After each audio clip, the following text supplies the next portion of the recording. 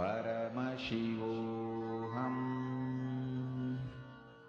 Om Nithyananda Paramashivoham.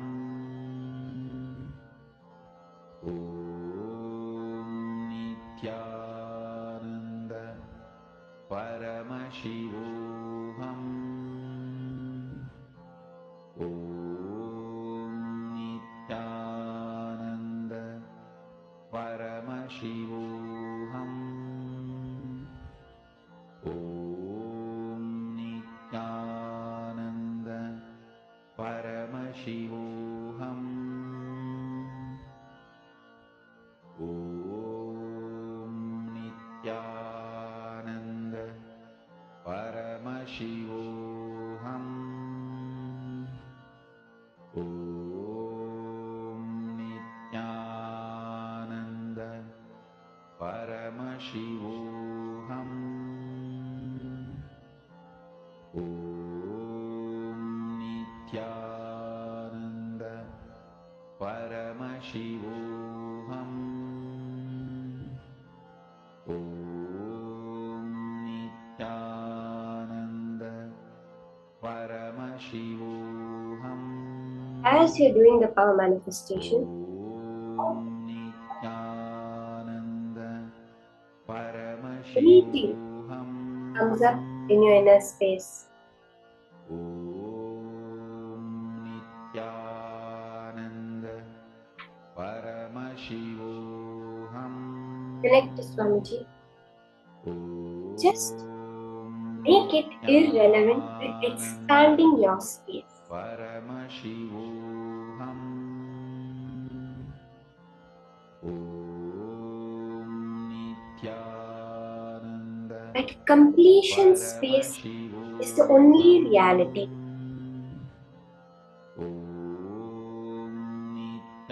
Whether we look at the universal scale, we see that what we call matter makes up only 5% to 3% of this known universe. Everything else is what is unknown to science, is dark matter and dark energy. Whether we look at it at the large scale, as I was saying, whether we look at it at the large scale, we see that what we know as physical matter makes up only 3 to 5% of the universe. The rest of it is dark matter and dark energy, yet not understood by science. Or whether we delve into the deepest recesses of the atom, we see that it's also 99.999% space. Where is the matter? There is no matter the way we understand it. All we call matter also, they say, is wave-particle duality. The observer is what makes it as a particle.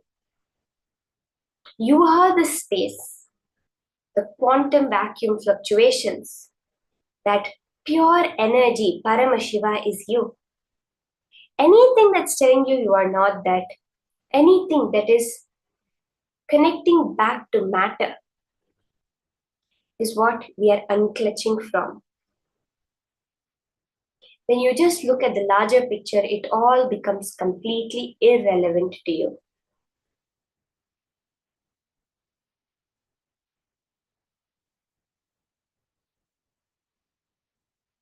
Just connect with the nature. Understand that Prakriti is also you. You are also Prakriti.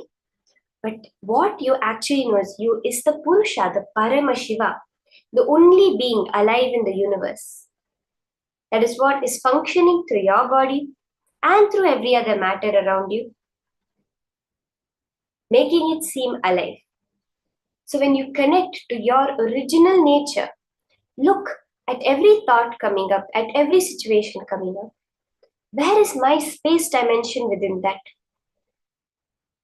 Connecting to that and making the power manifestation happen.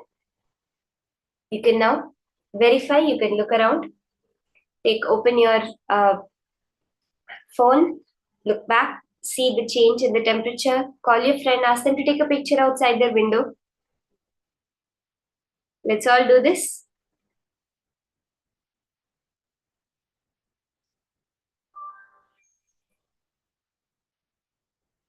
You can all see how so beautifully, so powerfully the manifestation has happened. Now we are going to be entering into the next session, Powerful Cognitions from Swamiji, which is exactly the science of Ganga. What makes Ganga so powerful? It is the will persistence, that Paramātma Śakti, as Swamiji says. We are going to be understanding what is will persistence, why will persistence, and how we can manifest anything we want like Ganga with will persistence. Let's now enter into these higher powerful cognitions from Swamiji himself.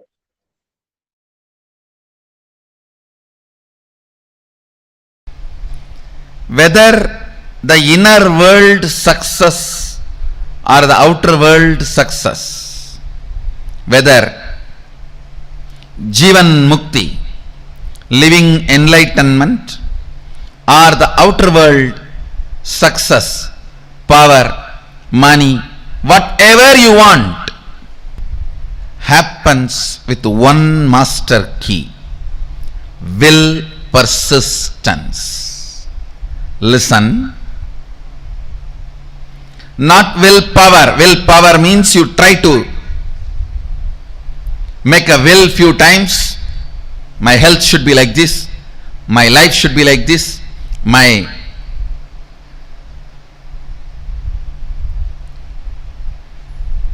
business should be like this.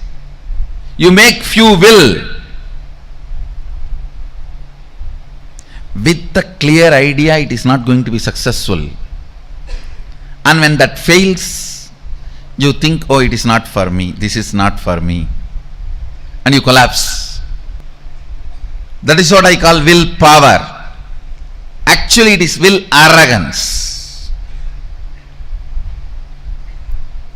But will persistence means the number of times again and again and again your ability to create the will intensely is will persistence. Your will is made out of the material called persistence. Please understand. Water in the Ganga breaks the Himalayas not because of power but because of persistence. Not because of power but because of persistence. Whether it is the inner world, enlightenment, or outer world success like money, name and fame, power, health, relationships, whatever you want, inner world or outer world, the master key is will persistence, not willpower. Willpower will always make you feel you are a failure. Will persistence manifests the real willpower and it will make you always successful. Understand? Ganga, the water of the Ganga, neither by its power nor by the objects she carries, she opens the Himalayas.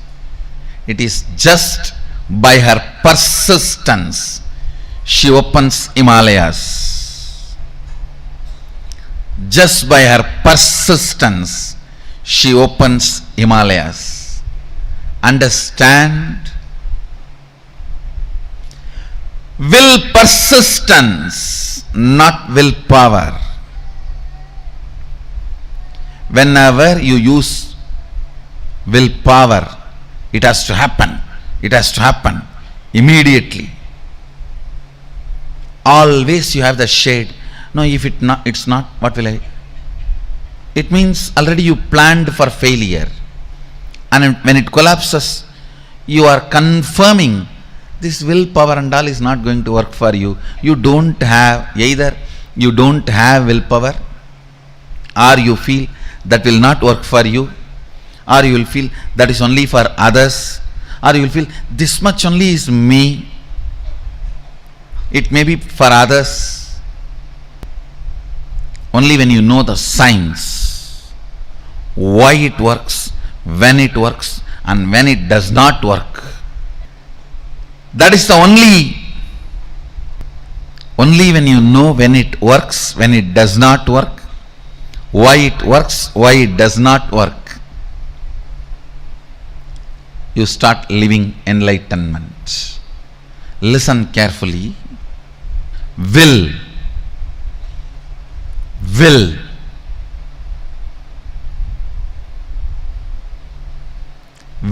persistence means manifesting enlightenment and powers.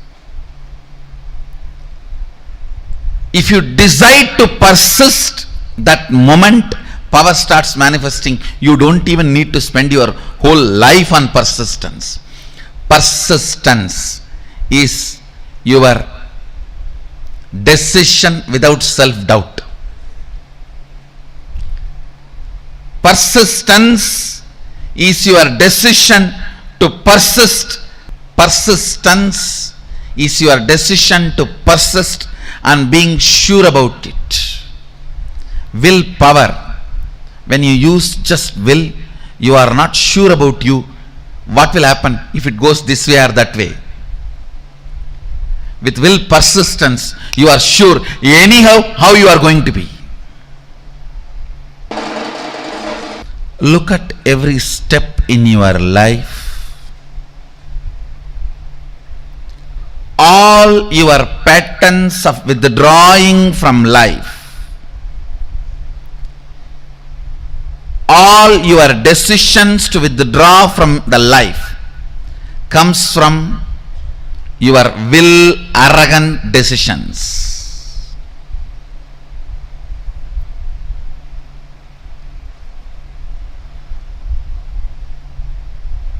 All the life involvement decisions comes from will persistence. I tell you,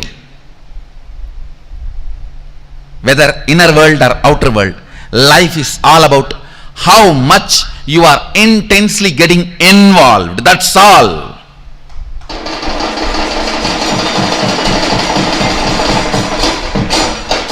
The intensity with which you get involved with the life.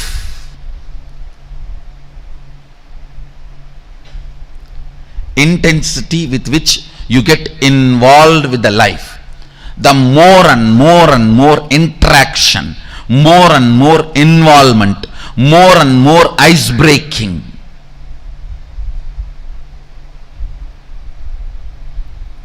Will persistence is all about life. Life is all about will persistence.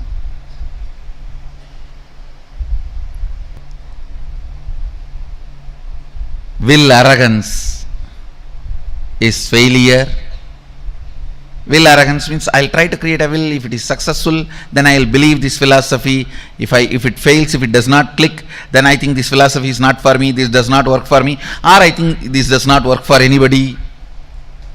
All this is what I call will arrogance. Let me check out how it looks, how it feels.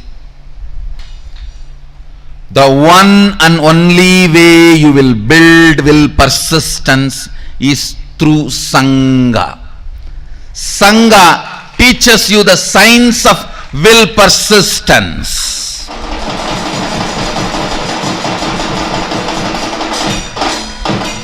I tell you,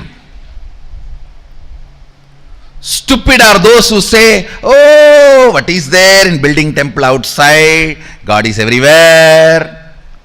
And why do you put all your time, energy, money in all this? I tell you, when you build a temple outside,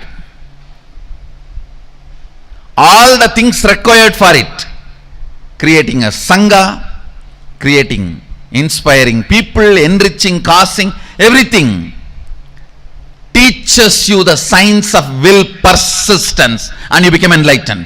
By the time Sadashiva sits on the temple you built outside, he already is sitting on the temple which you built inside.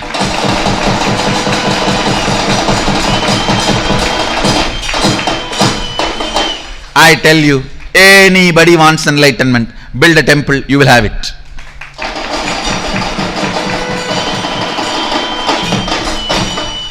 Because building temple is not a joke. You need to work with so many people. So much of involvement with life is required. And I also commit with you guys. Get involved with life. Get involved with Sangha in a very organized, systematic way. I am responsible for your enlightenment and manifesting powers. When I say, I'll do it. When I say, I'll do it. Will persistence does not take time as you think before practicing will persistence. You always think, oh God, will persistence means I have to persist whole life. Actually, your whole life is nothing but the moment you have in your hand. Persist in that few moments you have in your hand.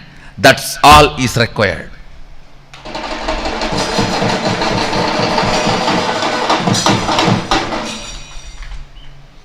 The moment you think of the whole life, it's will arrogance, not will persistence. The moment you decide will persistence, simply you start manifesting Sadashiva.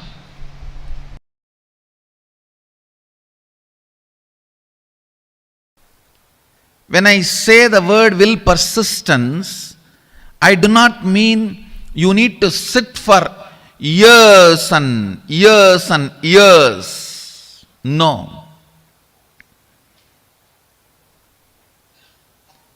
It is a simple decision of more persisting. Listen carefully. Listen. This is the essence of the whole session. This is will persistence means decision not to give up on you. Decision not to give up on your intention to be. Listen. There are only two parts in your inner space. One, will persistence. Another one, giving up. Either you give life to the thought current of giving up or to the will persistence. Your decision to give life only to will persistence and not to give life to giving up thought current is all I call will persistence. Listen.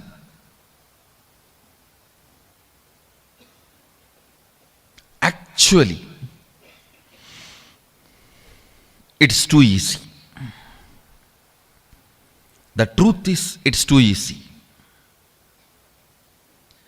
Because you are giving life to giving up thought current, then persistence. Giving up thought current, then persistence. That is when it becomes complicated. It is like you create a terrorist group for some purpose, and then you send your army to kill them. You create a terrorist group, and then you send your army to kill them. Then world will never have peace. In your inner space, you do the same political game. For right or wrong reasons. For good or bad. You support giving up pattern. You cherish sometime without even you knowing. Only when you are about to fail, collapse, you wake up, oh, not this, not this.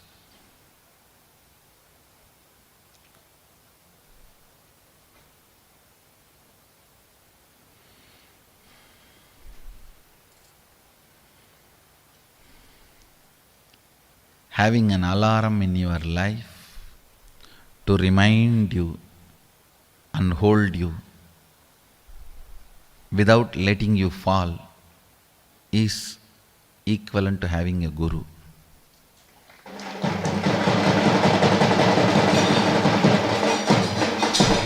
Guru is all about that only. An alarm which rings every day between 8 to 9.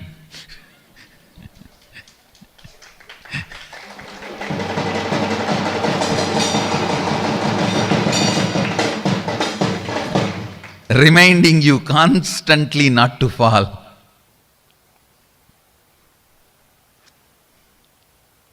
An empower, will persistence, thought current. You never manifest what you desire, you manifest only what you believe.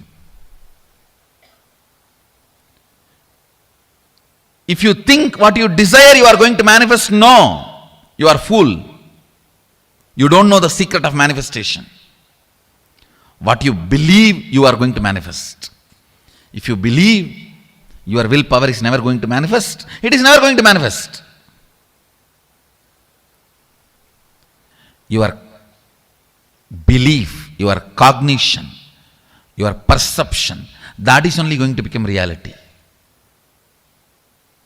Understand, an important thorn in the flesh need to be removed.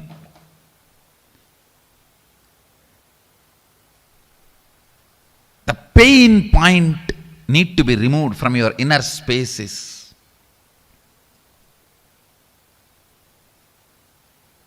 Will, arrogance, failures.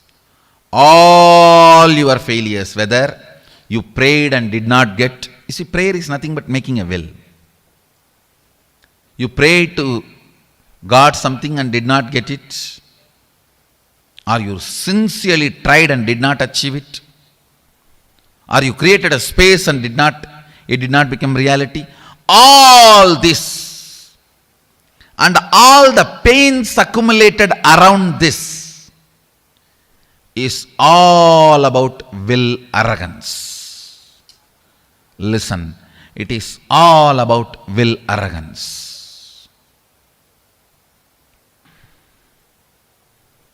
All your failures, whether you failed in your own sadhana, spiritual practice, or you failed in your prayers, you failed in your efforts, you failed in situations, relationships, life, everything is will arrogance.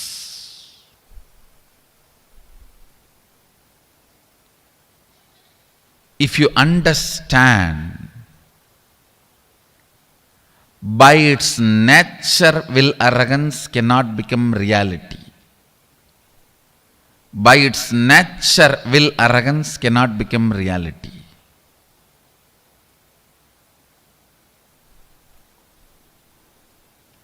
Only will persistence can become reality. So much of healing will happen inside you. Today I wanted all of you to do this as an assignment. All the situations you feel you have failed, frustrated, hopeless, list from the time you remember you. From the time you remember you, list and find out how your will arrogance failed you in that situation. How your will arrogance was the main reason why you failed. this understanding, and then completing with this pattern of struggling with will arrogance and deciding to have will persistence, your will arrogance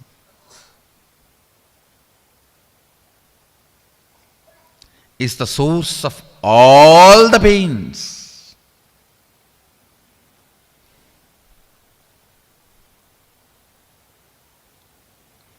If you can internalize this one truth today,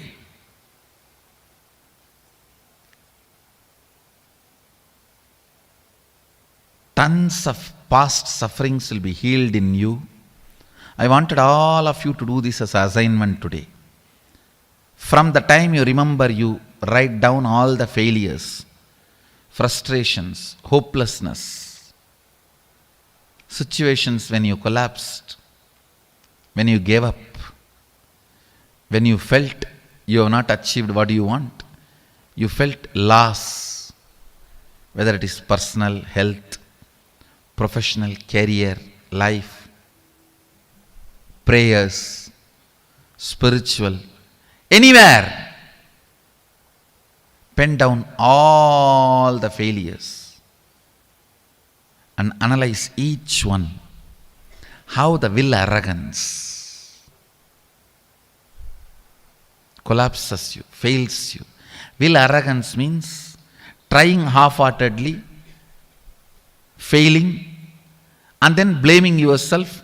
You can never achieve it. Trying half-heartedly, failing, and blaming yourself, you can never achieve it. Vicious circle is will arrogance. Virtuous circle is will persistence. Will persistence means deciding whatever happens, I am not going to give up till my intention to become reality. Nothing can stop me. If my intention to be is Shivoham, till that happens, I am not going to give up. I am going to be persisting. The will persistence.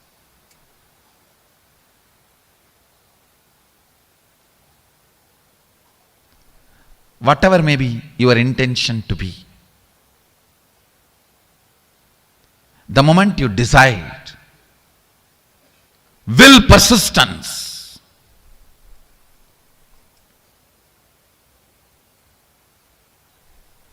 you will see so much of healing, healing, healing, powerfulness, powerfulness, powerfulness.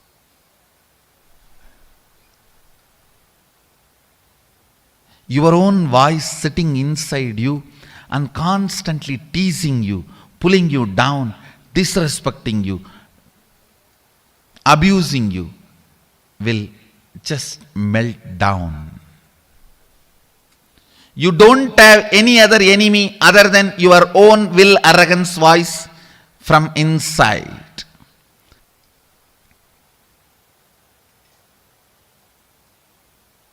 Today do this assignment. This ironing out will heal you so much. You will be ready to manifest all the experiences and powers of Sadashiva. Align here. Start this assignment today. Start this assignment today.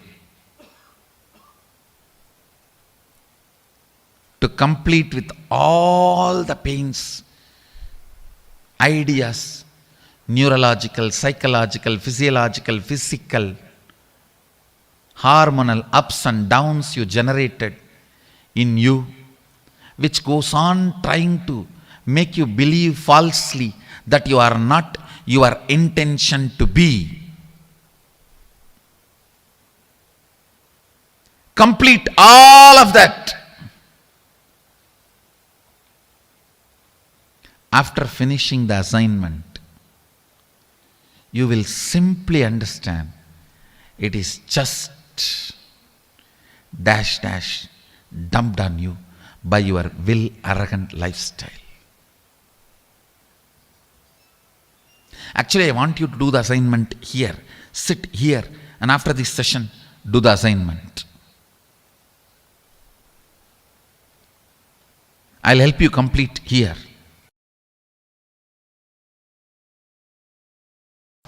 Bringing pure questioning back to your life, bringing seeking back to your life is what I call completion. Understand? It happens only by will persistence, not by willpower. Sometimes people come and tell me, oh, 10 years I had persistence. No, you had willpower. Persistence never brings you tiredness and boredom. You never had persistence. It was always will arrogance fighting and failing. Will arrogance fighting and failing. That is why you are feeling tired and bored. That is not persistence. That is will arrogance. You need to have right idea about your past. Only then you will make right decision about your future. Many times, the tug of war which you continue to have with your will arrogance, you call it as will persistence. No. Will persistence is different. Will arrogance is different. In will arrogance, every time you only fall into powerlessness and repeat the same stupid cycle. In will persistence, every time you are one step ahead. You are one step ahead. You are one step ahead. So you will never be bored. You will never be tired. Tiredness and boredom is the quality of will arrogance, not the quality of will persistence. Will persistence never brings powerlessness about you or about others.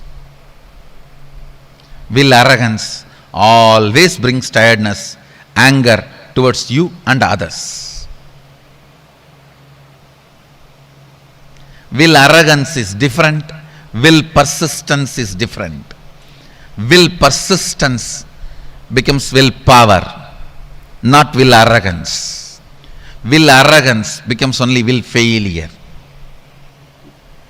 Will persistence becomes will power. Will arrogance becomes only will failure. Will persistence suddenly makes you young and you start from the beginning. Come on, start 1, 2, 3.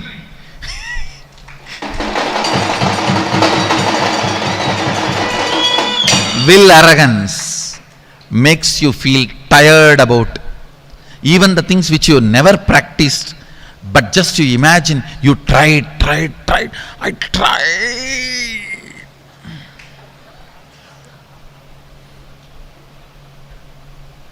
It means you just need kadka pudi. I tried. It is not coming. Will arrogance is different. Will persistence is different. Persist. Persist. Persist. Naham manye suveteti. Nona veteti vetacha. Yonastat veda tatveda nona vedeti vedacha. You may know something, you may not know something. Knowing what you know and knowing what you don't know is itself knowledge. Will persistence, will persistence, will persistence.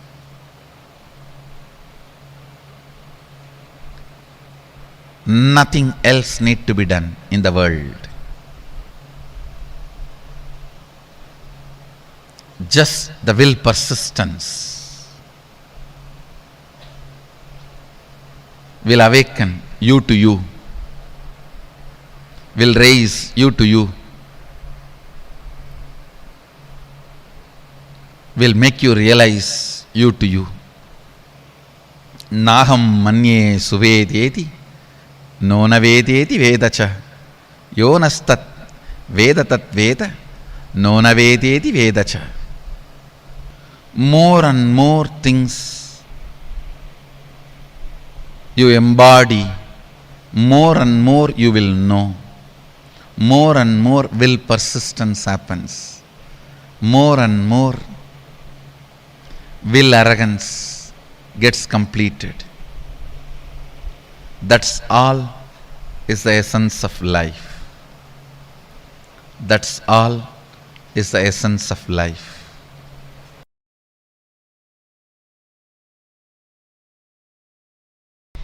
At certain level, attacked by tiredness, self-inflicted boredom makes you feel you know it. That's all can be known. You give up on you. And you feel everything is okay. I have seen this during the manifestation of powers. People actually fight with the so-called willpower. It is not willpower, will arrogance. If I make it now, it has to happen now. If it is not happening, then it's not for me. Leave it. Willpower. What do you think as willpower? Is nothing but will arrogance. Real willpower comes by will persistence. When you are bit by the snake called will arrogance, and that poison spreads inside you as tiredness and self-inflicted boredom. I've always seen this. When people first start seeing me, they're all excited, go gaga about all over. If they don't convert that excitement into responsibility and assimilate it as part of them, then slowly, that's the difference between fan and devotee.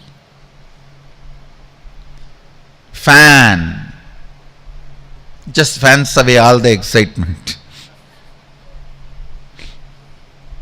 Devotee makes the excitement into responsibility. Whoever has converted their excitement and devotion into responsibility, they will never be bitten by tiredness and self-inflicted boredom. Understand? I am using two words. Tiredness can sometime can come even externally, but boredom only from internally it can come. That is why I am using the word self-inflicted boredom. When these two attacks you, you come to a decision, that's all for me, leave me. When you say, that's all for me, leave me, your life has ended. Your life has ended. Even I don't tell that. Even still I sit and work. How can the system be more and more stronger, so it can radiate more and more? It can manifest more and more. It can support more and more. It can share more and more.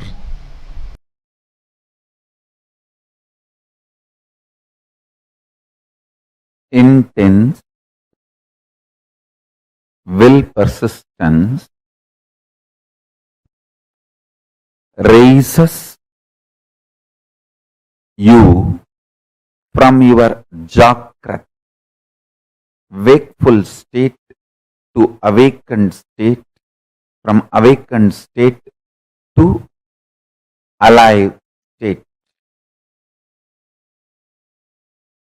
There are 5 states of consciousness, waking state, which all of you are now in.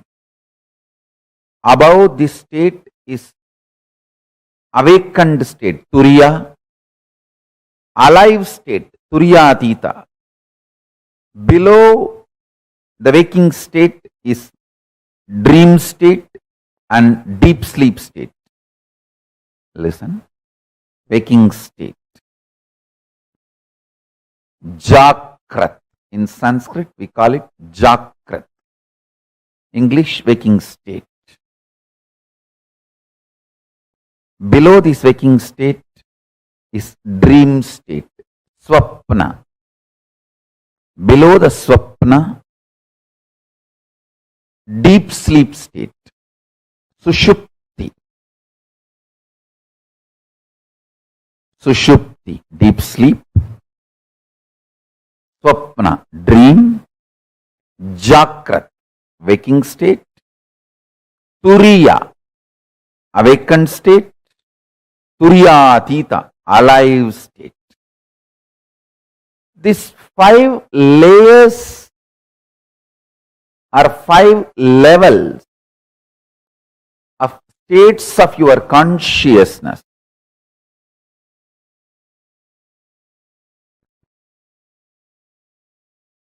Is your life.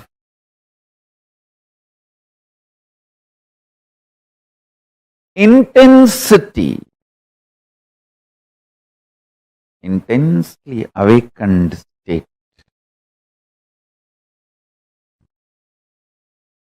leads to alive Turiyatita in you. I tell you, neither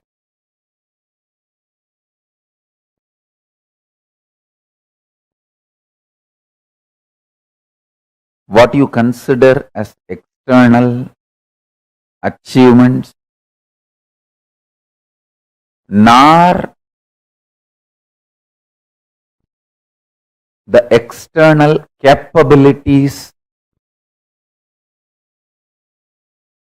can define you. They can all be one of your glories, like one ornament, but they cannot be the definition of you.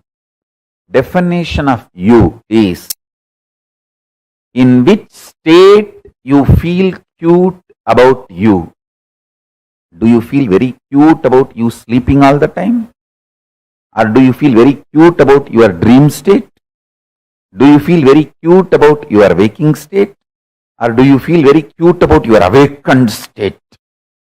Or do you feel very cute about your alive, all-powerful state? In which state you feel very cute about you all matters. Stop wasting your energy in making others feel cute about you. Understand, the whole world is stupid, dash, dash, dash, frustrated, beep, beep, beep, beep, beep, beep, beep, beep. Understand? Nobody feels cute even about themselves. Why will they feel cute about you? Just dump the shit of putting your energy and attention, time, treasure, talent in making others feel cute about you. Pooh.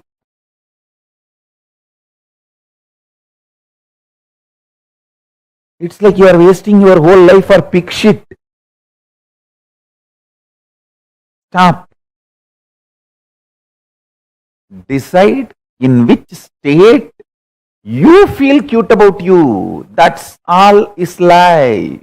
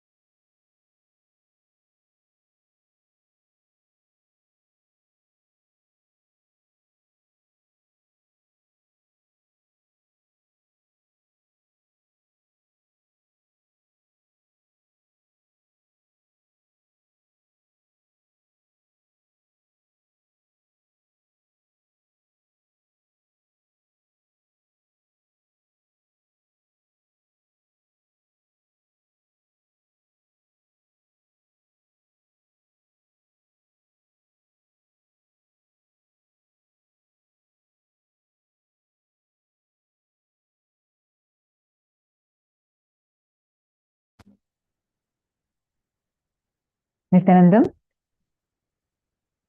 very, very beautifully Swamiji explained to us one of the key ingredients of our life, which is will persistence. Paramatma Shakti, will persistence. How many of you understood about how, because of tiredness, boredom, self-inflicted boredom, we literally give up on life? How many of you understood that part? And how many of you understood that by constant remembrance of our past failures, we literally give up on ourselves and feel like, I know everything that needs to be known? How many of you understood all these areas that Swamiji so precisely explained? Many times I'll actually feel like, how does Swamiji know exactly how our human mind functions? It's like, see, if you read Swamiji's autobiography, right? Like, if you study Swamiji's life, you will see that whole time Swamiji was doing Parivrajaka and being, like, it's recorded, and you can see from the time his public life began, you will see day by day the photos of it being uploaded on Nithyanandapedia. Like every day almost is clearly documented, and Swamiji will be giving satsangs, dealing with people. But you will see Swamiji will tell the exact problems that what you will have in office, what kind of problems you have in your home, what kind of problems and conversations you have with yourself.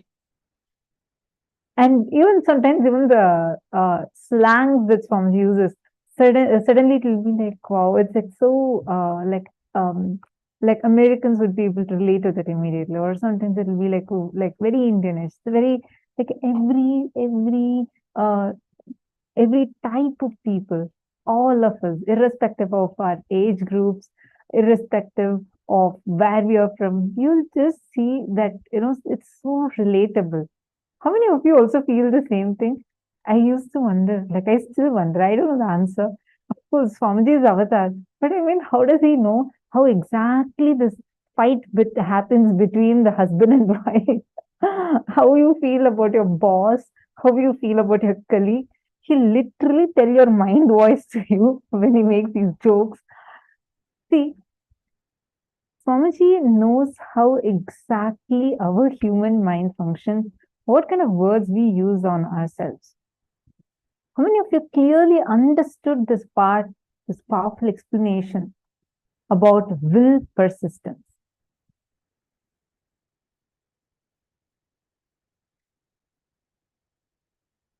Take a few minutes and I request everyone to share how many of you understood.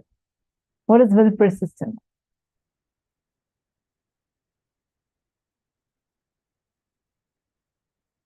See, Ganga breaks Himalayas not because of force, but by persistence, will persistence. Will persistence is your decision without self-doubt. Will arrogance is, let me check out how it looks. Will persistence is without giving up, without letting your self-doubt, self-hatred, or past hangovers affecting your decision. Just deciding to make it happen. And this will persistence is made of bliss material. So more and more you learn to be blissful, more and more you will have will persistence. Take a few minutes and write down the qualities of will arrogance and will persistence. For example, will arrogance has tiredness, boredom, powerlessness about self, powerlessness about others, anger towards self, anger towards others, feeling that all that is known is already known. That's all can be known, and makes you withdraw from life. Qualities of will persistence are more youthful, energy to restart from beginning, powerfulness about you and others, causes manifesting powers and enlightenment immediately, and brings intense life involvement. Now please take a few minutes and I request everyone to please pen this down.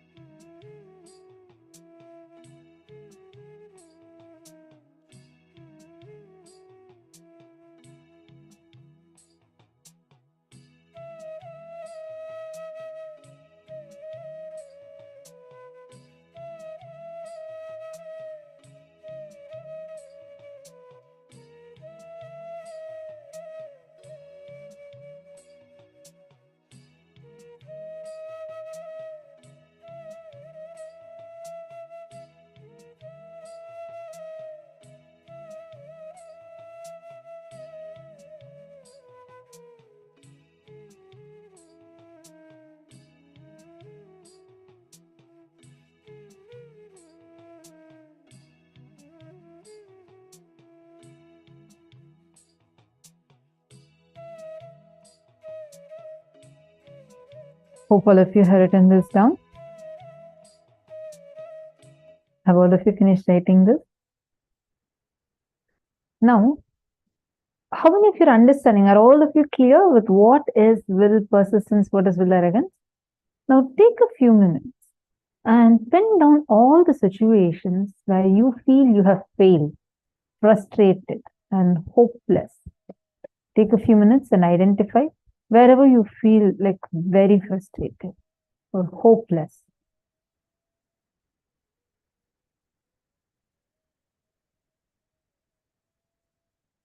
Shane Dennis, are you able to see us? I just saw your comment on YouTube. I see that you're not able to see us clearly.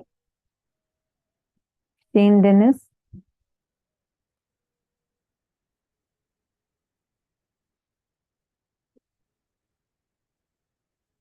Nithyananda, can all of you please acknowledge it in all rooms, if all of you are able to see us and hear us clearly? Nithyananda.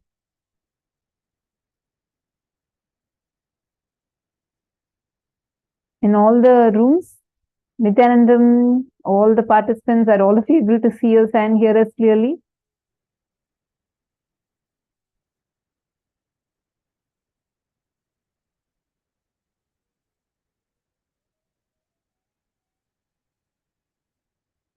You can hear, you're not able to see us, Aya? Are you able to see us also? Zachmed.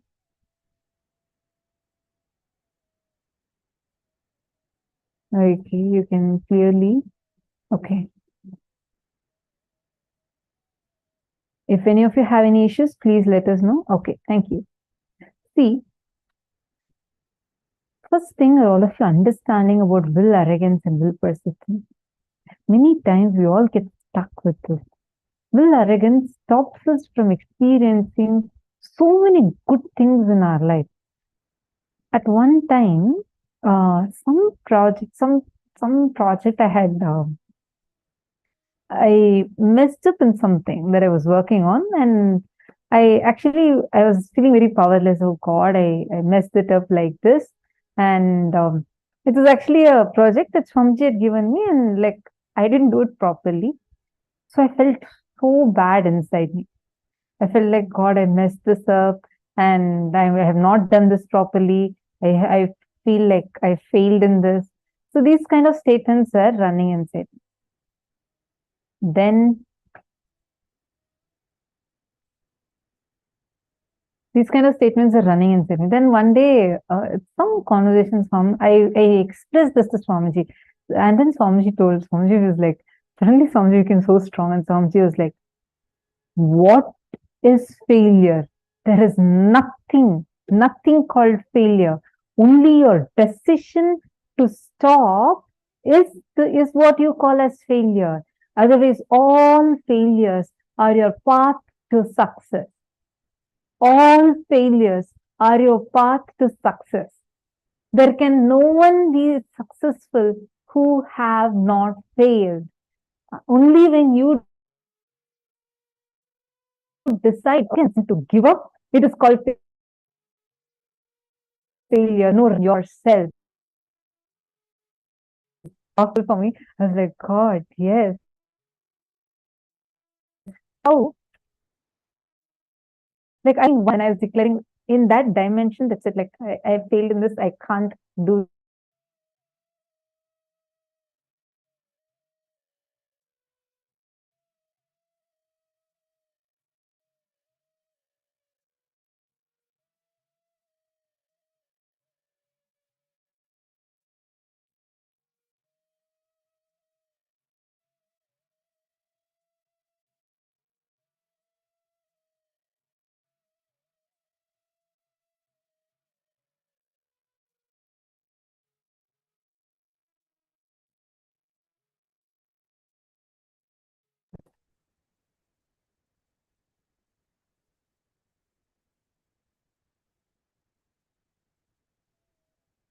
Nithyanandam. So are all of you able to hear me now?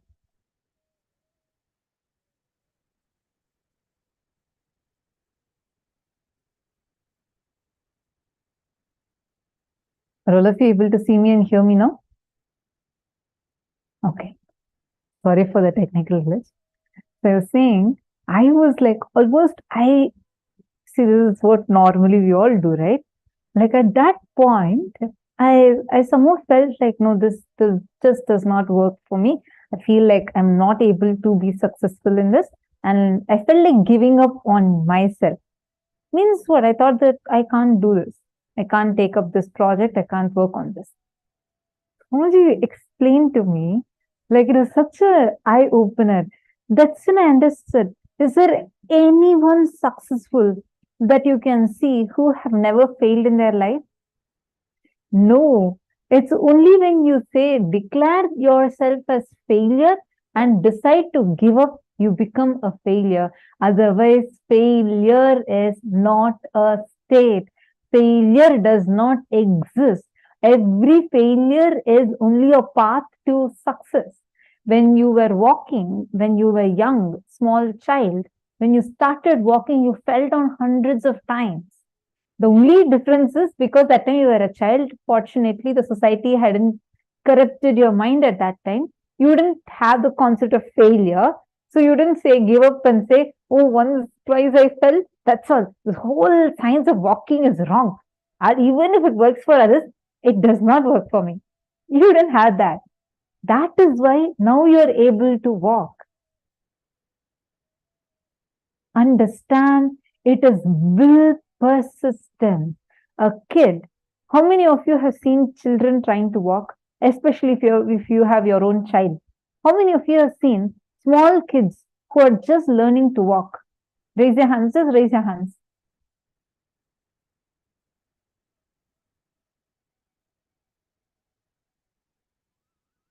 That's all. Only so many of you. Now I see more hands waving. Okay. So you all have seen how kids fall when they walk? Have you seen how many times they fall?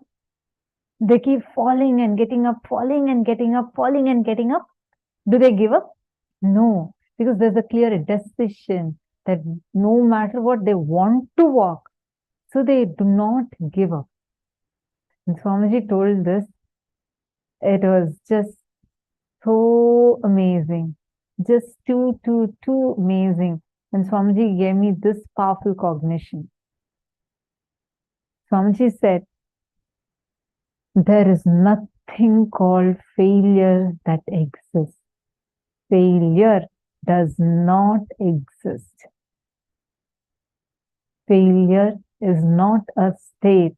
It's only when you decide to give up, when you decide that, okay, no more this will work for me. That is what is failure. This actually really helped me a lot. I feel so blessed. So many times it's like having Paramashiva as your own father. Like this is one of the ways, right? Like many dimensions of Swamiji we experience. This is one of the dimensions. How personally, for everything, Swamiji will not let us have even one low cognition, low inner image about ourselves. Whatever is the pattern, whatever is the thing, he will make sure that we get completed. Especially being around Swamiji as Swamiji's sannyasi. Oh God, life is so magical like that. See, we all experience Swamiji's mystical dimensions. How Swamiji is like, like as a cosmic form. Each of us get experience that. You want some miracles to happen, Swamiji makes it happen. We've all experienced this. But when Swamiji is your own father, that is exactly the life of sannyas. Living around Swamiji is literally where Swamiji as your own father takes care of you in an unimaginable way. Unimaginable. Like even one powerlessness. See, many times people ask, okay, so if you're a sannyasi, you're not allowed to cry, you're not allowed to be powerless. So then, only such people who are all like great people can become sannyasis. Not really. You would be trained to experience that. See, the way how Swamiji trained, I still remember, like once when I was powerless about something, I was almost crying for something. So compassionately, Swamiji called me and Swamiji spoke to me. And Swamiji made me understand, okay, you didn't have this, so now you're crying. I said, yes, Swamiji, I wanted like this, but I did like this. I messed up like this. And then Swamiji so patiently, Swamiji is walking me through. By you crying or by you going into powerlessness, are you going to get that? Zero. Then Swamiji, actually, I'm like trying to paraphrase it. Swamiji explained to me, made me see through what I was holding on to, how it is delusional, and how to actually, if I want to be successful, what do I need to do? Instead of beating myself up, how I need to come out of it. Like, this is exactly how, like, life around Swamiji is just so juicy and so sweet. Like, in every level, Swamiji is there with you. Because whenever this will persistence topic we have in the program, I always remember this incident where Swamiji explained to me about how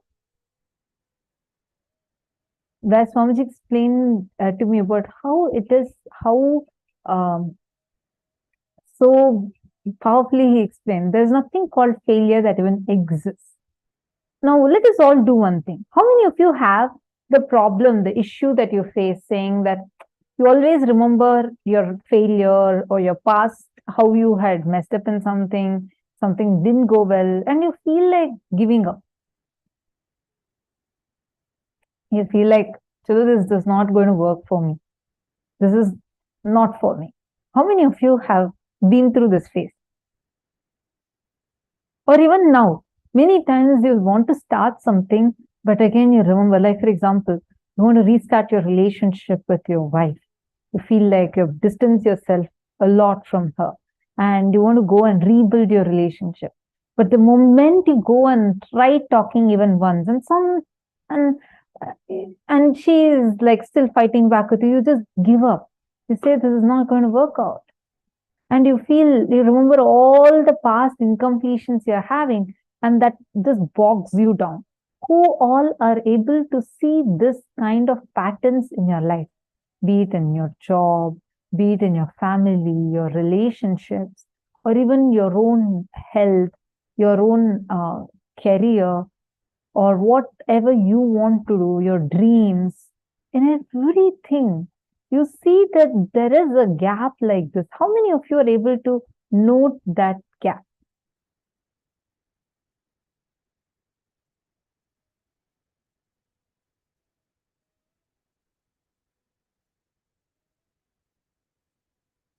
Good. Very good. I see a few of you saying you're able to identify it. I'm able to identify. Yes, yes. Good. We're actually in about 10 rooms. So if any of you have asked any questions, you can just again, just put, we only see the chats mainly. So if you have any questions in any of these things, please put it as question in capital letters, question, and then post your question. I see the pattern regularly. Good that all of you are identifying, because all of us have it. See, the society corrupts us, meaning you can't literally blame someone. But unfortunately, right now, this has become our human mindset. The will persistence level has gone so low. And we all feel like, giving up on things so easily. And we think it is freedom to be so. No. This pattern is coming because you're holding on to your past pains, the failure pains so deeply inside of you. The other day I was sharing, for me, when I came to Gurukul the first time, really when I got the role of being a leader for a group of kids, I was new. My whole pattern from a much younger age, where I became the class leader and then I started losing many friends, And I felt like that's the same thing that's going to happen. It was not even clearly logical for me. It was just the reaction that I had experienced few years back had just replayed inside me. It was like a deep pain, which I felt like I wouldn't be able to do this. And I really did not do it. Like I started, I thought, okay, it's okay. I'm not going to go give much importance to my mind. I tried, but I failed. It didn't work out for me. Once again, the exact fear I had that people won't talk to me, that's exactly what happened. But I understood. Swamiji explains so beautifully how that's why it's self-fulfilling negative prophecies. We declare something, we hold on to our past, we hold on to, okay, this is what had happened to me in my past. So now I hold on to that. Then I work to make that only into reality.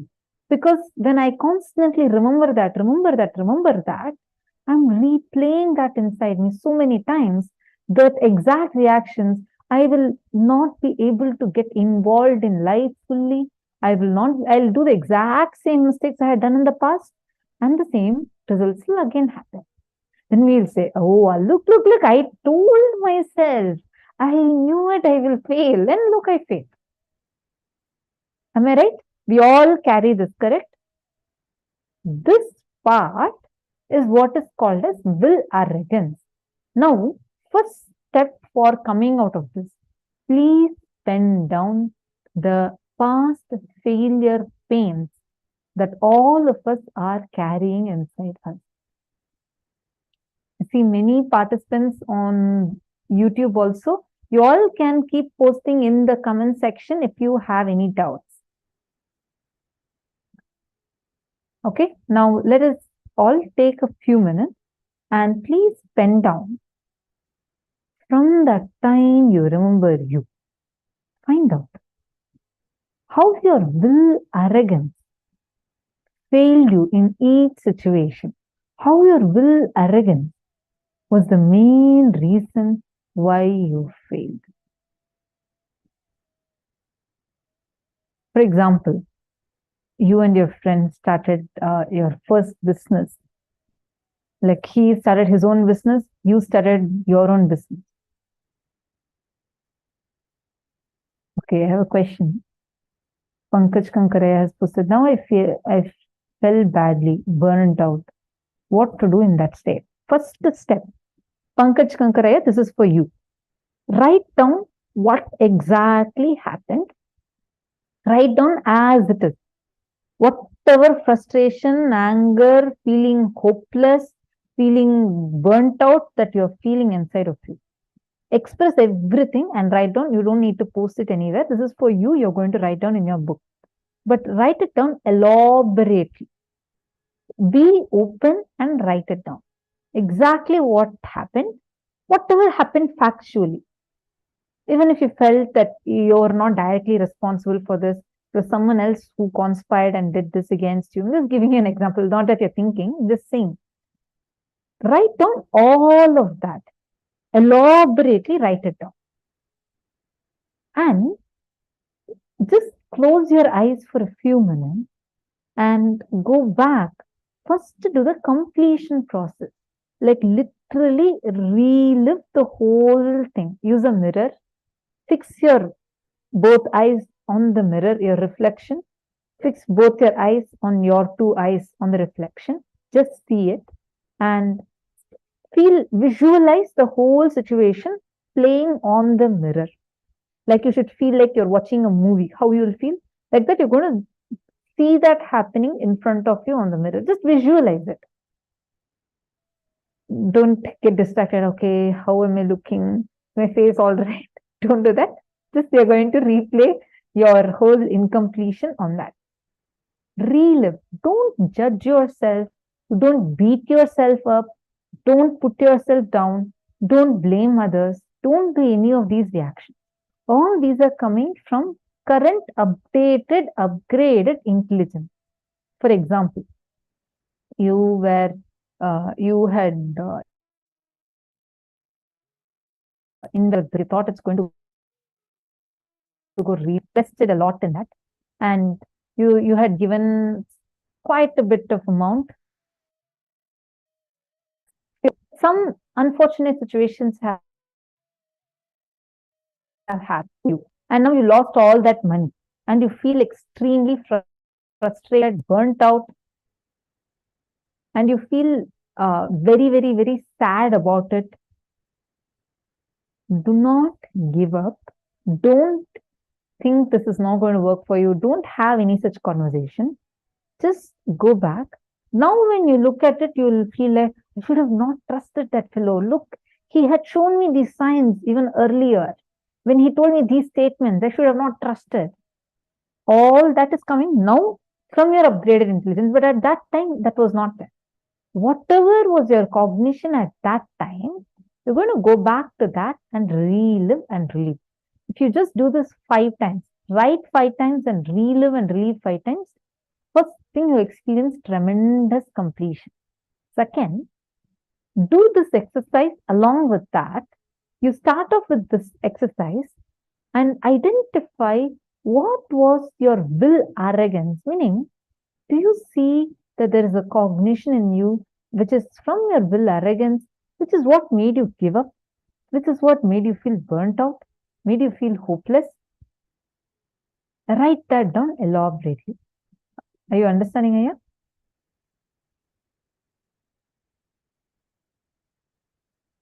Okay, wonderful.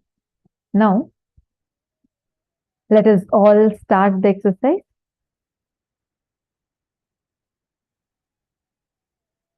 Please start writing down the exact failures that you have experienced.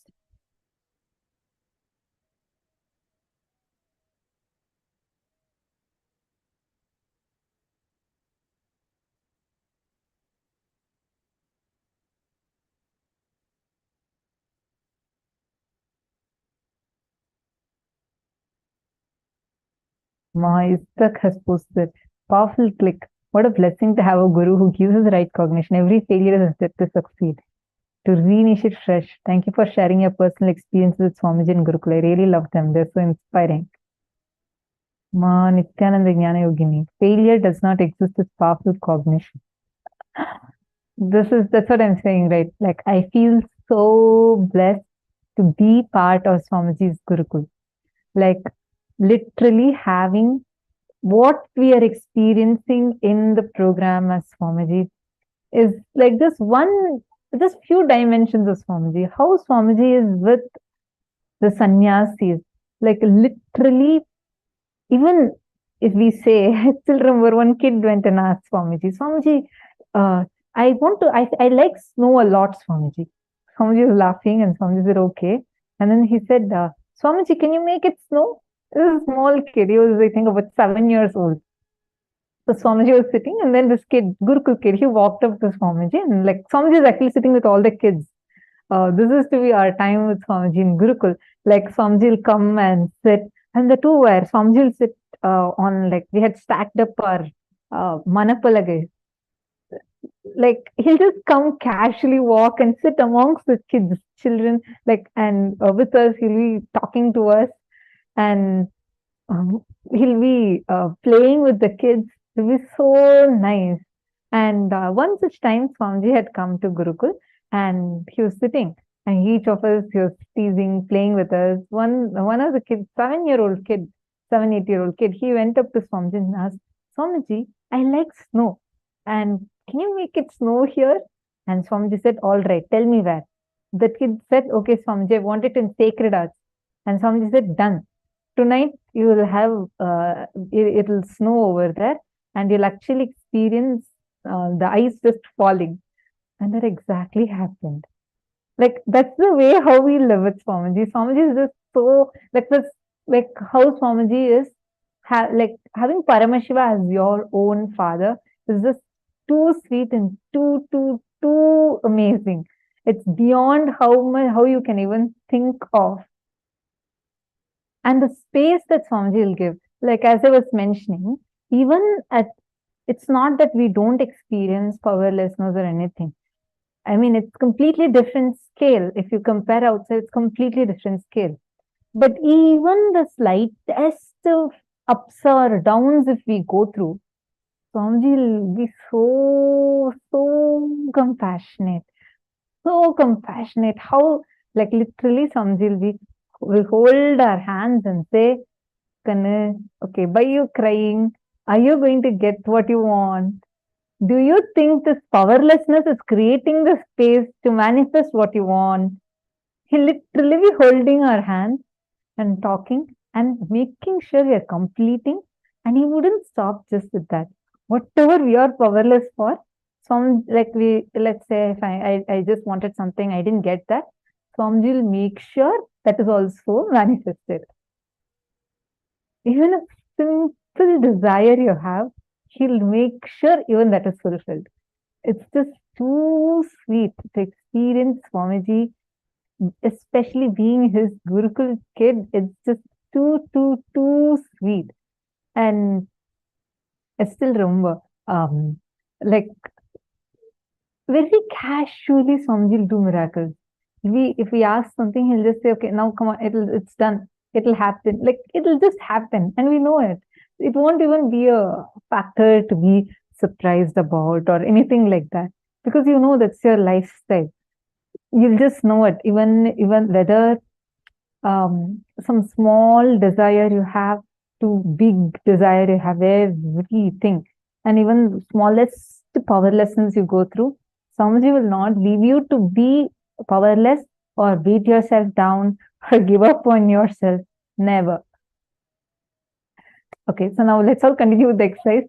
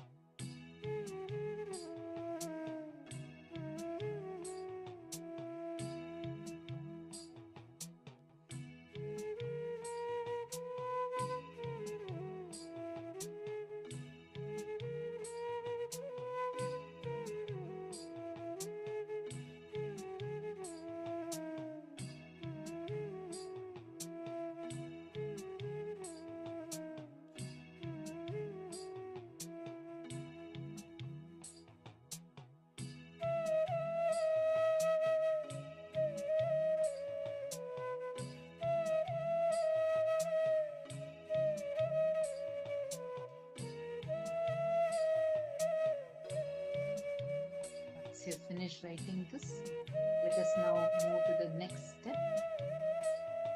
Hope all of you have finished writing this. Let's now move to the step number 2. Sit and complete the pattern of struggling with will and make a conscious decision to have will persistence. Sit and complete with that incidents that you have written down now.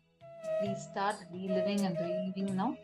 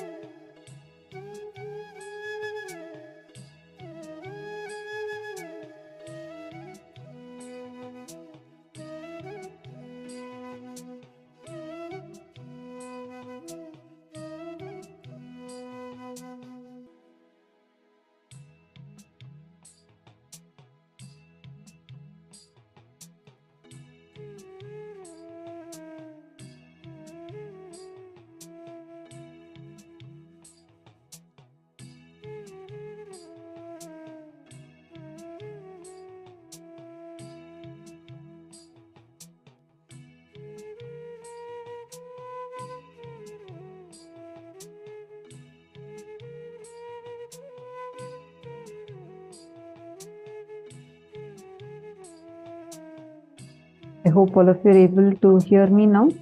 Nithyananda.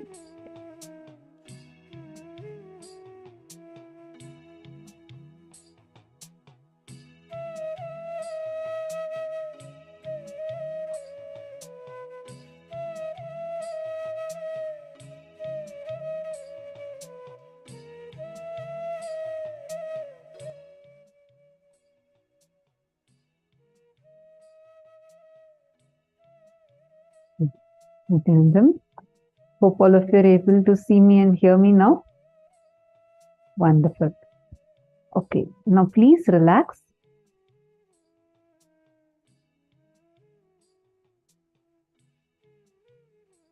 How many of you feel relieved just by doing this process of completion? How many of you already feel a big relief happening? How many of you did it sincerely? See, understand, this will persistence is that one quality that you need for being successful in anything. Actually, Swamiji says very clearly, you cannot give up.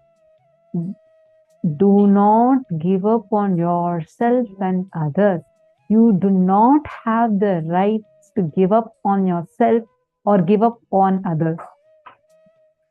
Like very, very, very powerfully.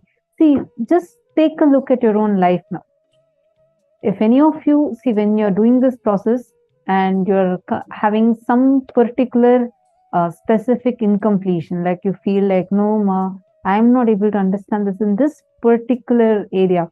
Like I did this, I did all of these things, and I was with will persistence, yet again I failed. I'm not able to take that. If any of you are having any such specific examples where you need help in, feel free to ask. You can just post it, just put it in all caps saying this is your question and then put your question. Your question doesn't need to be in caps, just put the title saying it's question. That way it will be easier for us to not miss and answer your question. All of you take a few minutes and please post that. Ma Nada Priya Nithyanandam. Are you also doing the internalization exercise? Ma Nada Priya.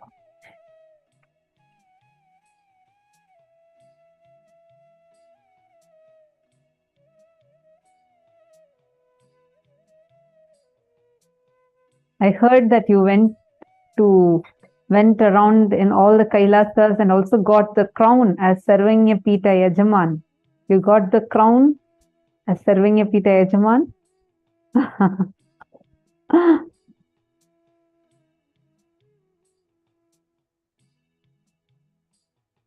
Yes, I heard that now. I see her with a wide smile. So beautifully, she went to many different Kailasas and saw the hard work. Do you see, Ma Nadapriya, what you saw? That is actually the representation of Swamiji's will persistence. Literally, that is Swamiji's will persistence standing tall today. Like anywhere you go. I remember I heard your sharing about how you had expressed that the crown that Swamiji gave for all the Sarvanya Pita Yajamans, Swamiji has made like a beautiful big crown as a representation that they are part of Kailasa's core family. And recently, Ma Nadapriya went and received the crown. Do you see? I remember your sharing saying how the crown, even for a few minutes, it was so heavy on your head. And then you understood how Swamiji is like putting all of these and sitting for darshan for all of us, right? Like, you know, wearing the jewels or the ayudams, holding everything and sitting for such a long time, sitting in Padmasana, sitting and gracing all of us with the energy landing in him. Actually, every bit of this shows Swamiji's ultimate tyaga, the sacrifice Swamiji does, and does everything with will persistence. I just saw you sitting in the session, so I just remembered. See, like when you saw all the Kailasas, like how across the globe, where you went and saw in India, many different Kailasas, all the services that they do. understand every single thing. Even now you go ask Swamiji, actually every time when every day there is Annadam that happens in SSJP, Shamala Pita Sarvanya Pita, Madurai. Even now Swamiji sits and micromanages. Swamiji sees whether the food, how many items are there, and are all of these served properly.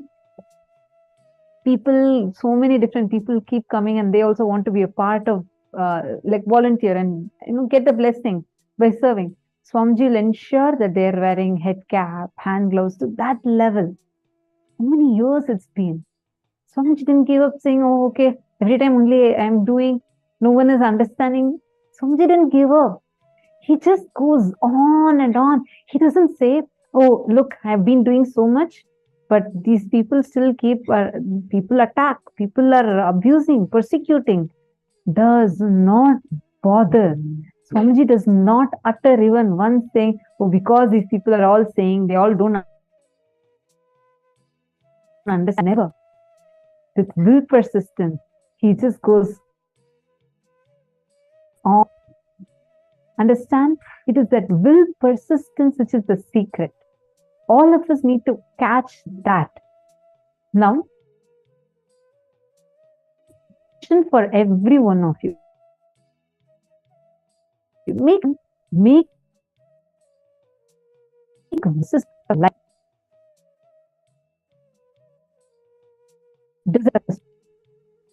Take a few minutes and make it as a declaration. And this is a gift we are going to be receiving today. We'll actually be showing all of you the gifts link. Towards the end of the day, we are going to be showing you the gifts that Swamiji is gifting to all of us through today's day and the sessions.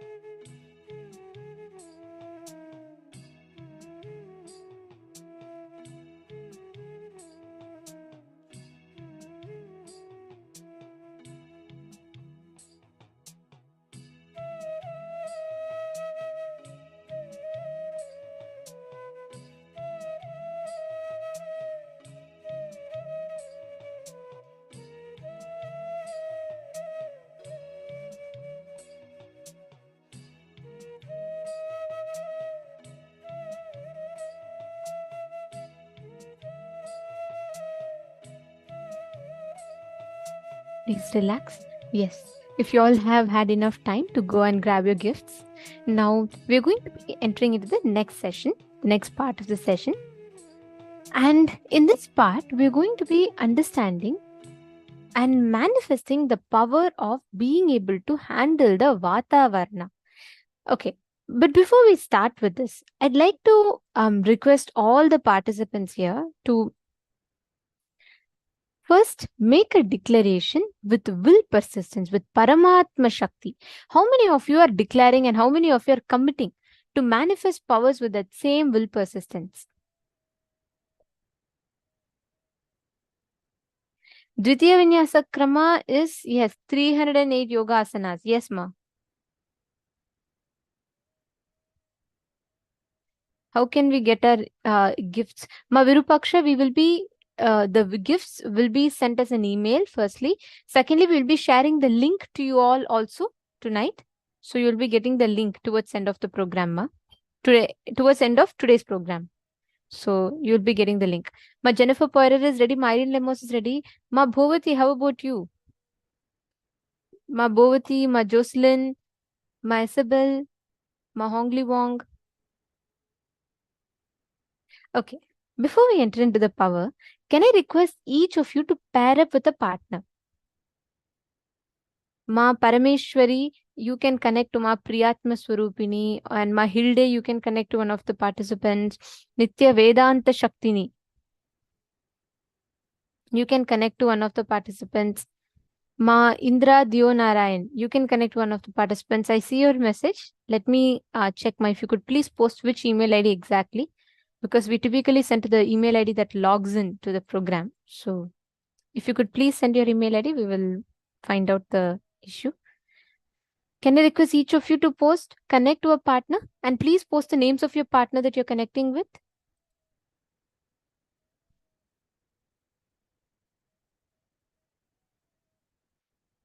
Pankaj Kankaraya, you and Sunil Yadavaya can connect. Okay, Sunil Yadavji, see, the moment the Kundalini is awakened through initiation. So even if once you have received the initiation, that itself means the Kundalini is awakened. Please understand that. And you need to understand one science. When the Kundalini hits the Sahasrara, it is enlightenment. When the Kundalini energy hits the third eye, it is power manifestation. When Kundalini energy reaches the Agnya chakra, it is giving you the awakening of the third eye. So if you are manifesting powers, if you have received initiation, be assured your Kundalini is awakened.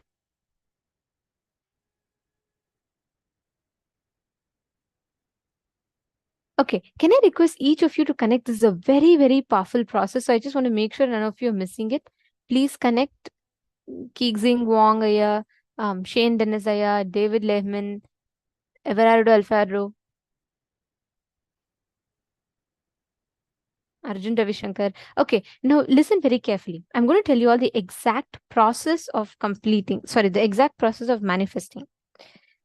Now, each of you are going, like for example, Shane Dennis Aya is in one place and Arjun Ravishankar Aya is in totally different place. Now, Shane Dennis Aya, you're going to go and check the current weather forecast of your city and see if rain is predicted in your place. Okay. Second, Arjun Ravishankar Aya, you're going to do the same thing. Okay. If rain is predicted, then choose any other random city. But if rain is not predicted, then listen very carefully. You are going to be connecting to the Vatavarana. You're going to be connecting to Mother Ganga and you're going to declare for rain to manifest. First thing, one cycle of this manifestation takes 42 minutes. Typically, we do 21 minutes of manifestation. But Swamiji tells this cycle, one cycle of this manifestation is 42 minutes. So you need to give at least 42 minutes time for it to, I'm not saying only after 42 minutes it will happen. It may happen anywhere between the first minute to the 42nd minute.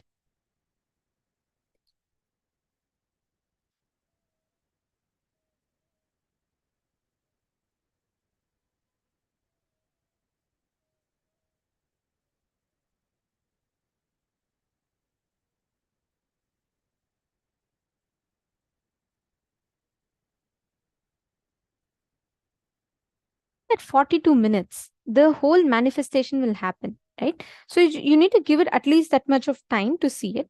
But first, what you're going to do it in two levels, okay? You're going to do it in two types. One is for you to manifest altering the temperature, right? Second is bringing rain.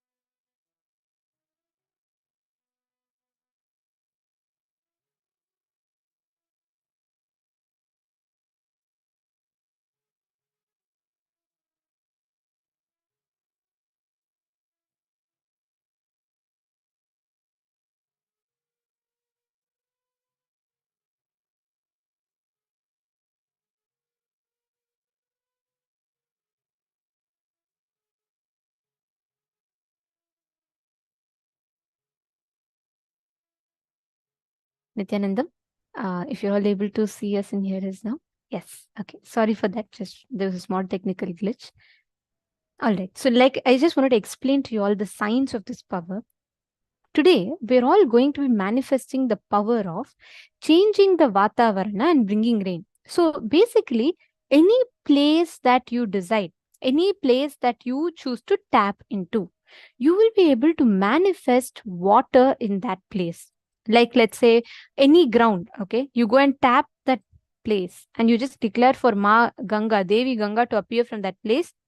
You will see water will actually appear from that place. Okay, so now I just wanted to explain the signs to all of you. Now, each of you have chosen a partner, correct? If you're all connected to a partner, please can you put, yes, I have a partner?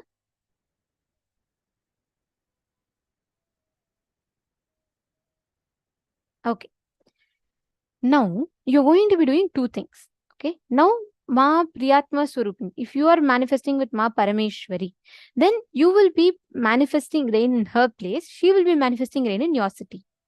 First, the key thing is both of you are going to alter the weather in your place. at least by 2-3 degrees, you will see the difference. So if you are in Los Angeles and you're partnering up with a person in Toronto, you're going to be first checking the weather forecast in Toronto. You're going to be seeing if there's a rain predicted. If it is not predicted, you're going to manifest there. If it's already predicted, then no need. Choose another city. And you're first going to take the screenshot of the current weather. And I request you all to head to Paramashivoham, Paramashivoham Facebook group. And if you all could please post it there.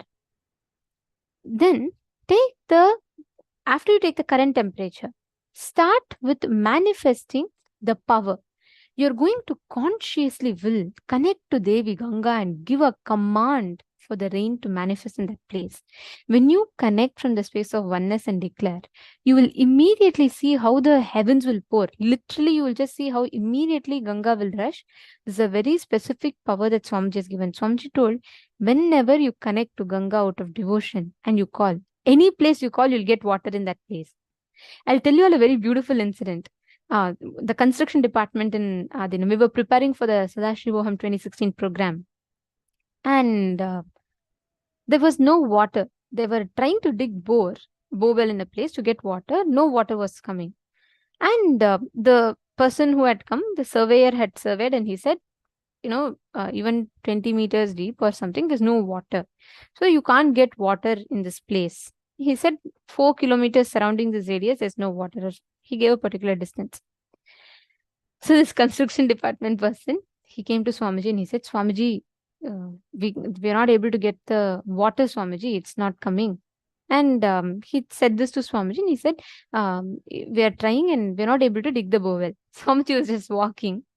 And Swamiji had this walking stick. When Swamiji walks, he typically carries a stick with him, walking stick. Swamiji took the walking stick and Swamiji just tapped on that ground just 2 times. And Swamiji said, put the borewell here, water will come now. That is just right next to the old borewell that was dug. And this person, the contractor who had come, he was very skeptical. He was like, I just checked and told there's no water. It's impossible that it will come. But then our Adinavasis, we all know it, right? When Swamiji says, he's already made it happen. The moment these Adinavasis insisted, okay, that person also, he dug into it. Just less than few centimeters, we started getting the water. Just some meters deep, we started getting the water. And he was so surprised and shocked. See, this is just one. There are tons of instances where Ganga just appears, whichever place Swamiji declares. And there's never been a water shortage. There'll never be a water shortage because we know whenever Swamiji declares, it will just happen from there. So it's a very, very beautiful thing actually. So each of you just need to connect to that part. You need to declare and manifest. Okay? Just connect to Swamiji.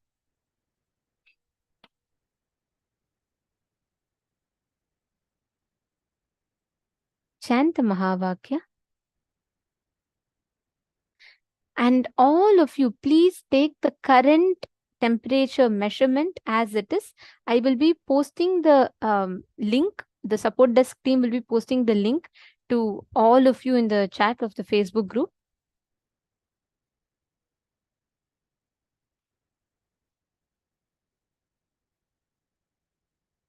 It's facebook.com/Paramashivoham, Paramashivoham.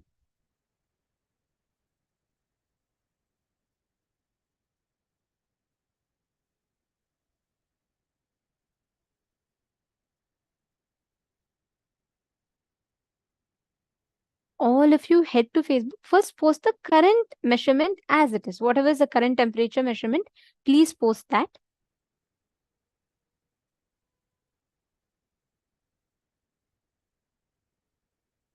Come on, everyone connect to your partner. Very easily you'll be able to manifest.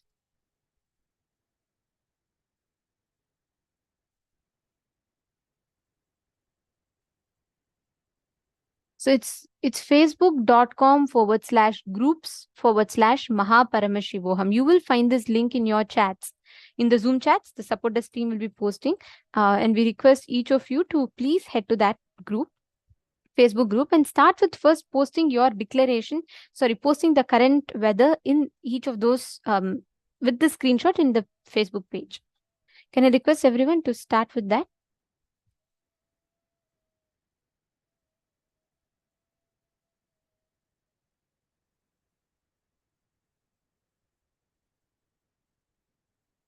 Now, after you post, listen very carefully. One cycle is 42 minutes. For you to manifest one round is 42 minutes.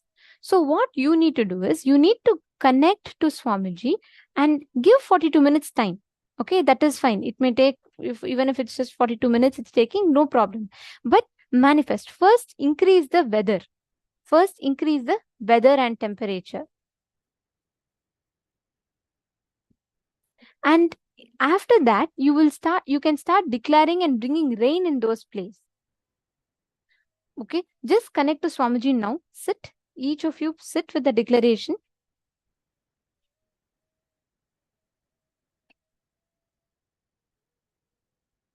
Chant the Mahavakya.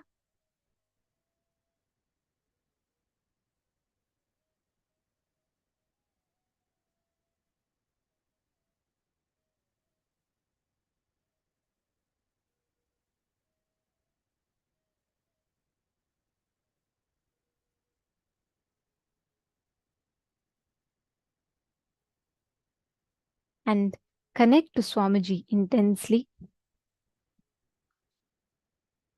And declare. When you declare with intensity, with will persistence, cosmos will receive that command and you will see that the rain will manifest. Just declare and start. You will see that intense what coolness will happen in your inner space and you will start manifesting this power. Can I request every one of you to post the current screenshot of each of your places? Okay, I see Shane Denizaya has posted. Can I request all of you? We have posted the link in all of your chats and we request each of you to please head to that link and post the current picture, the picture of the current weather in the Facebook.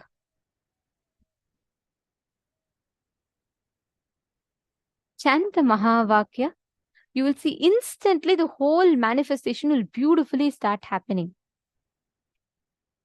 Come on, every one of you connect. Give at least 42 minutes time, but you do the process. You give the conscious command to it. After that, you give it 42 minutes to manifest, that is fine. But first, you give the conscious command for it to start manifesting.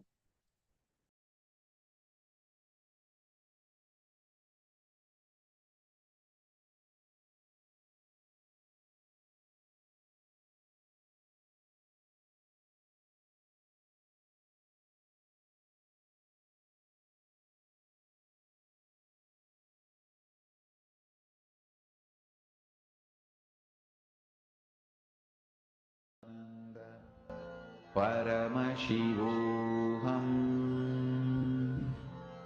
Om Nithyananda. Paramashivoham. Om Nithyananda. Paramashivoham. Om Nithyananda. Paramashivoham. Om Nithyananda. Paramashivoham. Om Nithyananda. Paramashivoham. Om Nithyananda. Paramashivoham. Om Nithyananda. Paramashivoham. Om Nithyananda. Paramashivoham. Om Nithyananda.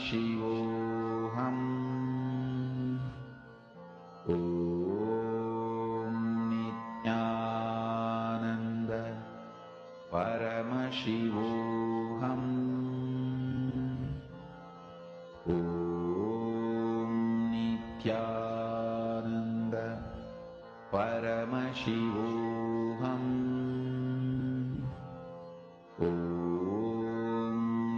Nithyananda Paramashivoham. Nithyananda Paramashivoham.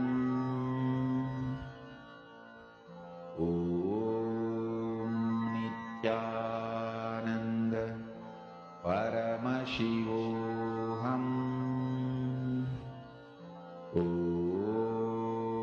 Nithyananda Paramashivoham.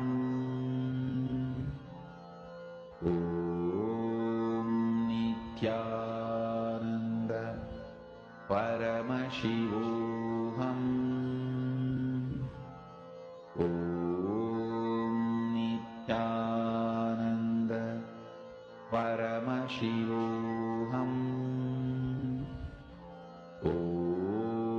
Nithyananda Paramashivoham.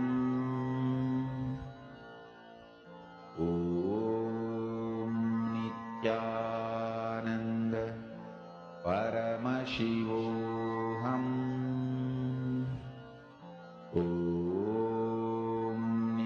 Nithyananda Paramashivoham.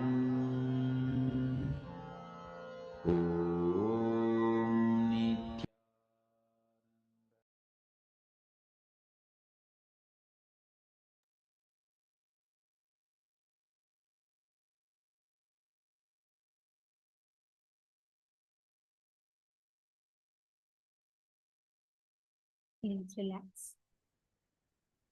Now, we will be entering into the next session.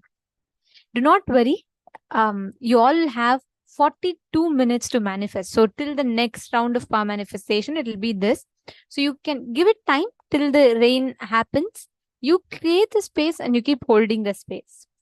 Now, we're going to be entering into the next session where we will be understanding about gratitude and we will be learning about the Sahasrara Chakra. Let us all enter into the next session.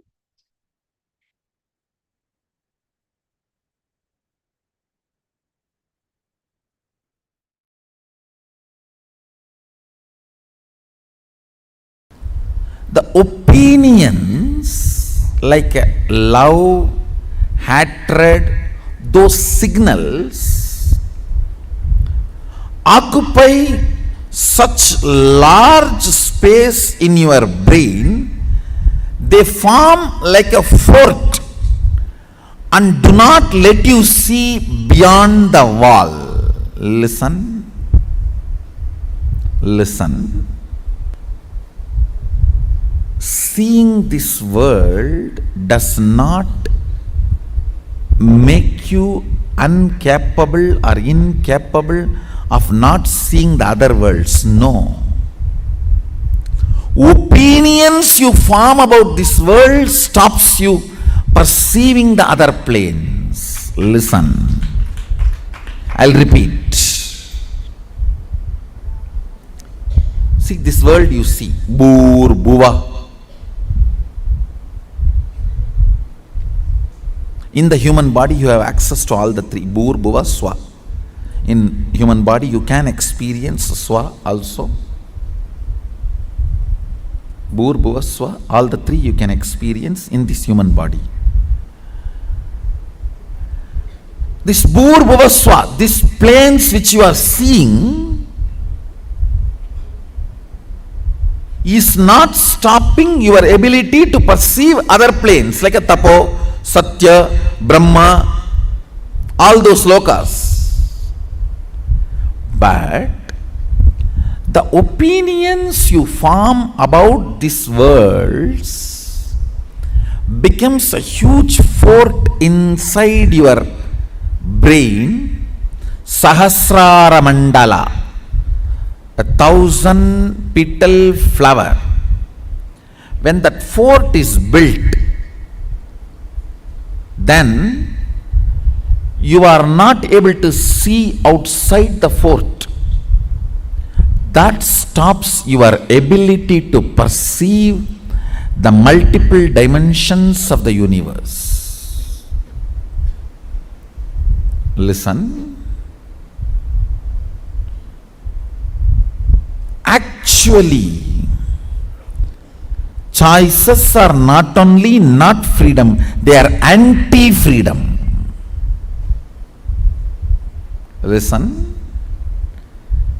Choices are not only not freedom, they are anti-freedom. You are so engrossed, engaged, feeling you got the result.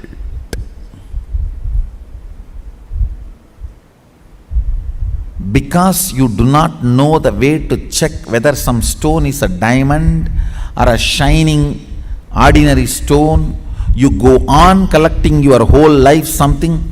Only when you are about to die, you discover a machine to check the diamond and you find out whole thing you collected is just faltu stone. Not even one is diamond.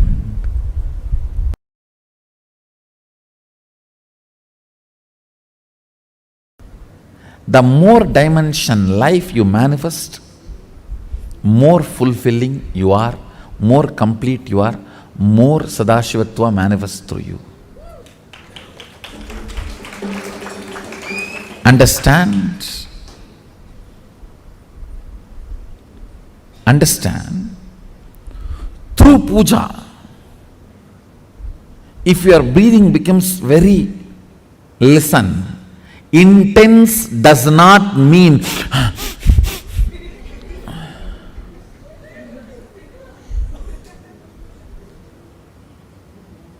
through dance, getting intense will have a different physical expression.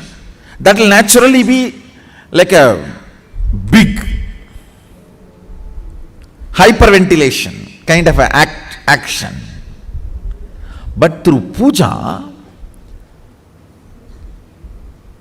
when your breathing becomes intense, it will not be hyperventilation type, it will be deeper ventilation type. Like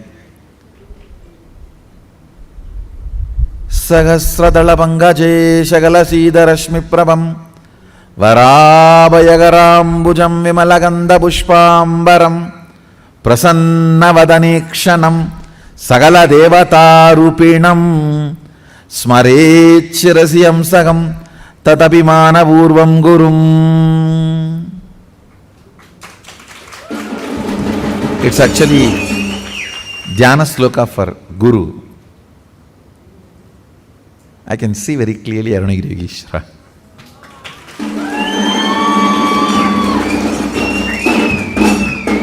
Sahasradala Pangaje Shagala Sida Rashmi Prabham Varabhayagarambujam Vimalaganda Pushpambaram Prasanna Vadanekshanam Sagala Devata Rupinam. On the 1,000-petal lotus, Varabhayagarambujam, Vara Abhayakara, Prasanna Vadanekshanam, with a beautiful, alive, Prasanna Vadana, smiling, welcoming. Prasanna cannot be translated just as a smiling or welcoming. Prasanna should be smiling, welcoming, alive, illumined, graceful. All that words should be added. Prasanna is something which brings you to the present. Prasanna Vadanekshanam Sagala Devata Rupinam. Embodiment are in the form of Sagala Devatas, all the gods and goddesses. Smarechirasi Hamsaham Tatapimana purvam gurum means with my breathing flow, hamsakam. See, hamsam is the integrity syllable of your breathing. Listen carefully. Integrity means being what you are known for.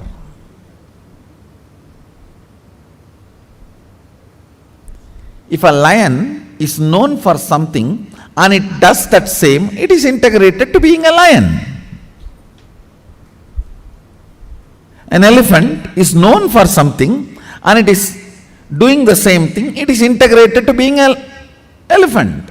If suddenly elephant starts eating the flesh, what will happen? He is not known for it. If he does for what he is known, he is integrated to it. So, the integrity syllable of your breathing is hamsam. Hamsam. This hamsam is the ajapa japa mantra, unchanted mantra which gets chanted continuously by the integrity of your breathing. When your breathing gets into your system and comes out, the natural sound it makes is called hamsa. Hamsam. Understand?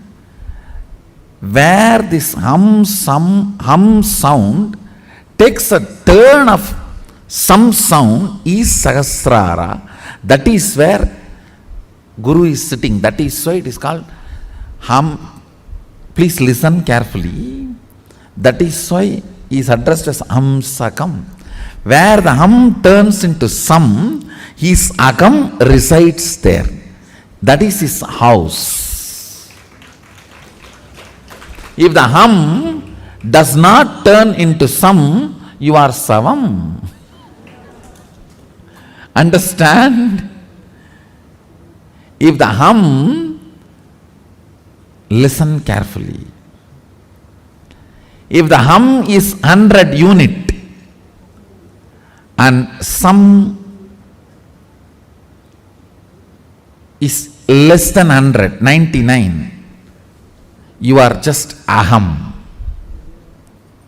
If the hum is 100 and sam is 100, you are hamsa, jiva, individual soul, who had pratyakatma chaitanya jagrata. If the hum is 100 and sam is 101, you are Paramahamsa.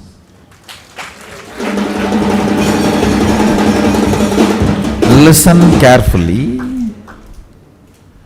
This hum-sam proportion decides the level of integrity you have in your system. This hum-sam, that decides how many dimensions in your brain are open and available, accessible to you. Listen very carefully.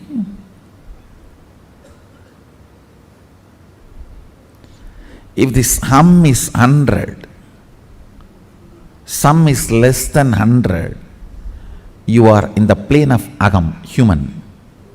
Bhu.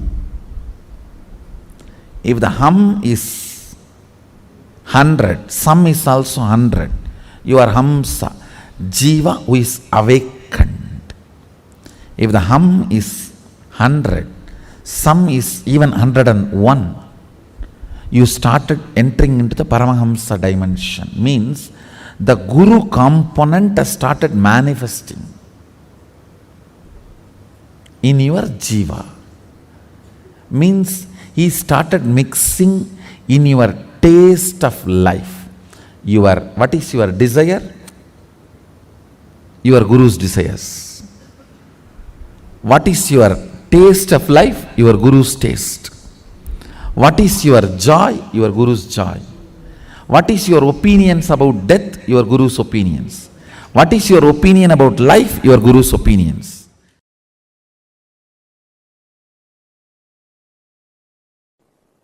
If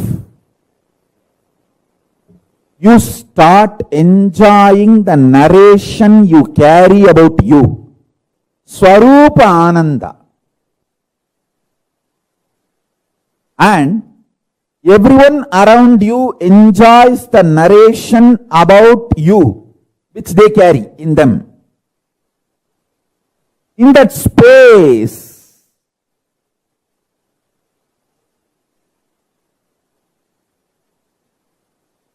you manifest Sarvanyatva.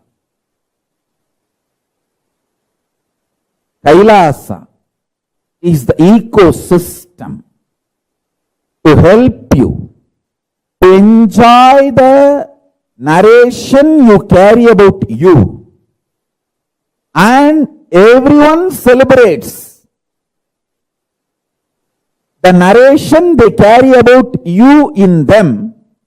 You celebrate them, they celebrate you.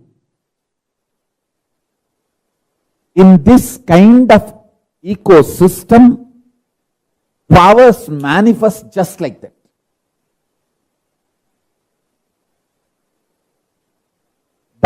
That kind of a ecosystem makes nectar flow in your Sahasrara chakra, in your crown center.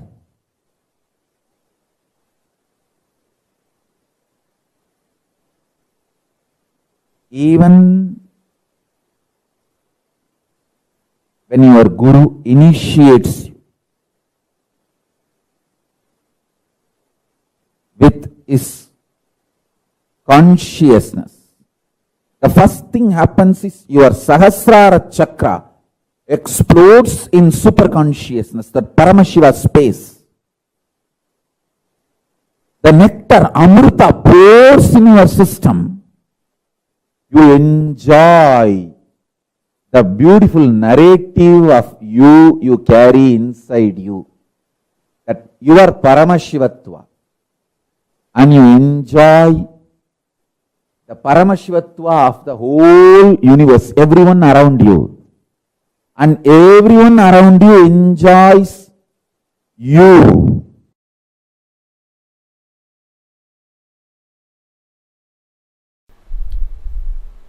Let me come back to the subject. Listen. Whenever you are not able to hold the lit up 1,000 lotus petals, that Sahasrara, and come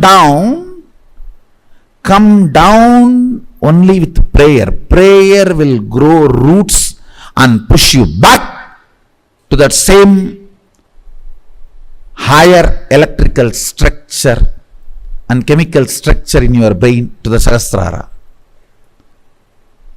If you start analyzing, why am I not retaining? Maybe all the sins I have done.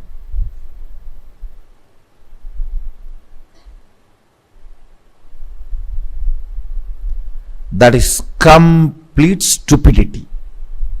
Wrong diagnosis makes duplicate doctors.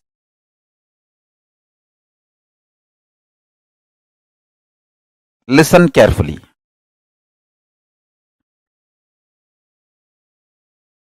All of us are given something and denied something. Nobody can say, I am not given anything. You are still alive, breathing. So that proves life is given to you. Naturally, even if you are richest man in the world, there are some things which is not given to you.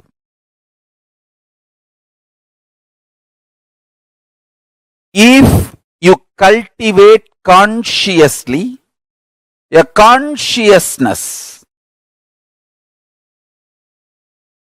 the inner space which feels grateful for whatever is showered, your biology is ready to give birth to great boons of life. Understand?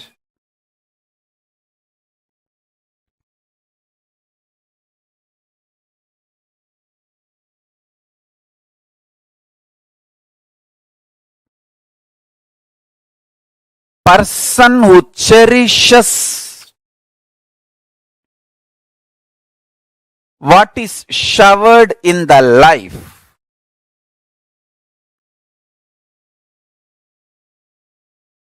feels supported, loved, cared, and goes on deciding to support, love, care. Understand? This space is heaven. I tell you,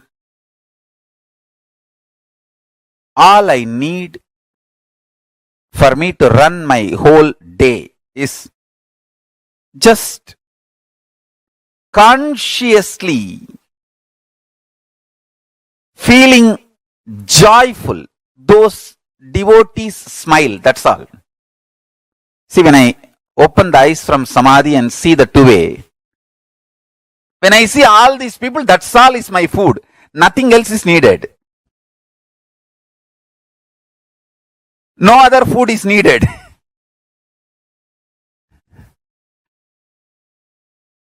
Understand?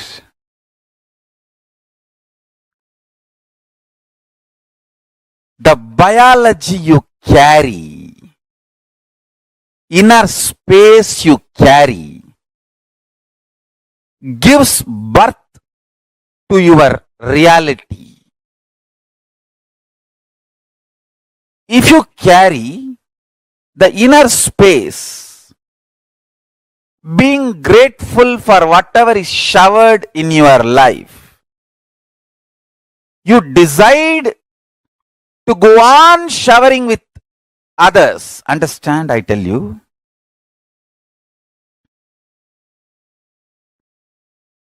Whoever enjoys by contributing are gods, angels. Angels may not be the right word. What I wanted to convey is devatas. The Sanskrit word devatas. Maybe the rough translation in English can be gods and goddesses, not angels. Because devatas are much higher than angels. The concept of angels. Listen carefully.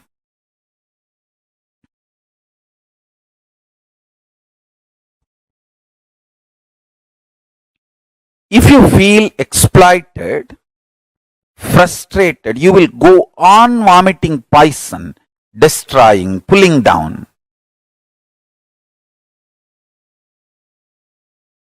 Spreading hatred, vomiting poison.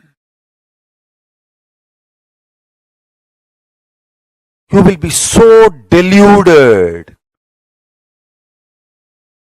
You will know you are straight lying.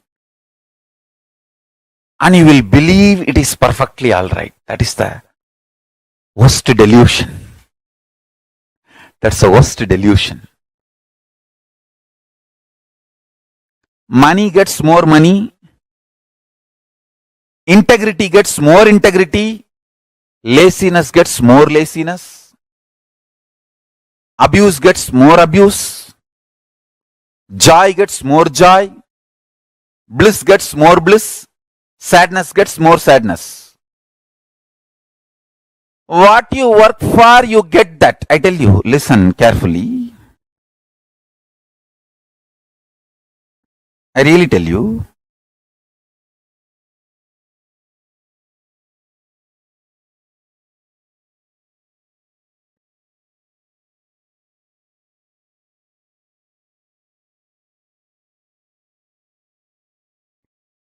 Make integrity as a strategy for your life. You will attract such wonderful integrated people around you. Even if the non-integrated people come, you will know them just by their smell, and they will not be able to harm you. You know how to protect yourself, save yourself, and continue your service. love for the consciousness, love for the existence. Understand? The source of life is all about going on contributing.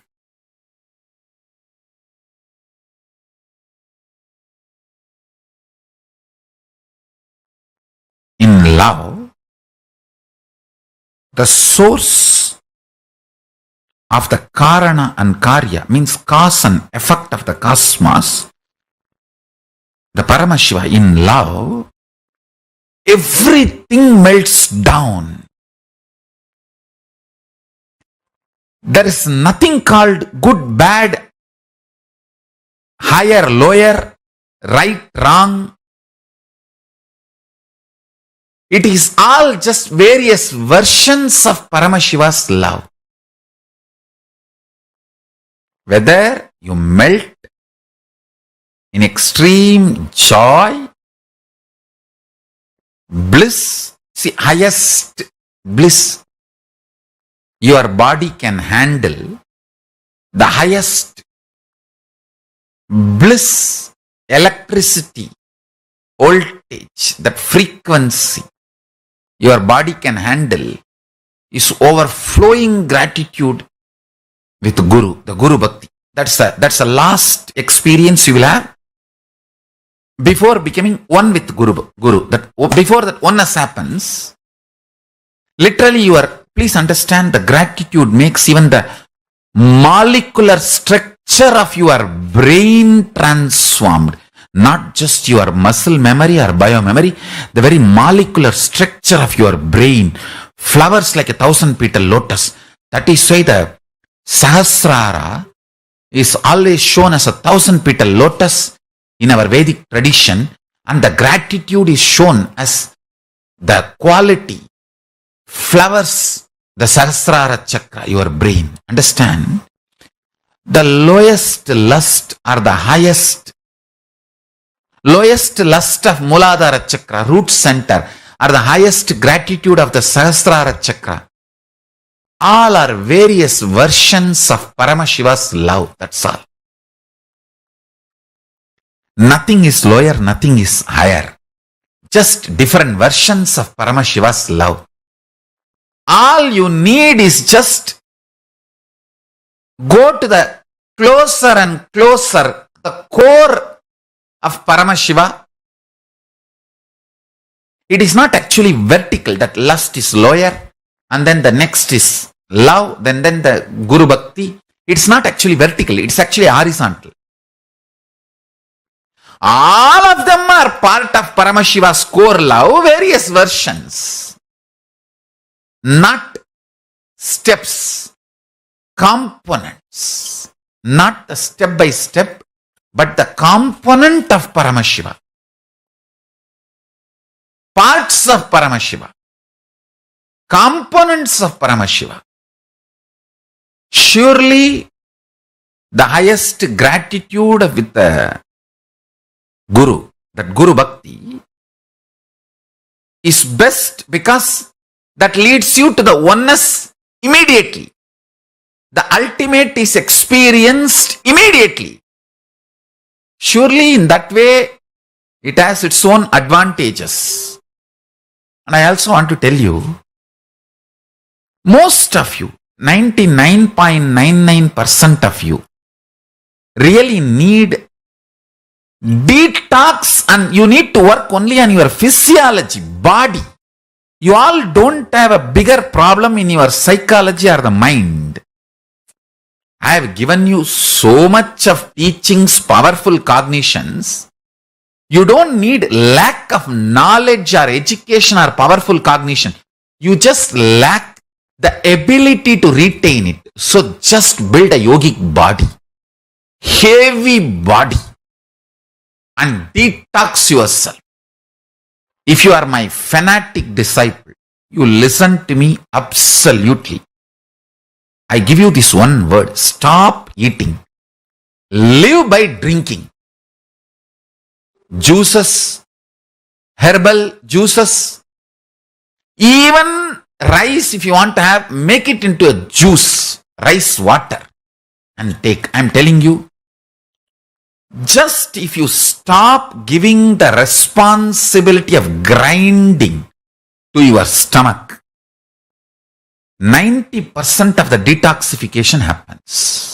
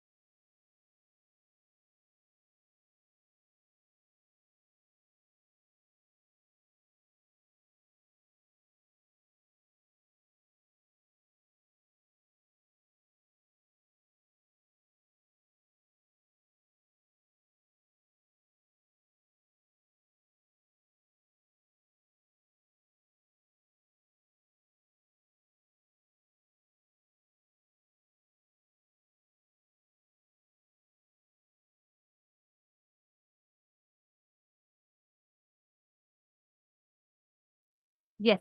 Can I request all the participants to post what you understood from this session? Because what Swamiji revealed in this session is something very, very important for all of us to understand. All of us have a complaining approach to life, right? We have so many things that we bargain with life for. We have a problem when things don't happen properly.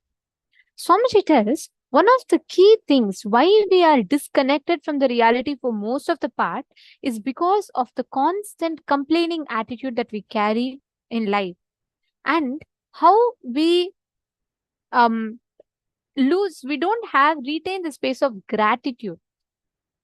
See, listen very carefully. When you experience gratitude in your inner space, when you manifest the space of gratitude in you, you overflow with so much of energy in life. You don't have any limiting patterns anymore that holds you back. See, please understand, for most of the part, we all carry, cherish, nurture and nourish this part of complaining mode in us. We have so many complaints. We get dissatisfied over things. Like Swamiji tells a very beautiful statement. Swamiji tells that God has, cosmos has enough to fulfill the needs of the people, but it doesn't have a single penny to fulfill the wants of the people, because our wants keeps growing. We keep expanding. Imagine, even if you get $100 million today and you're able to buy everything, you will still have a place in you where you'll think, if I could have gotten just a little bit more, it could have been better. We cannot live a life of completion inside of us, because constantly we carry a scale of expectation and we keep roaming around with that. We keep expecting life to fulfill that. And when that doesn't happen, we become incomplete. We complain. It is this vicious cycle that we put ourselves into. And please understand, there's a very beautiful story. It's one of my most favorite stories that Swamiji tells. There was a barber, okay, who used to go to the king and who used to, who used to do the king's hair. And every day he used to receive 10 gold coins as his salary. He lived with his wife.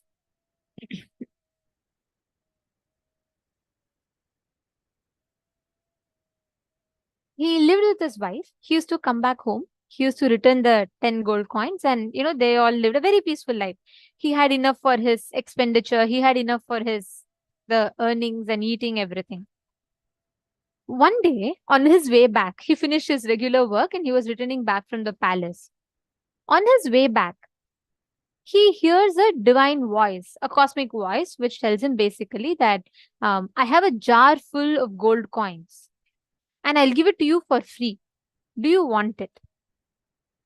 This farmer looks at the tree and he sees it's a tree. It's a huge tree, and he says that no, it's fine. I'm very complete and I'm very fulfilled with what I have, so I don't need extra coins or anything. Again, the voice tells, it's okay. You think I'll give you 24 hours time. think and come back and let me know. This farmer is like, okay, fine. And then he goes back. He does one mistake. He tells his wife. So he goes and tells his wife. His wife immediately looks at him and he says, what? How can you decline the offer? From the time you married me, have you gotten me any grand jewelry? Have you gotten me any lot of saris? Have I ever asked you for any of this? No, when life is giving the offer, why will you deny? You should have accepted the jar. Now the farmer says, all right, all right. The barber, he says, all right, don't yell. I'll go get it for you. He's given me anyways 24 hours time. I'll go back, I'll tell I need the jar and I'll get it. The wife says, you better get. I have lived all my life with just few pairs of saris and jewelry. So don't, I have adjusted too much. Now it's time that you gift me. This man says, all right. He goes back. Next day on the way back, the voice asks him again, have you thought through? He tells, yes, I would like to take the jar. And then the voice gives him a jar. And it's a yaksha, basically, and a yaksha appears. Yaksha is a divine being. So he appears, he gives a jar. He says, this jar has 9,989. Okay. Sorry, 9,999 coins it has. And it just needs 10 more coins and the jar will overflow. It's almost full. It's to the brink. There's just some gap left. He says, just put 10 coins, it will overflow. Then the farmer says, okay, he takes a jar back home and then he thinks his wife will be satisfied. He gives the jar. The first thing she asks is, she's looking at it, she's excited, but she looks at it and she says, there's still some gap. Something happened. How did the coins go missing? Then the farmer says, the barber says, look, the yaksha already told me there's 9,999. If you just put 10 more coins, the jar will be completely overflowing. Then this wife looks at it in surprise. She says, all right, let us just make the jar overflow. It will be so good if it is just a little bit more overflowing. Next day, the barber goes to the king and then he gets the salary, 10 coins. He comes back, he gives the 10 coins. By the moment he comes back, his wife grabs the 10 coins and she puts it into the jar. But it still does not get full. It doesn't flow. It still has some gap, little more gap. That's all. Next 1 week, the wife cuts all the expenses. She doesn't feed properly. She doesn't do anything properly with the money. She just puts the money in the jar. As soon as barber comes, she takes and puts the money in the jar. This goes on for a week. After the end of a week, the barber looks so dull, tired. He's lost his health. And he goes to the king and the king looks at him and says, what happened? You look very tired and dull. Did you also accept the yaksha's jar? Now the farmer is shocked. He says, how do you know? Then the king laughs and tells, everyone in this kingdom who has a problem is because they accepted that yaksha's jar. All of you look in your inner space, look in your house. Each of you have accepted this yaksha's jar. Immediately that day, the barber went, got rid of the jar, and after that, he lived completely blissfully afterwards. Each of us have accepted this yaksha's jar, which just to one more thing, I'll be happy. You get a job.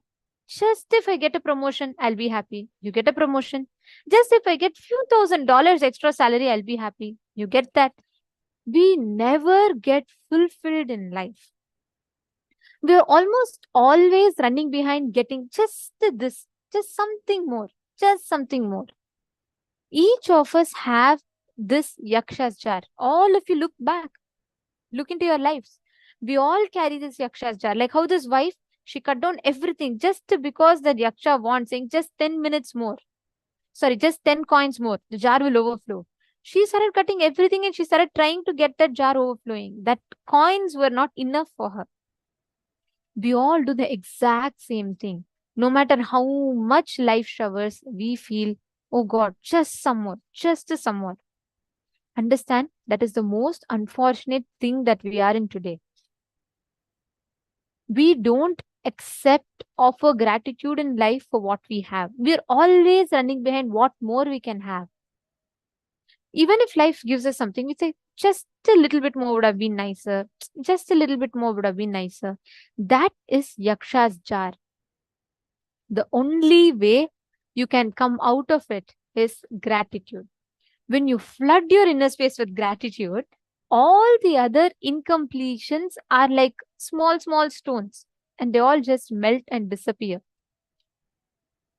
Just when you overflow, fill your inner space with gratitude, That one space is enough for you to manifest fulfillment in all the dimensions that you want.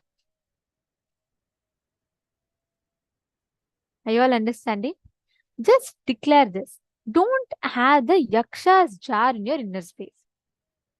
Now, to experientially understand this, what this space of gratitude means, we're going to be doing a very beautiful meditation process, which is the Sahasrara Dhyana. I request all the participants to please follow along. We'll be guiding you all step by step, and we request all of you to please follow along. Please sit straight. Okay, so this process consists of 3 main steps, and I'll be guiding you all step by step. And within 20 to 30 minutes, we'll finish this process. And I request all of you to please sincerely do this process. I request every one of you to please follow along. Sit straight. The first step you're going to do is Bhastrika. So in this step, what you're going to be doing in this first step is, you're going to be sitting in Vajrasana, which is your legs folded. Your hands will be resting on your lap. Sit comfortably with your head, neck, and spine in a straight line. You all can see here. You all can sit in this posture as shown. If you're not able to sit for medical reasons, please do not force yourself. You can wait. If you're able to sit, sit. If not, it's okay.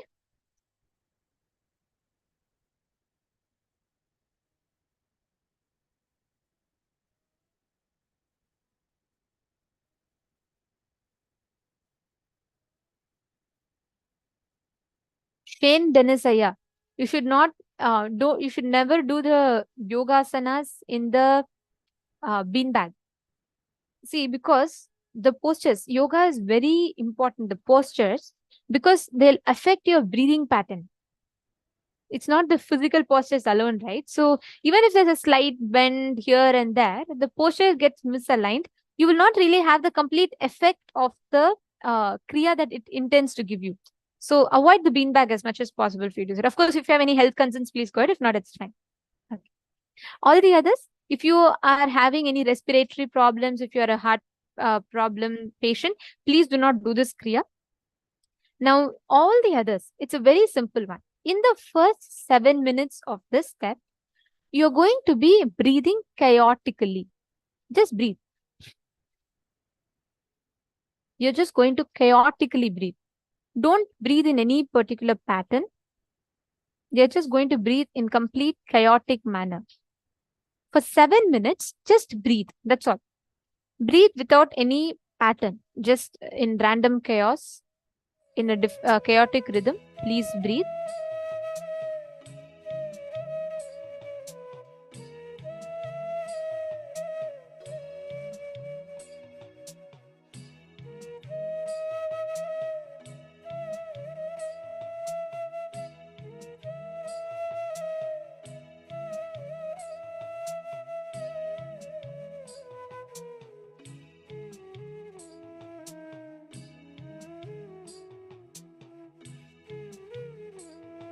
Breathe in a completely chaotic manner. Aggressive and chaotic. It should come from the bottom of your stomach.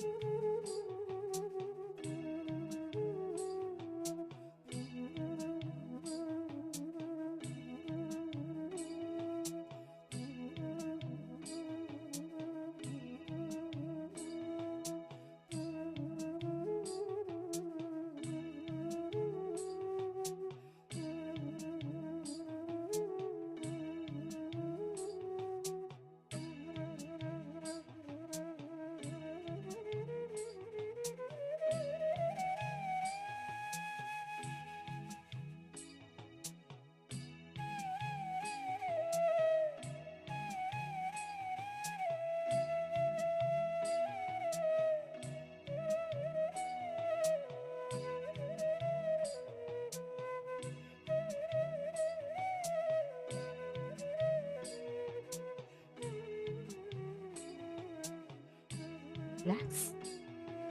Now, let us enter into the second step of the process. Now, in the second step of this process, I request all of you to relax from the chaotic breathing. Now, you're going to continue to sit in Vajrasana. If you're not able to, you can even sit in Sukhasana. From the Chin Mudra with your fingers. So I'll just show you all how exactly we do the Chin Mudra.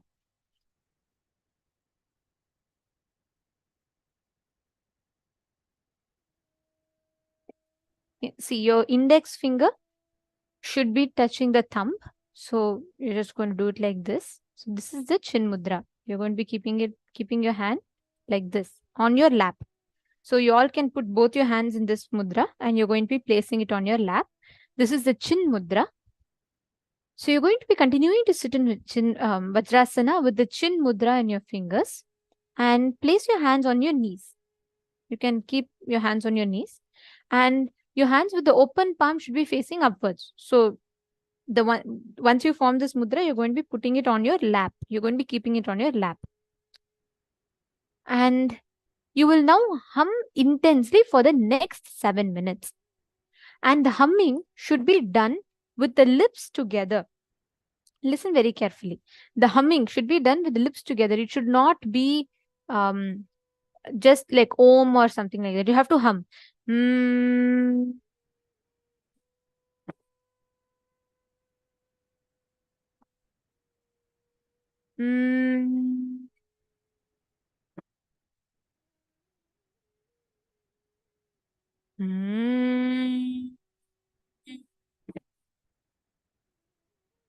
Hum from your navel center. You're going to hum as lengthy as possible and as loudly as possible. But your lips should be pursed together, which it should not open. So it should be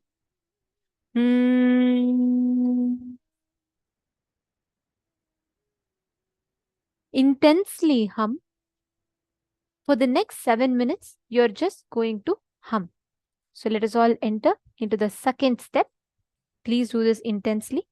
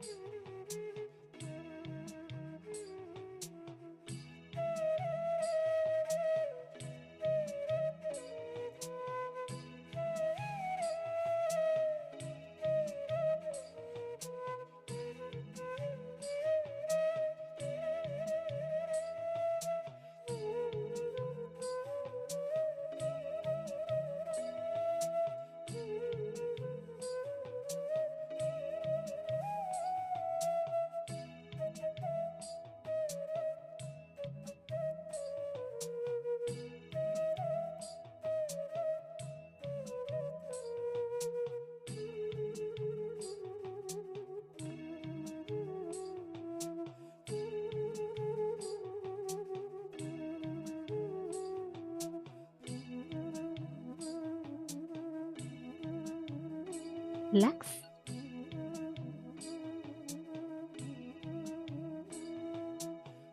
Please relax. Slow down your breathing, your humming, and breathe in and breathe out. Now, we will be entering into the third step of the process. So now, in the first step, we did the chaotic breathing. In the second step, we did the Mahamantra meditation. Now, sit in a relaxed way. Sit cross-legged on the floor if you wish to, or you can even sit in Vajrasana, however you prefer. Now, for the next 7 minutes, you're going to be taking your awareness from each of the chakras, from the Mooladhara chakra, the base of your spine. Please close your eyes, and I request everyone to follow along. Please close your eyes. Bring your complete awareness to the base of your spine, your Mooladhara chakra. Bring your complete awareness to the Mooladhara chakra. Experience your presence, experience you there.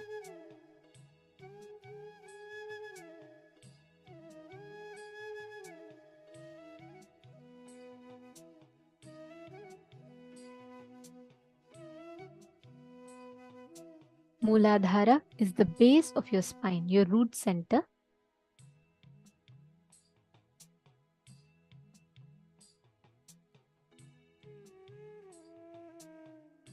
Bring your complete awareness to the Mooladhara chakra.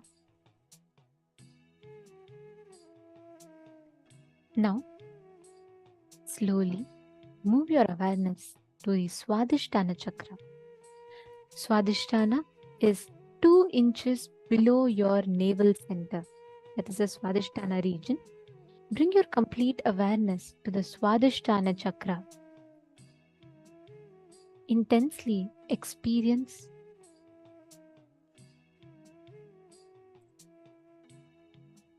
yourself manifesting in the Swadhisthana chakra.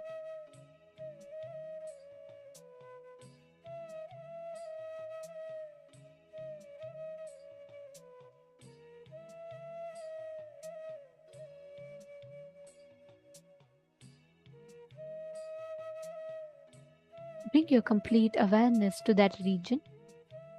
Whenever you bring awareness to that region, you will experience so much of energy oozing out in that part of your body.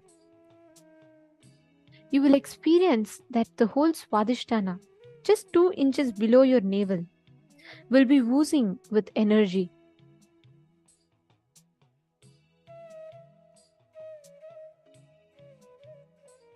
Now, move your awareness to the navel center, the Manipuraka chakra. Bring your complete awareness to the navel center.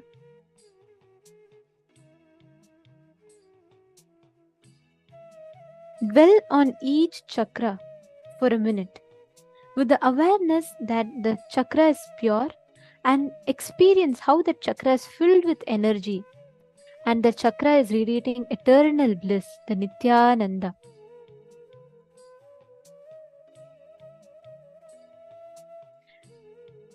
Experience your whole Manipuraka, the navel center, brimming with energy. Experience how the chakra is intensely active.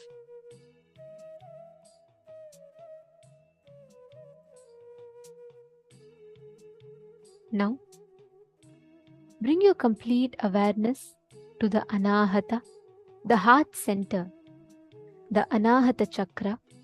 Dwell on the Anahata chakra. Experience your intense energy manifesting in the Anahata chakra. Please sit straight. Have your head, neck and spine in a straight line.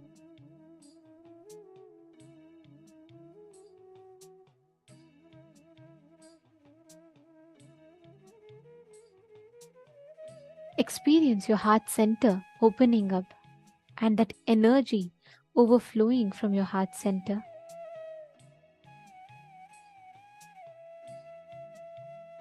The next, slowly move your complete awareness to the Vishuddhi chakra, your throat center. Bring your complete awareness to the throat center. Experience your Vishuddhi chakra opening up. Experience the energy in your Vishuddhi chakra.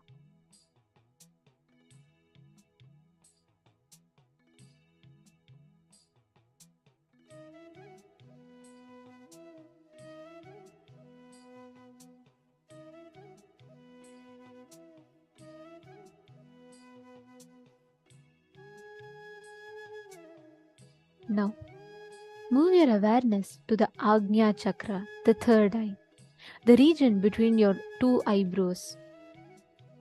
Bring your complete awareness to the Agnya chakra.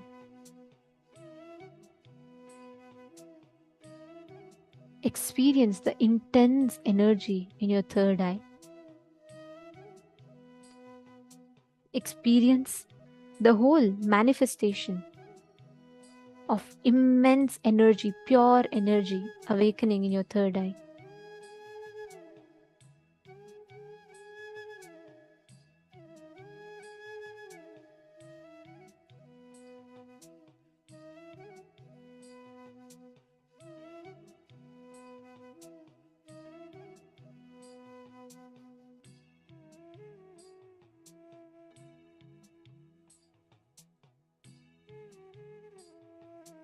Now, slowly center your entire awareness and focus on the Sahasrara chakra, the top of your head.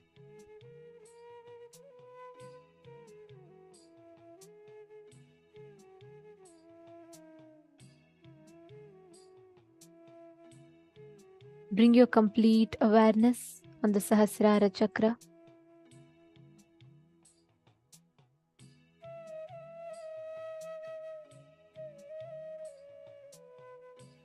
Experience the intense energy flowing through your Sahasrara chakra.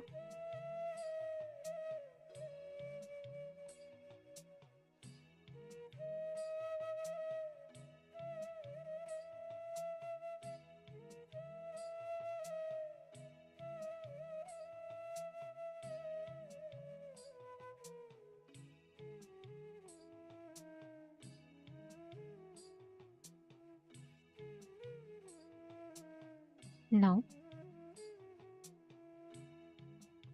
have your eyes closed. In the next 7 minutes, each of you are going to be doing this process along with me, and you all can continue being seated. If you have some flowers with you, I request you to get some flowers. If you have, if not, that's fine, you can sit. In the next 7 minutes of the process, you're going to be offering your gratitude to everyone, every thought that comes in your inner space, every single memory that comes in your inner space. You are just going to be overflowing with gratitude and offering gratitude to each of them. Whether it is any thought that comes into you, even if it is a negative thought, unpleasant memories, offer your gratitude. Please sit straight, have your eyes closed.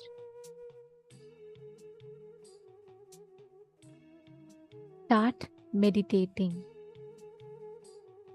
Any thought that comes in your inner space, just bless it. Just offer your gratitude. Feel grateful that it happened in your life and bless it.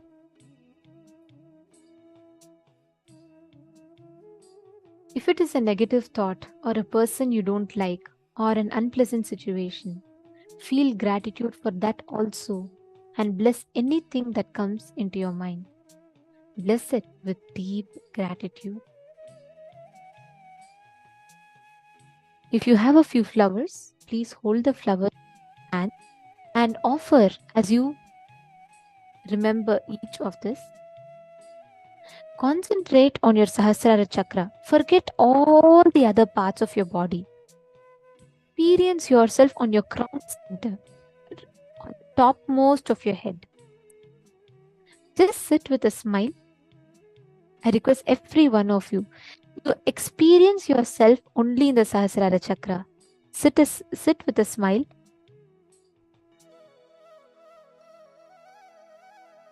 Now, with your whole being, offer your gratitude to your mother. Offer your gratitude to your mother for her giving you this body. Remember and give her your gratitude with all your being, just for the purpose of giving birth to you. Offer your complete gratitude to her. From your whole being, thank her. Offer your gratitude. Express your love to her.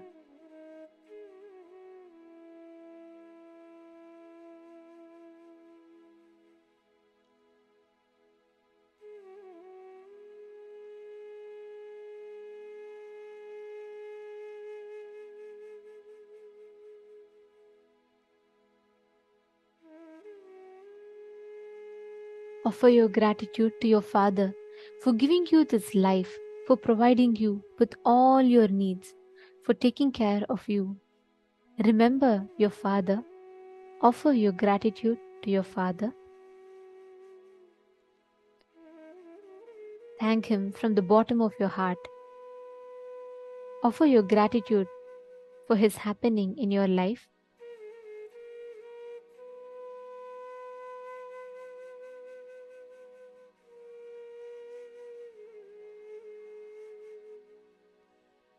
Offer your gratitude to all the doctors and nurses who received you when you came to planet Earth. Experience that tremendous gratitude flowing towards them as they supported you in your arrival to planet Earth.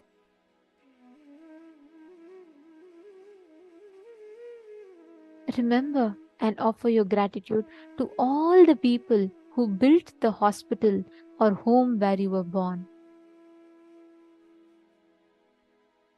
Thank them from the bottom of your heart.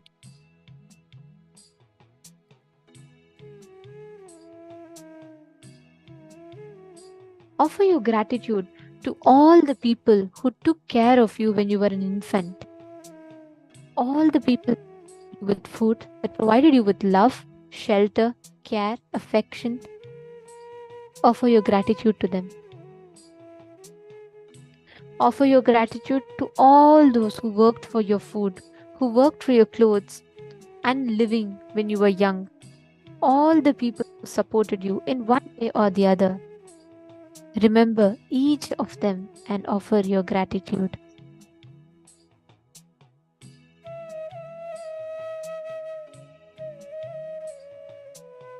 Sit with a beautiful smile on your face as you remember each one of them and as you offer your gratitude to them.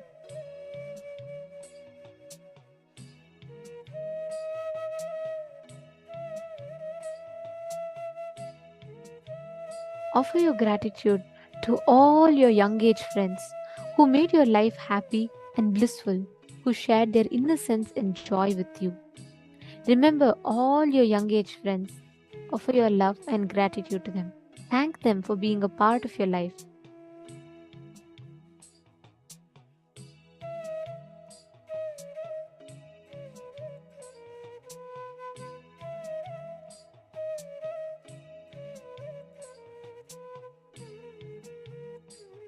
Offer your gratitude to your brothers and sisters and other relatives for nurturing you, for caring for you. Seek their forgiveness for any hurt that you may have caused to them, intentionally or unintentionally, consciously or unconsciously. Remember them, invoke them, and apologize to them. Seek their forgiveness.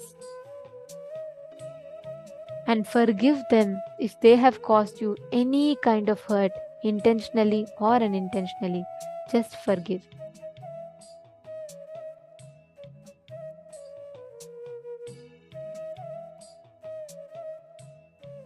Remember each one of them Offer the gratitude from the bottom of your heart for the very happening in your lives.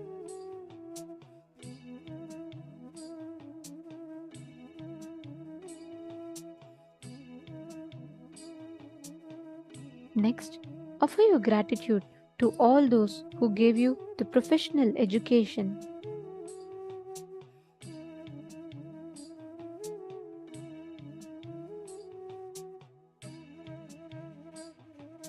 who helped you stand in your profession, who gave you the courage to stand on your own feet. Remember each one of them, your friends who motivated you, the colleagues who supported you, your boss who helped you expand. Remember each one of them and offer your gratitude to them.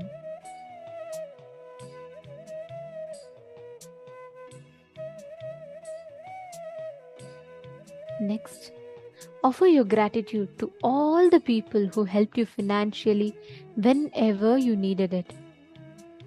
Thank each of them. Remember each one of them.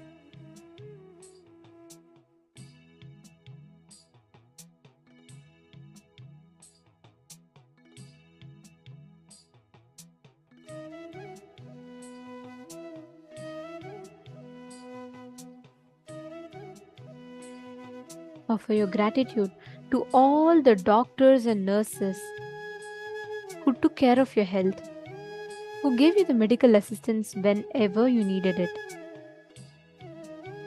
Remember all the doctors, offer your gratitude to them. Thank them for supporting, for keeping your body healthy to live and fulfill your life.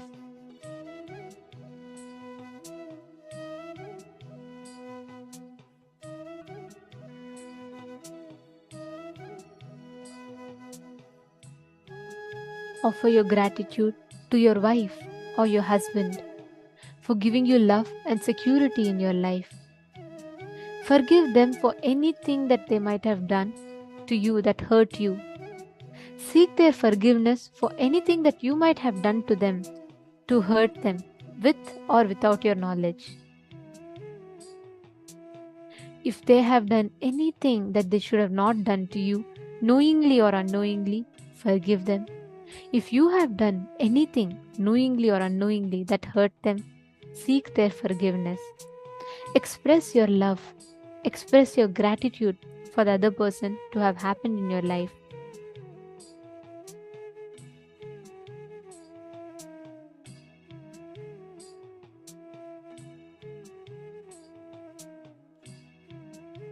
Offer your gratitude to all the people who encourage you and give you inspiration in your spiritual life.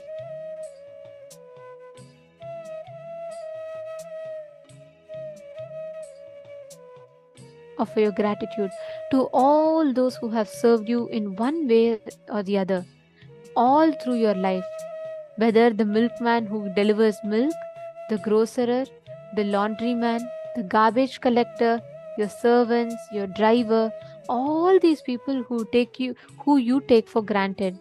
Seek each one's forgiveness for any hurt that you may have caused, intentionally or unintentionally, consciously or unconsciously. Seek their forgiveness for any hurt that you might have caused and offer your gratitude for their support in your life.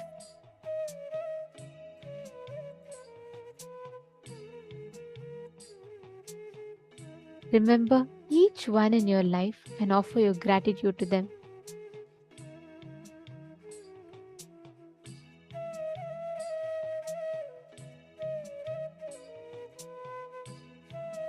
Offer your gratitude to your enemies and those who have hurt you for making you strong and forgiving.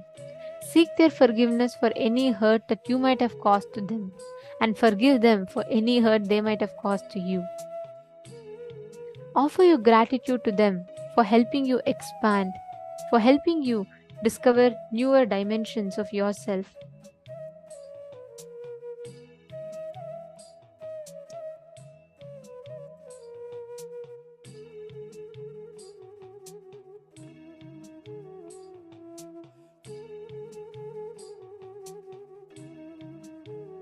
Offer your gratitude to all those who helped you physically, mentally, socially, economically, spiritually. Remember each one of them. Offer your gratitude to each one of them.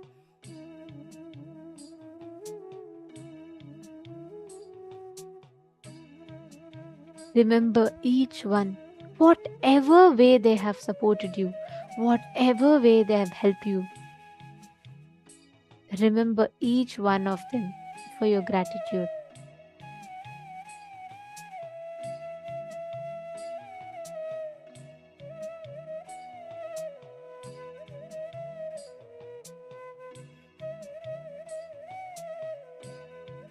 Offer your gratitude to your body and all its parts one by one.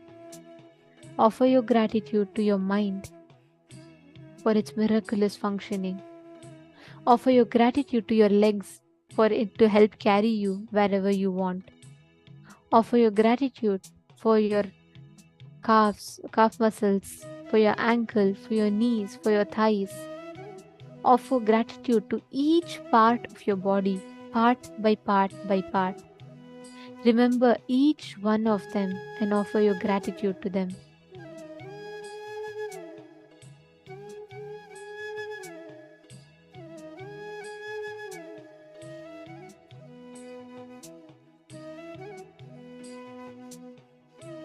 Remember your stomach for digesting, for providing you with nutrition. Thank your stomach. Thank your lungs. Thank each part of your body one by one by one. Remember and offer your gratitude to each of them.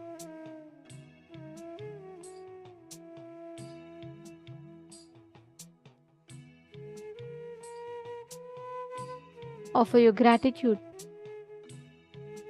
to your brain. Offer your gratitude to your kidneys. Offer your gratitude to your heart. Offer gratitude to every part of you.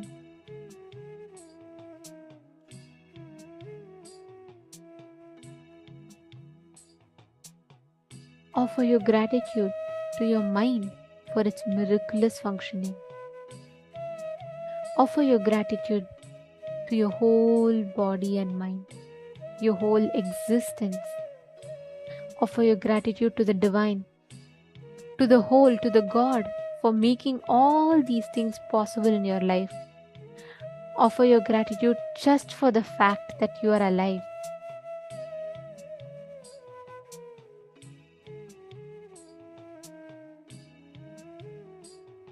Now, just sit in that blissful space for the next 7 minutes. Just enjoy that space. Enjoy the gratitude that is overflowing in that space.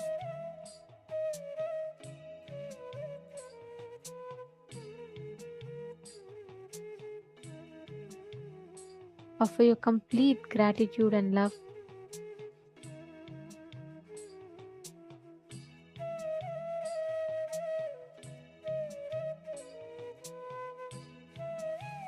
Now, for the next 7 minutes, just sit and sway with the flow of existence.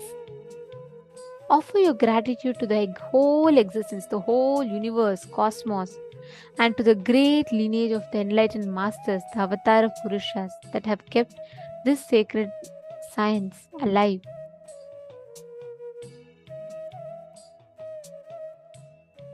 Offer your gratitude to the entire Guru Parampara.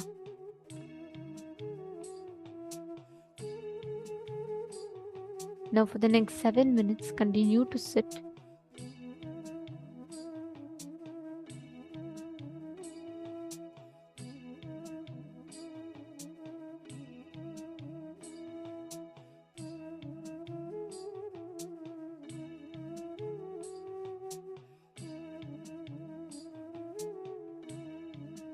This way, let your whole being go with the flow of the existence.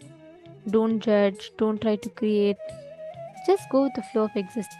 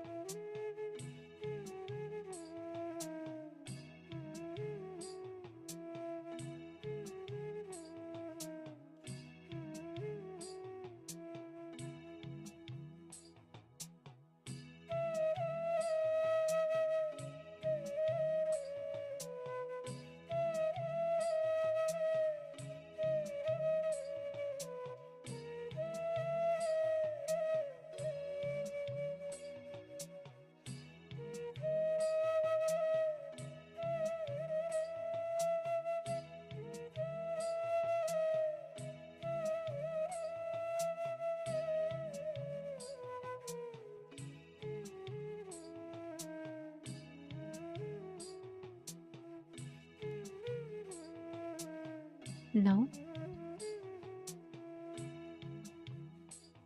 offer your flowers of gratitude to them. And slowly, very slowly, please relax. Please open your eyes.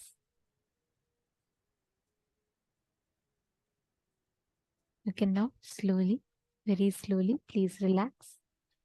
Actually, this is a very powerful process because this process self will give you that intense awakening in your inner space, and it will manifest as energy. It will be like a huge surge of energy, right?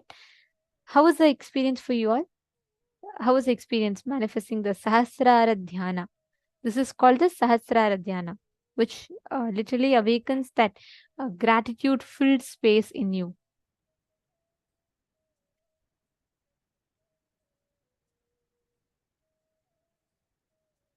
Okay. Very nice to see so many of you have posted. Now, understand just with this one space of gratitude, any power you want, you can very easily manifest. You will not have any kind of a doubt or anything coming in.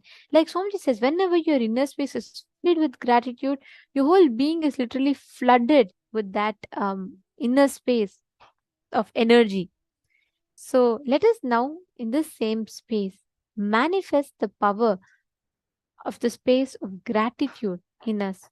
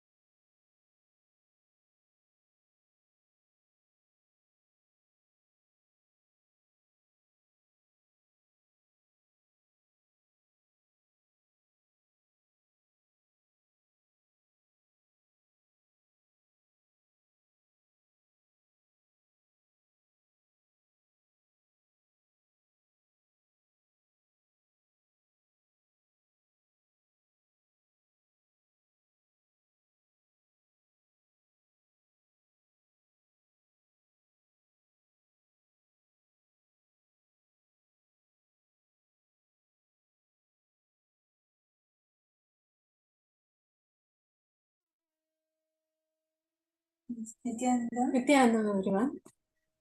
So now we are going to be entering into the power manifestation in the same space of gratitude. Let us start. So now we are going to be continuing with the power of manifesting rain and just holding the same space of deep gratitude. Hold the space of gratitude towards Swamiji for manifesting through you.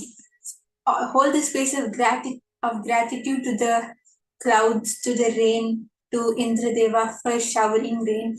Just have intense gratitude. We don't need anything else now, right? Because all of us have just done a very powerful meditation. And you'll see how beautifully this meditation, this technique, is going to help you in manifesting powers. Yes. So we don't need any powerful cognition. The space which we are all holding now, the space which we are in, it's a very beautiful, very powerful, and this is the space of manifestation that we will all experience it now during this power manifestation round, and it will help us cognize it more powerfully and deepen our cognition that gratitude is enough for me to manifest anything I want in my life, right? So I request all of you, please, when you have done this meditation, especially, do not miss this power manifestation round. Let us all sit straight, and in this power, we are going to work on manifesting rain. Yes, so I request all the participants, if you have a Krishtashila, the granite slab, you can bring that and we can get ready with that. A Krishtashila, a pencil, and a paper. And you can even take a picture of how the weather is. You can use AccuWeather and to keep a record of how the weather is before the manifestation.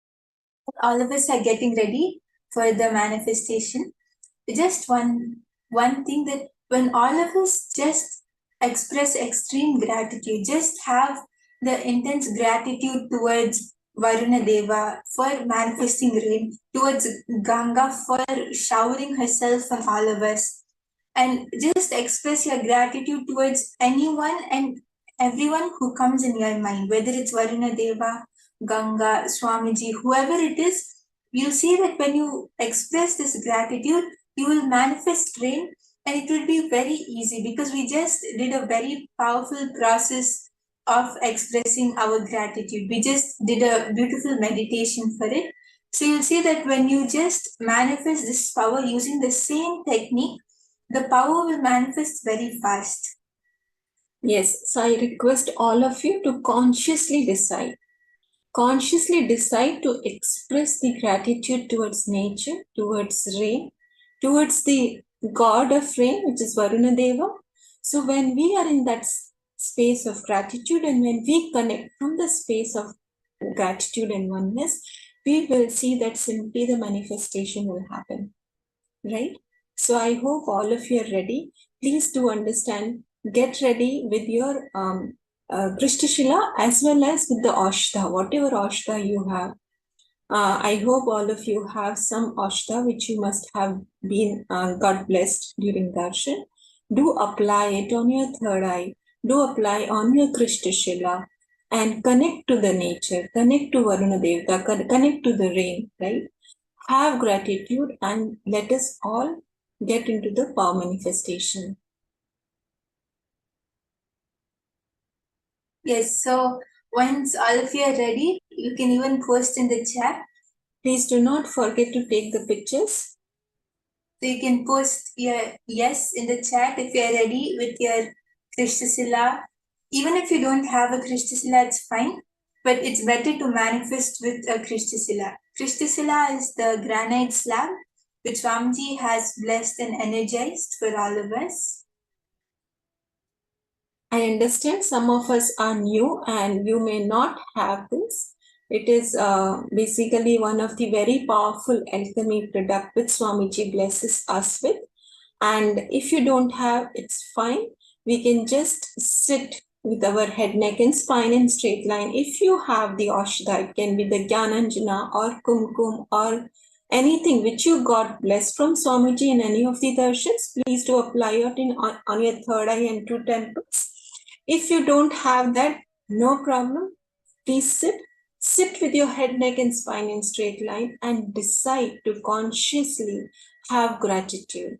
And let us all get into the space of power manifestation. Yes, so is everyone ready? Ma Hongzu, Ma Isdik, Ma Yili, are all of you ready to manifest? You can post in the chat once you're ready. Okay, so Ma Krista is ready. That's great. Ma Premila Maski, are you ready? Okay, yes. So Ma Priyatma Surupini, Ma Parameshwari, all of you are ready. That's great.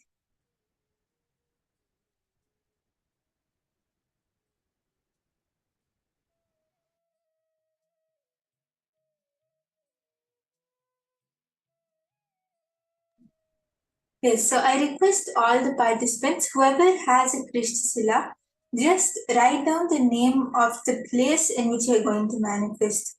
Wherever you are, you can write down the name of that place.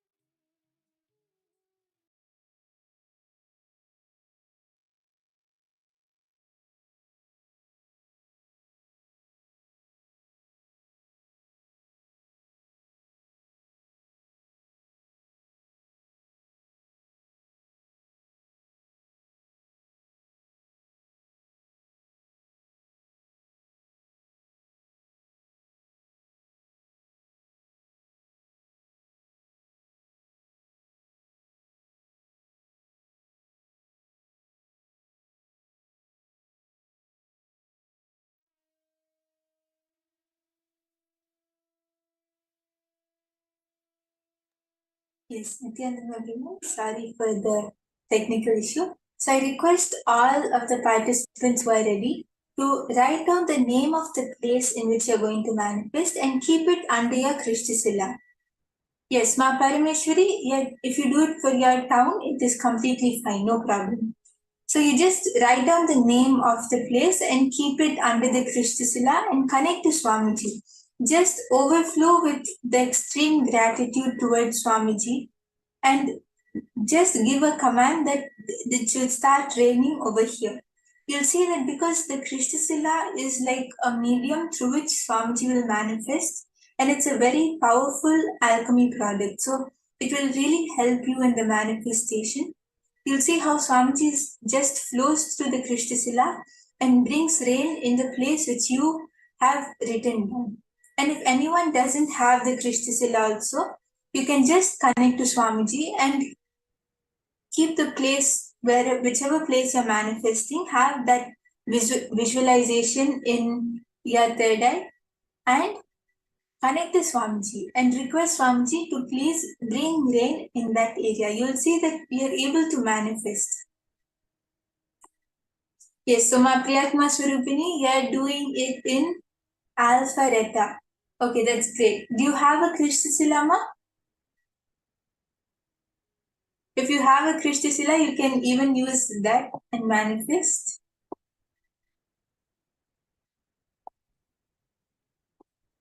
So let's all sit straight and chant Mahavakya.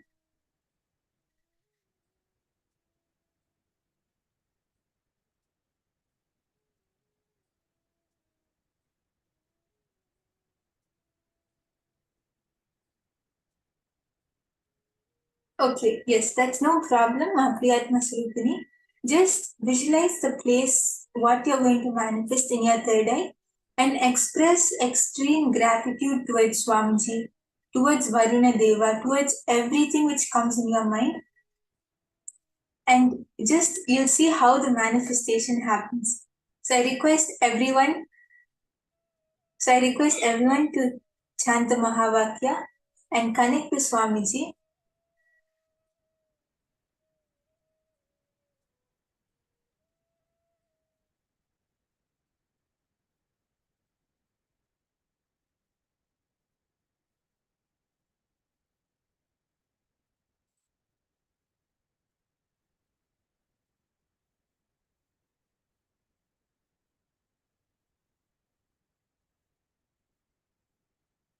Express extreme gratitude towards Swamiji, towards Ganga, towards everything which comes in your thoughts, which comes in your mind. Unclutch from every other emotion, every other feeling. Just have the feeling of gratitude in you and chant the Mahavakya.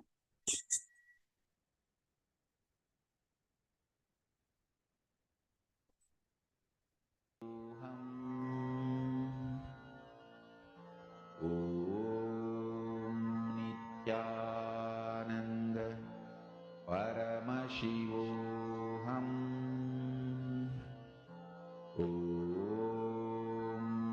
Nithyananda Paramashivoham.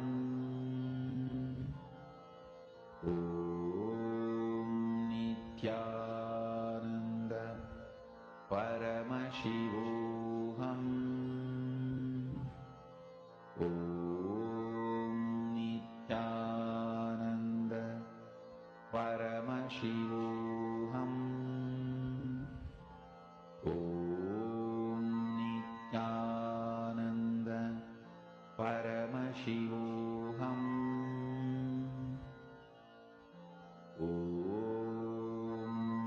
Nithyananda Paramashivoham. Nithyananda Paramashivoham.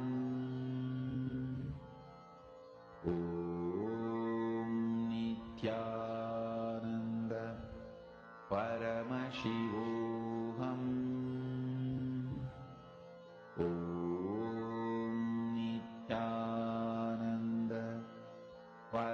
Paramashivoham. Om Nithyananda Paramashivoham. Om Nithyananda Paramashivoham. Om Nithyananda Paramashivoham. Om Nithyananda Paramashivoham. Om Nithyananda Paramashivoham. Om Nithyananda Paramashivoham. Om Nithyananda Paramashivoham. Om Nithyananda Paramashivoham. Om Nithyananda Paramashivoham. Om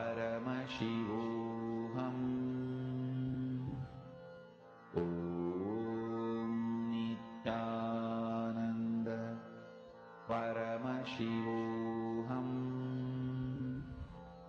Om Nithyananda Paramashivoham. Om Nithyananda Paramashivoham. Om Nithyananda Paramashivoham. Om Nithyananda Paramashivoham. Om Nithyananda Paramashivoham. Om Nithyananda Paramashivoham. Om Nithyananda Paramashivoham. As all of you are starting to manifest, you can even start posting on the chat. Even if it's starting to become cloudy or the clouds are becoming more clouds are coming, you can observe all of that. There is a change in the weather. Lullaby for Samadhi and Suprabhatam, wake up call, wake up song for Paramashiva. This Mahavagya is spiritual lullaby for you to fall into Samadhi. Suprabhatam, wake up song for Paramashiva to wake up in you. Just remember this one powerful cognition. This Mahavagya puts me in Samadhi. This is spiritual lullaby for Samadhi and Suprabhatam, wake up song for Paramashiva in me. For Paramashiva to manifest. With this one spiritual powerful cognition, chant this Mahavagya.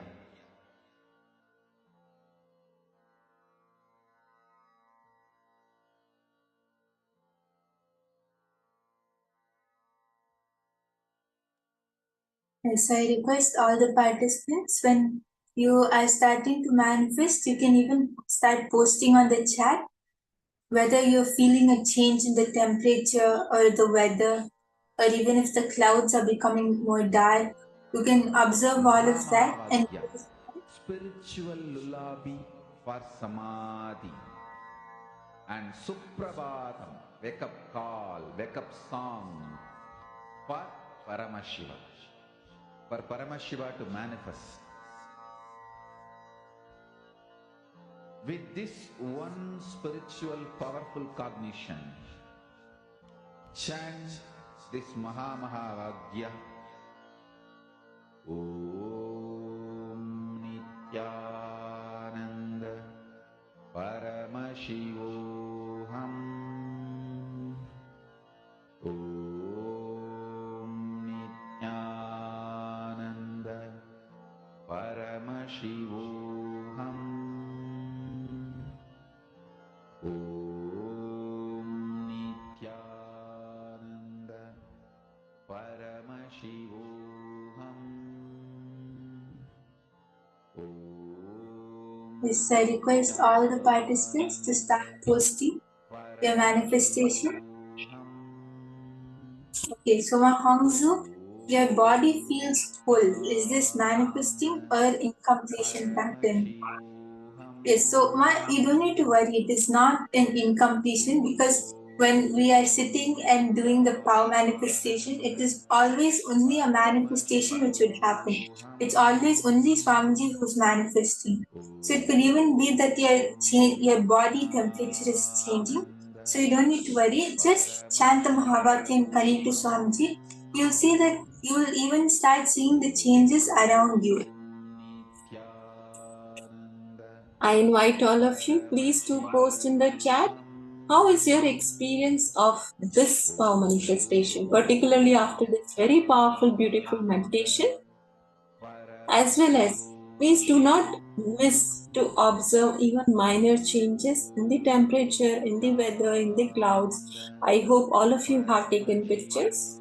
So compare with those pictures. You will surely see that the manifestation is happening.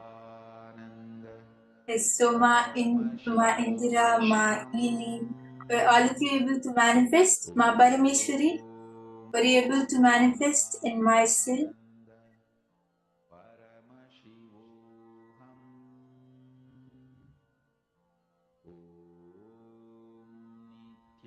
Anyone has manifested, you can post on the chat.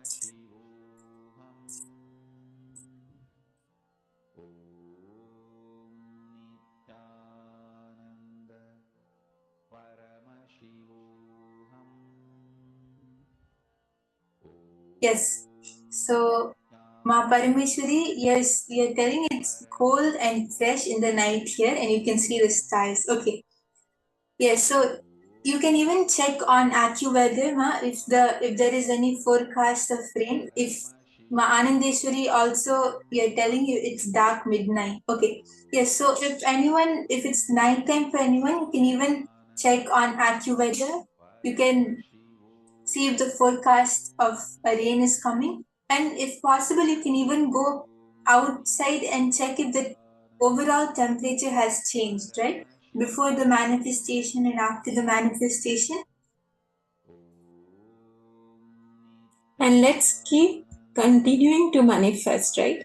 So sometimes this power takes time to manifest. Basically, there's a time of 42 minutes. It takes time to manifest. Some of us would have not joined the last round where we did the same manifestation and have joined now. So I request all of you, please continue to be in the space of manifestation. Hold it in your inner space. Let the rain manifest. Be in that space of gratitude. You will see the manifestation happening. So, Ma Iron, Ma Parameshwari, Ma Kriya Yogini, were you all able to manifest? You can confirm and post on the chat. You can even share your experience if you felt anything happening inside you, or if anyone has any doubts or any obstacles, you can even post that on the chat.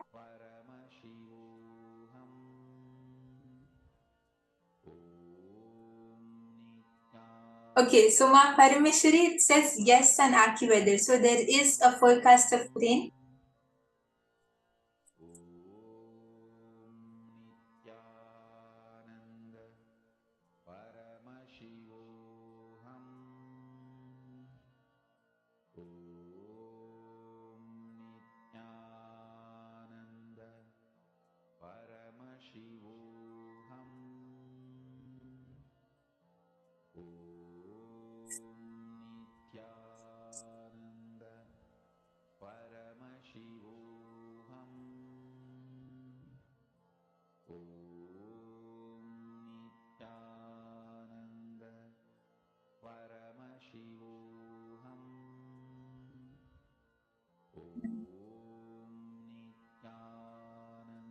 Yes, so as all of you are starting to manifest, you can post on the chat.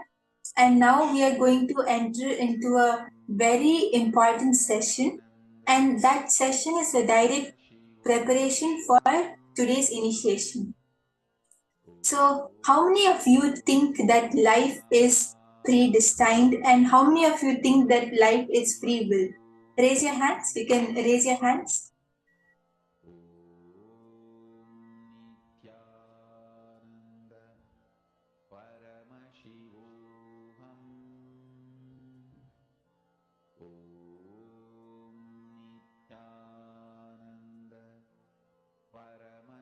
Yes. So now the session which we are going to enter into will be an answer for this very question, whether life is predestined or free will.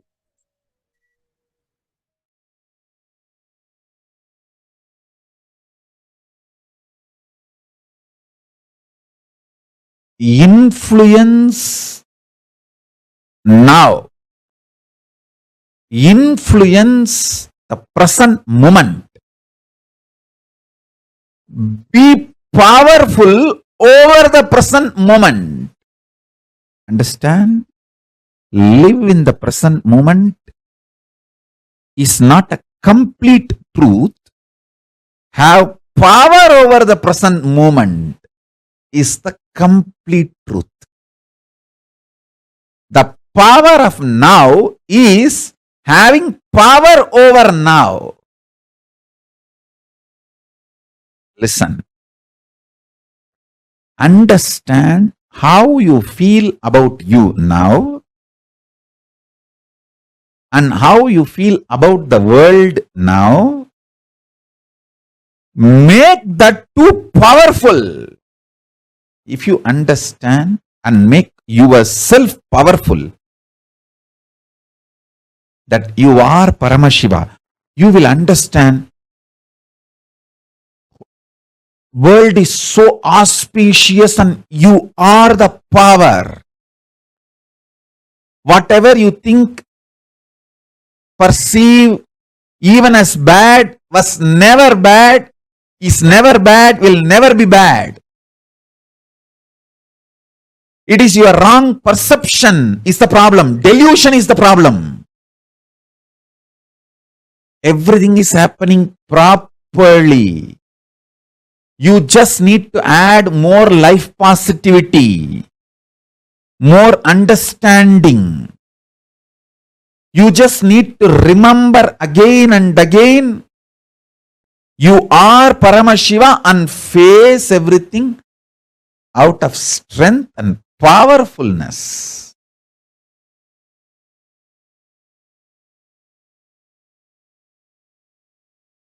Now, the next truth. Listen.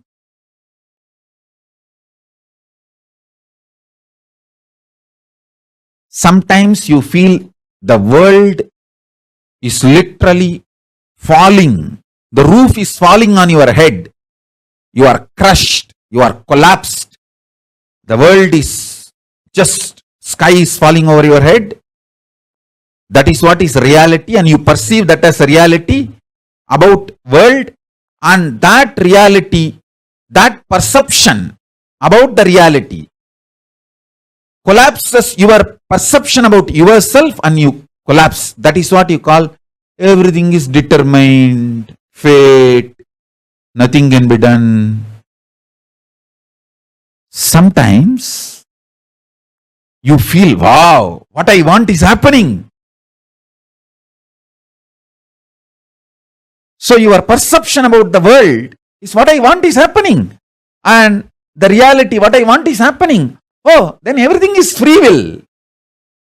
We have full freedom. Listen. Both are of understanding. Determination or free will, both are of understanding. Sometimes when things happen as you want, you feel, oh, life is free will. Sometimes when you feel things are not happening as you want and the roof is collapsing, crashing on your head, and You feel everything is predetermined. Now understand this truth. I'll give you one more example. If you are standing with both the legs, that's the way you experience reality. You raise one leg, that is your freedom. After that, you cannot raise the other leg also.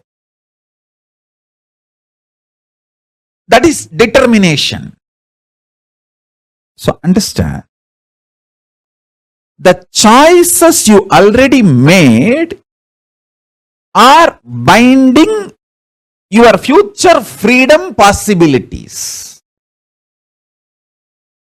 The choices you already made are binding your future possibilities. This is when you feel whether life is free will or predetermined.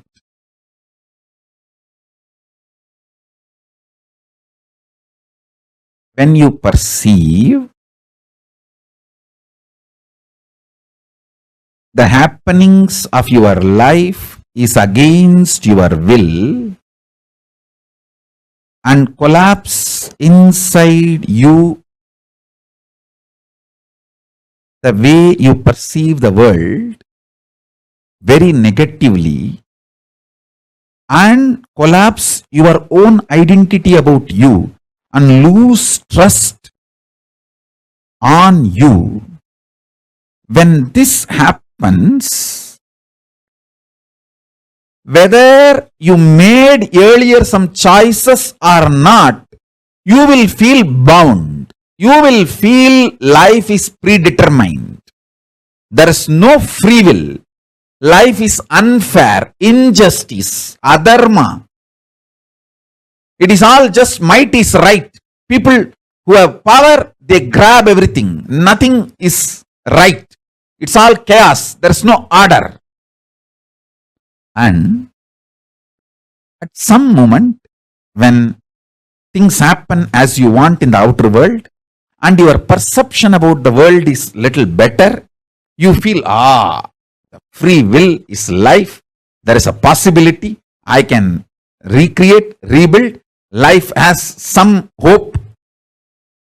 But please understand, both are of truth. Why even the idea of free will is of truth? Because you feel relieved, hope because of outer world happening. But the real truth is, if you decide to cognize the truth, you are Paramashiva, Paramatma, ultimate powerfulness. Understand? Whether life is predetermined or free will, the super determinism is the truth. Answer for the question whether life is free will or predetermined is life is super determinism. Neither predetermined nor free will. It is super determinism. Understand? Empowering yourself with the truth, reality. You are Paramashiva. You are the ultimate Paramatma. And from that truth, reality, making your perception about life, and with that strength of your subjective truth about yourself and your subjective experience about the world, impacting the world, the reality is super determinism. This is the real way of existing. This is what I call freedom. Freedom is not choices. Freedom is manifesting the reality you want to manifest. Listen.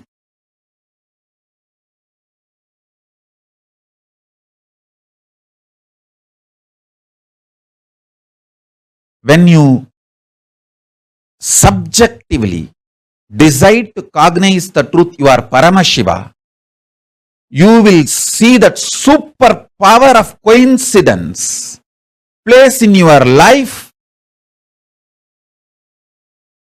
and you manifest super determinism. I give you two methods for you to achieve the super determinism. One, deciding to cognize you are Paramashiva, because that is the truth. That's the truth.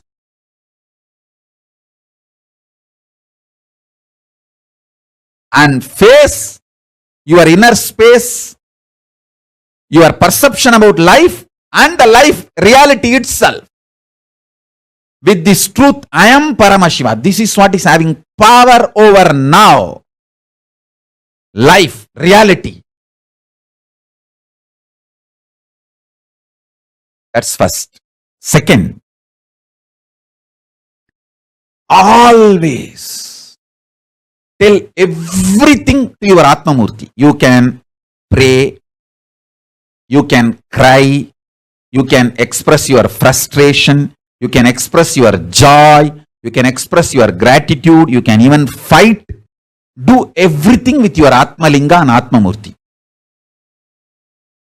Everything. Continuously talking to your Atmalinga and Atmamurti will give you the power to manifest what you want. Shakti. And Buddhi to change wherever you need to change. Above all, Bhakti, the romantic existence with cosmos. You will get all three. Constantly talk to Atmalinga and Atmamurti. Listen. Take these two as the method to achieve super determinism. One,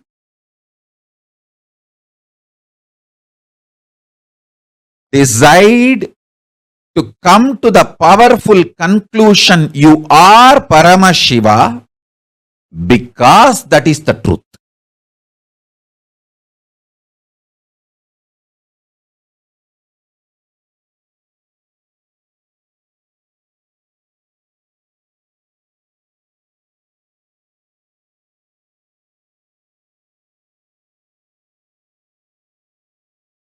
Om Paramashivoham.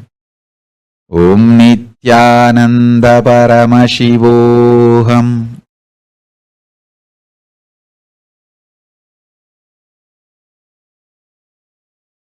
Second, continuously talk to Atmalinga or Atmamurti. You can offer your prayers, you can talk even casual things, you can express your love, gratitude, even anger, you can fight, you can express your frustration, you can do anything you want.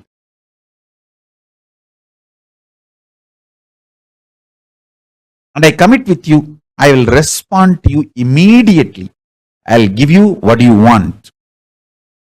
Shakti, to manifest your life as you want. Buddhi, intelligence to alter. If at all you need to alter somewhere your wants for your greater, better, complete life.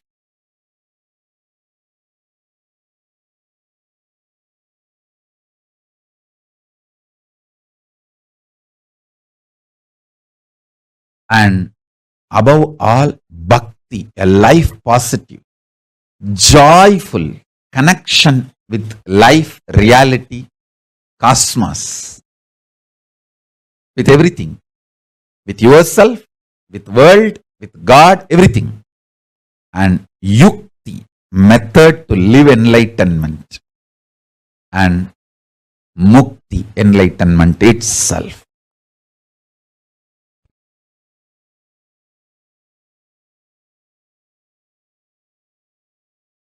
true experience is when you decide you are Paramashiva, you get power over the now, present. The power over the present gives you the liberation from all these four different theories, theologies, philosophies, rational arguments, ideas, concepts. You experience tremendous powerfulness subjectively. Because of that powerfulness subjectively, the state of Paramashiva, that's what I call state of Paramashiva. Your subjective experience about the object also powerfulness, Parameshwara. Understand? I want to express these three words. Your subjective experience of your subject, your subjective experience of the object, and the object, reality as it is. Understand these three words. Your subjective experience of your subject, yourself, your subjective experience of the object, world, and the world, the object itself. In these three, if you empower the subjective experience of your subject with truth, that truth makes your subjective experience of the object also powerful. When this two component of you becomes powerful, it impacts the object and makes what you want to manifest as life. This is the experiential reality of super determinism. Everything else is a delusion, false. You cheating yourself, you deluding yourself with any kind of argument. No, what Swamiji says is the ultimate truth, but not for me now. Even that. Whether you are ready to understand or not, sun is going to shine and wind is going to blow. Everything is going to happen as it is. This truth which I described now,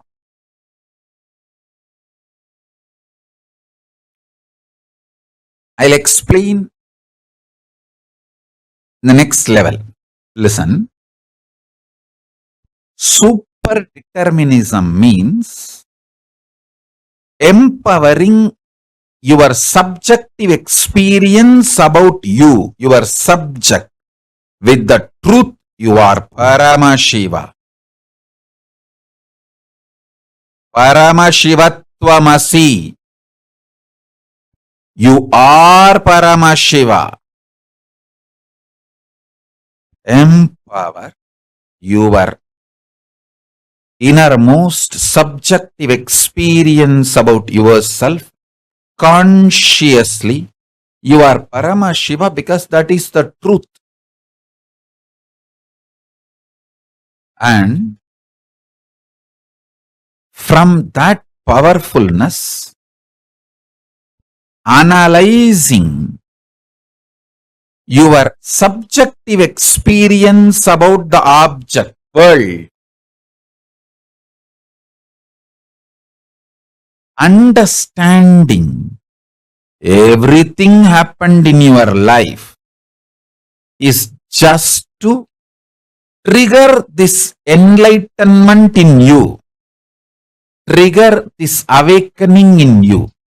Even the grahas, there is no graha, bad graha.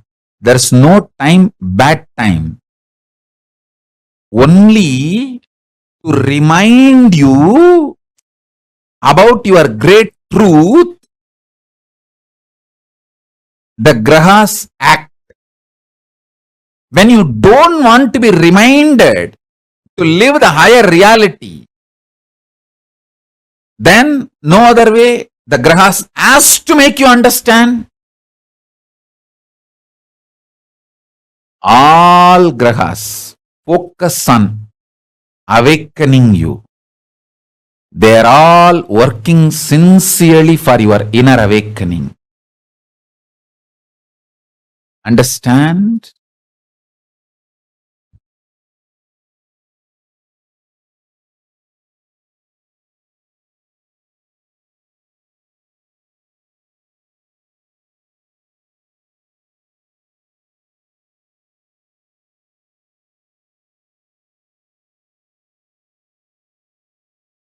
Hey, listen.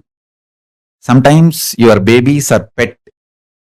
They go into kind of a trance mood when they listen to my satsang and just they settle down. You may be thinking they are sleeping. Even if you think they are sleeping, don't wake them up. It is okay. Just let them. Because they sincerely, intensely listen. If you are pregnant, the baby inside your womb listens to me sincerely. And the babies who sit in the satsang, they go to a kind of the trance, turiya space, and just melt down. You may be thinking they are sleeping. Even if you think they are sleeping, don't disturb them. Allow them to sleep. It's okay. I tell you, even the pets, when they come and sit for satsang and they just fall asleep, don't think they are falling asleep. Even if you think they are falling asleep, don't disturb them. They are in a trance. I can see very clearly in how many places that initiation is happening.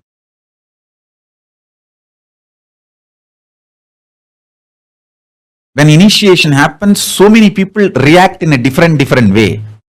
Babies go into the trance of turiya. So all of you, allow this initiation to happen inside you and to everyone around you. If you have pets and kids, get them to satsang. Even if they sleep during the satsang, don't worry. Let them be there. Because these great truths, they get inside the system and become bio-memory. It becomes just bio-memory. Listen. Now listen to the next truth. See, whenever the objective reality impacts your subjective experience about the object and damages your subjective experience about the object, that damage, when it gets overloaded, impacts your subjective experience about the subject itself. That is what I call you gaslighting yourself. Nobody gaslights us. Understand? Nobody can gaslight unless we allow the gaslighting. Whether gaslighting or enlightening, it's your responsibility. You allowed gaslighting of the society. So allow my enlightening.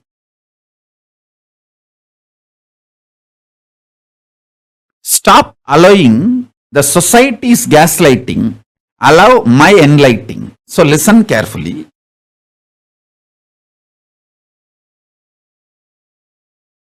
Subjective experience of the object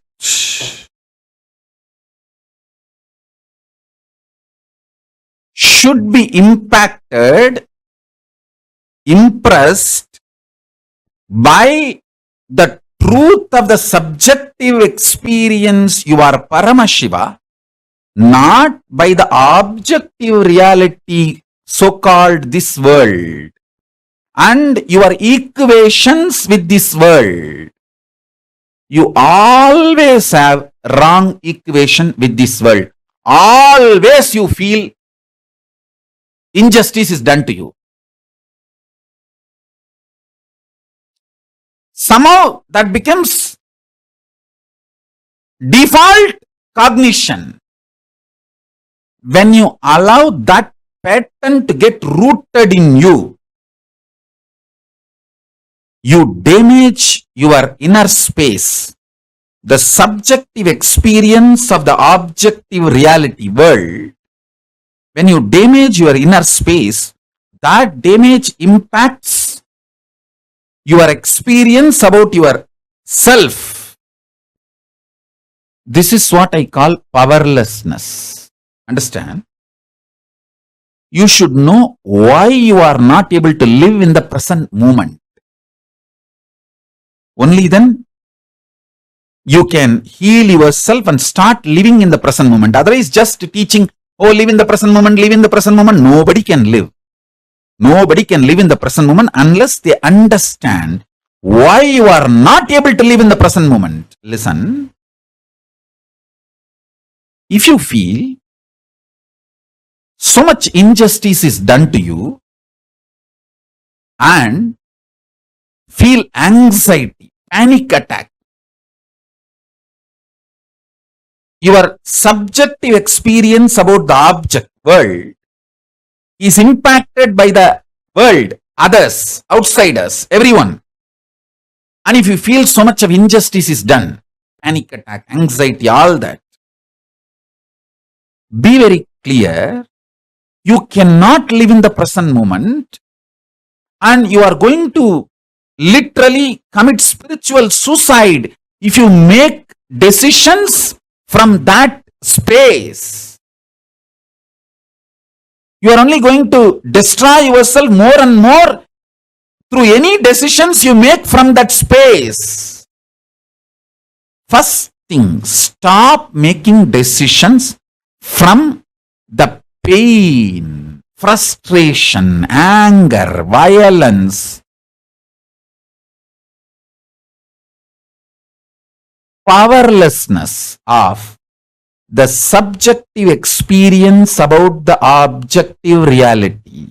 Listen to that. Listen to this truth. More and more decisions you make out of the painful inner space, deluded inner space, the inner space which is hurt by the outer world, the inner space which you allowed to be hurt by the outer world, with the idea there is injustice done to you, or the subjective reality impacted by the objective reality, the objective world, due to sometimes you blame an individual person, or sometimes you blame a situation, sometimes you blame the ecosystem, sometimes you blame the whole world. Whoever you may find, blame or not blame, sometimes you will even blame yourself. Even that is wrong. Blaming yourself is not something cute. No.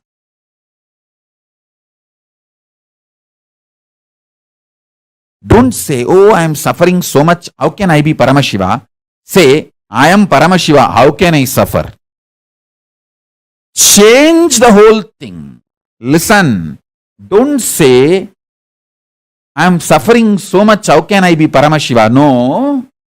Say, I am Paramashiva. That is the truth. How can I suffer? Let truth empower your experience about you and empower your experience about the object.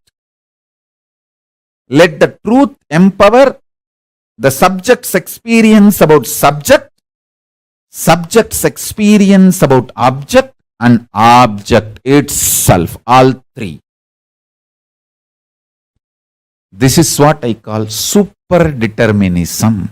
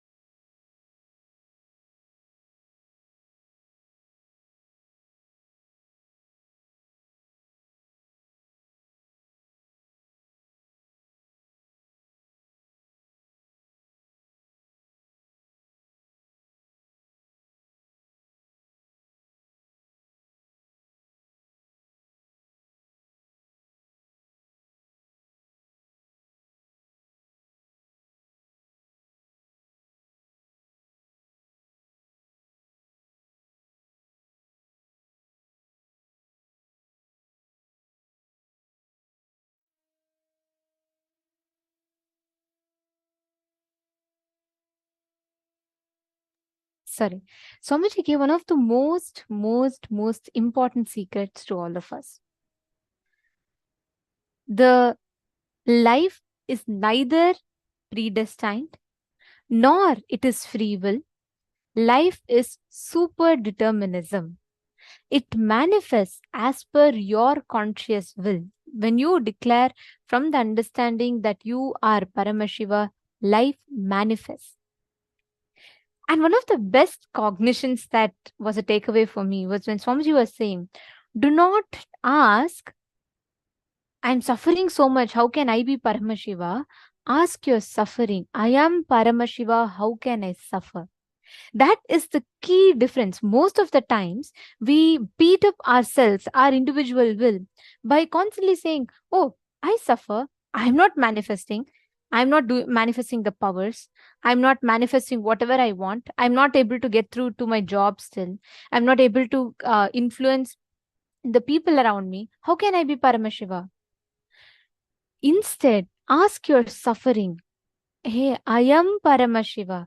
Whether it is my experience or not, Swamiji told I am Paramashiva, which means I am Paramashiva. How can I suffer? Asking your problem. Swamiji gives this as a formula. One of the best formulas for life is this. Do not show Swamiji how big your patterns are. Show your patterns how big Swamiji is. Do not try to convince saying, oh, Swamiji, you don't know Swamiji, anyone can be liberated, but not me. I have done too many things, too many sins, and there is too much of load in me, and I can't handle this, I can't handle that. Do not show Swamiji how big your problems are. Show Swamiji, show your pattern how big Swamiji is. Show your problems that who is Paramashiva. That is the key difference. One of the most important aspects. This is the key for success. This is the key for super determinism. We all constantly chase behind. We say, whenever we fail in things, what do we say? We say, oh God, this is how it was all meant to be. I think this was destiny. I can't do it anything. Call it fate. Whenever you're successful, we would like to take the credit for it. So we say, okay, something I did, something has worked out well this time. But life is neither free will, nor it is fate. Life is super determinism, and that is the key. If we just understand this one secret, we will just catch the essence. How many of you are understanding this? How many of you clicked with this? Can I request you all to post in the chat? How many of you understood? How many of you clicked with this? Life is neither free will nor super determinism. And can I request each of you to post what exactly is your understanding?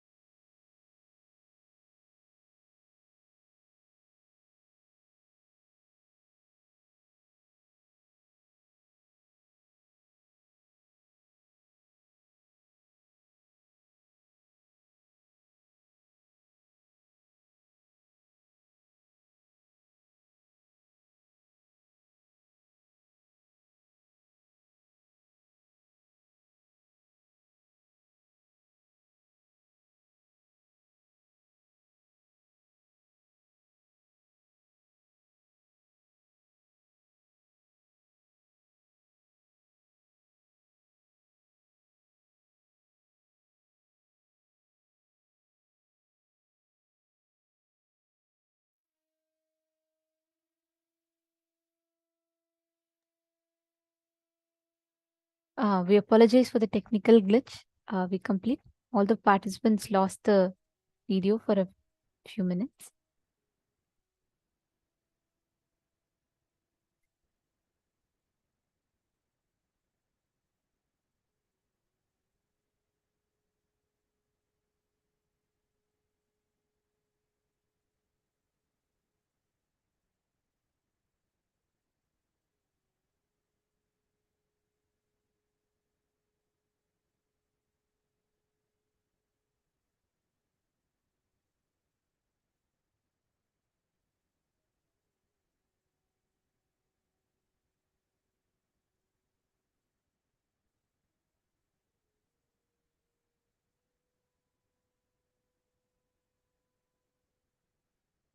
We apologize for the technical glitch for all the participants and hope all of you are able to see us and hear us clearly now.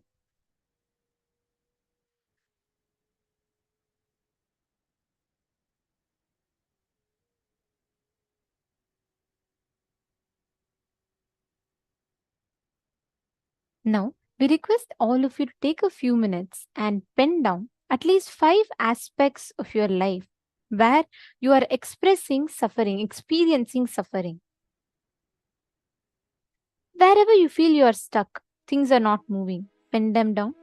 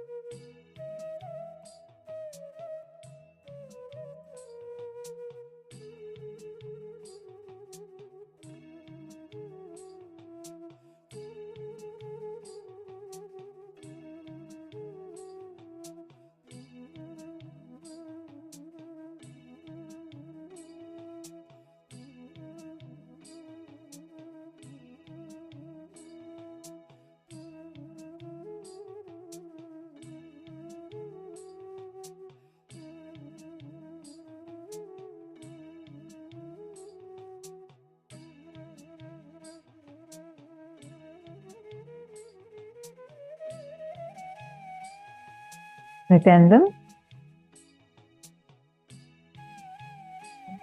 So hope all of you have written down.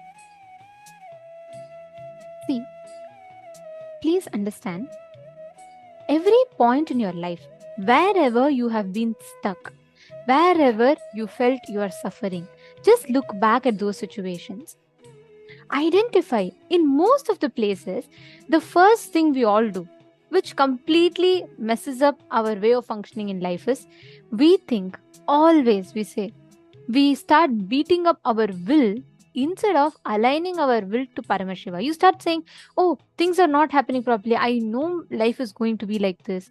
I know things are not going to work. This is what God wants for me. We start talking, we start beating up our will. We start showing the Paramashiva in us how big the patterns are instead of showing the patterns how big Swamiji is. Every time in your life you've been stuck, all of you have written down the situations where you have been stuck and you've suffered, right? Just look back. In all those situations, you keep telling that yourself that, hey, this is so big, I can't deal with it. I am not capable. This is how it is going to be. You constantly keep bringing that suffering in your inner space. That is exactly where, that's the exact point where you start putting yourself in delusion. You start believing you are not Paramashiva. You stop manifesting the experience that you are Paramashiva. Are you all catching it? Are you all understanding? If you just apply this one truth in life, super determinism, life is neither free will, it is predetermined. It is super determinism. Everywhere you make a declaration that you are Paramashiva, you will manifest it. One very important thing for us to understand here is how the subjective experience of ourselves will impact the subjective experience of the subject and the objective experience of the object, subjective experience of the reality. Where how the cognitions we carry about ourselves actually has a direct impact of seeing the reality, the way we understand, the way we perceive, and that is what impacts the reality itself. Superdeterminism is where, by you cognizing you are Paramashiva, from the cognition that you are Paramashiva, you cognizing how Paramashiva will see life. Seeing life like that, and with that subjective experience of yourself as Paramashiva impacting the reality, is superdeterminism. Understand? Usually we do the other way around. We let outside what's happening to impact us, inside us.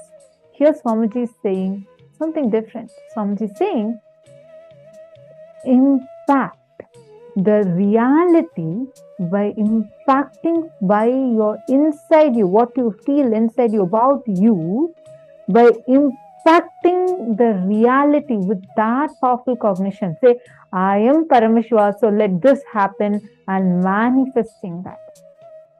That is using super determinism in your life. You establishing yourself in super determinism whenever you have some high, like you feel like everything is happening the way you want. We claim that, okay, everything is as per our free will. It's our individual will. That's why, look, whatever I want, I'm able to do it. But when it does not happen the way we want it, we're like, this is not going to work for me. I don't think this is going to work out. How many of you are able to see this in your life? How many of you are able to see that many times whenever you're in your high, meaning like things are happening, everything is as per you want, you feel happy, you feel like, yeah, everything is as per my will, I can do it. But suddenly something like an accident happens. Something that you did not foresee has happened. Something unprecedented has happened to you. Immediately, all that confidence just collapses. You remember your past incompletions. You feel like, yes, I was right the other day. I knew all this is only temporary. If I'm happy, how many of you had this habit that You're happy for a period of time. You're enjoying. Suddenly you remember, oh God, I'm enjoying too much. Probably I'm going to have a really bad time coming ahead next. Who all have this feeling? Just wave your hands.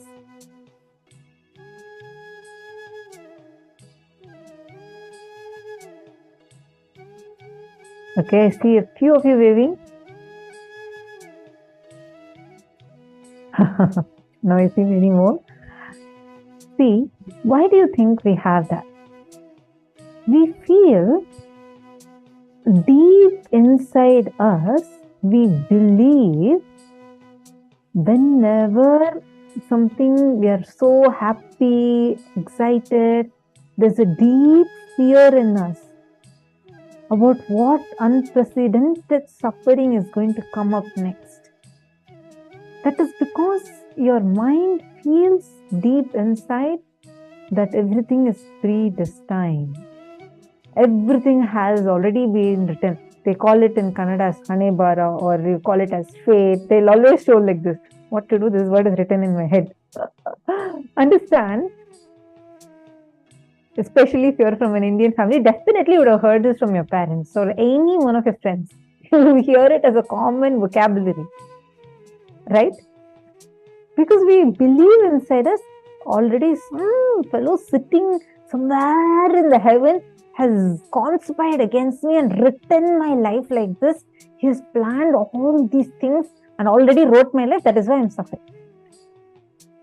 And you blame the poor God and put all the blame on him. And whenever you feel you're successful, you say, I did it.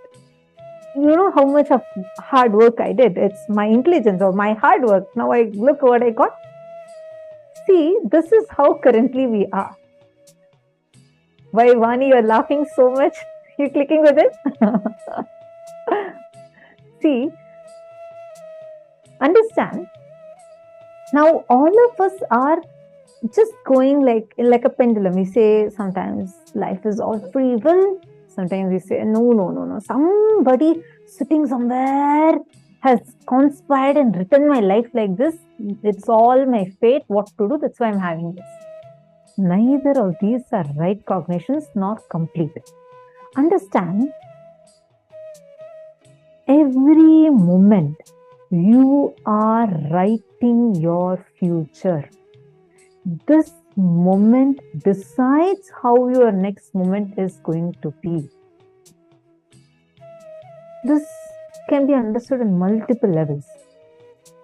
But one thing you need to understand, Swamiji does not stop us just at this one. Swamiji goes even deeper. Swamiji says,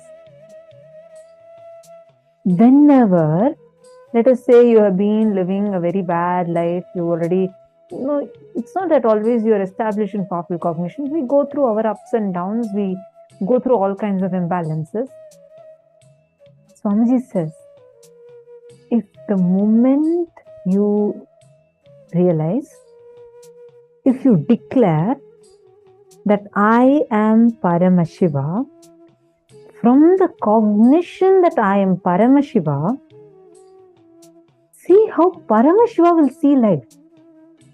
Listen, Swamiji is not saying just declare.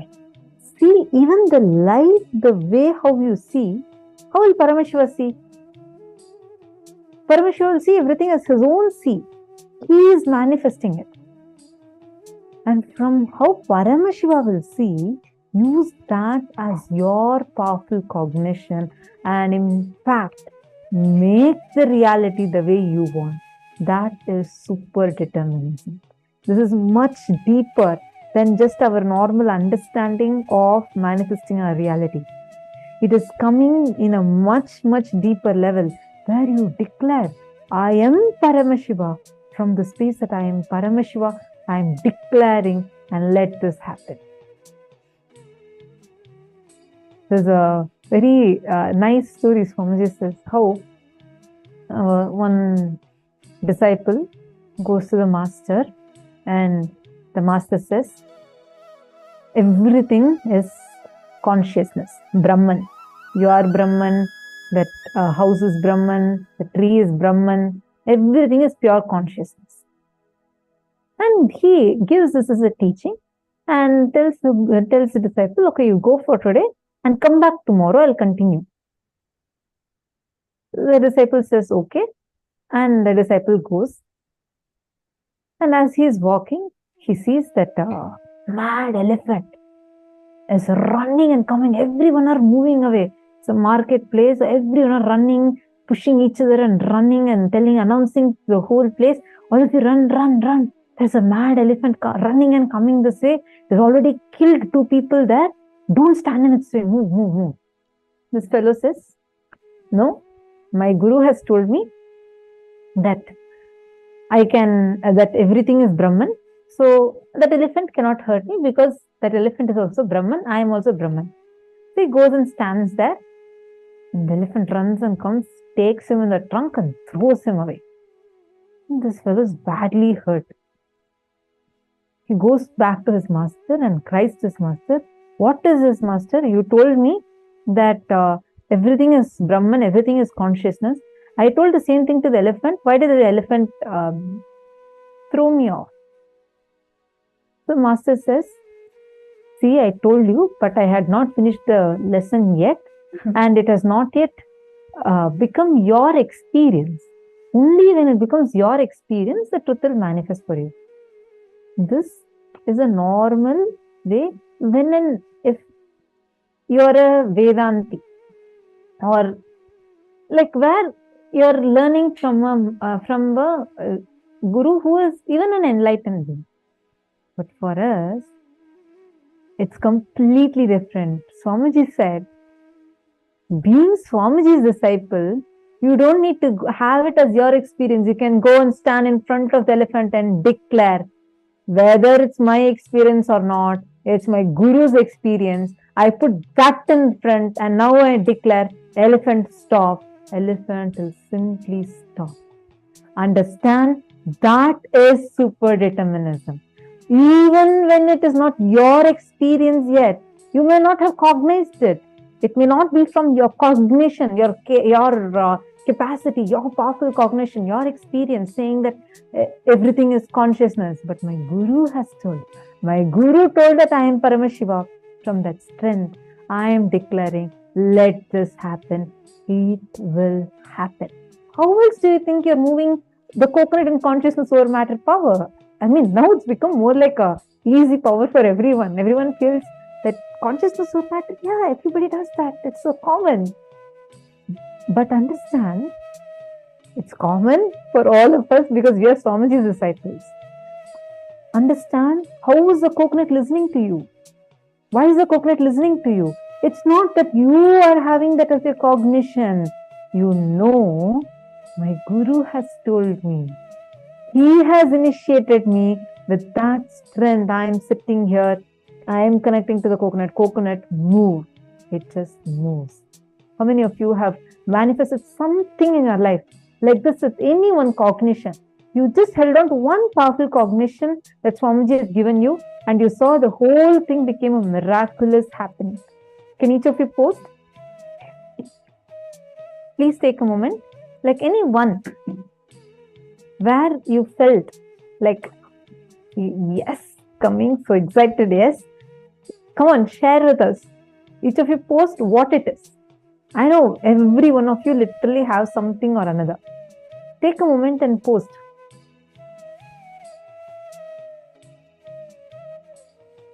Any one thing, where like a miracle, just by a declaration you were able to manifest it. Actually, Swamiji tells this is what is called as the Nithyanandite way of thinking, which means even if it is just mechanically, just declare. Even if it is just something that's mechanically happening, declare. You will see the kind of an impact it will have in your inner space. Because whether it is your experience or not, by the power of your declaration, the reality will manifest. Because what you are deriving from is Swamiji's experience, putting his Atma Pramana as your Sakshi Pramana and standing there will make it your Pratyaksha Pramana. It will make it your experience. So just understand this one simple truth. you will know what exact experience you can have. If you just catch this one truth, this will give you all the inspiration, everything that you need for you to manifest that reality. And Swamiji calls this only as self-drive. See, when you have this as a cognition, right, you don't need motivation, inspiration, anything from outside. It will be your experience. And because it is your experience, you will manifest it. Because you are declaring, you will manifest it. That is the power, that is the strength of making a declaration from your inner space. When you think like this, when you think whether it is my experience or not, I am not waiting for it. I know it is Swamiji's experience and he told me, and because he told me, that is a reality for me.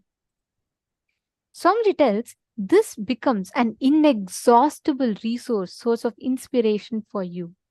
And when this starts driving you, that is called self-drive, where you're not dependent on any external resource for inspiring you. Let us now listen further from Swamiji on what is self-drive.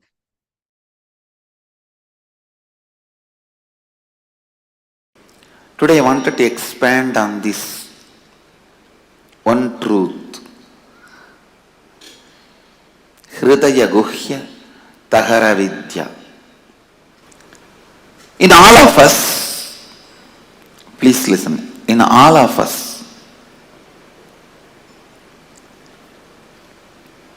there is a strong cognition which is spontaneous for us, which forms the core of our heart, core of our being.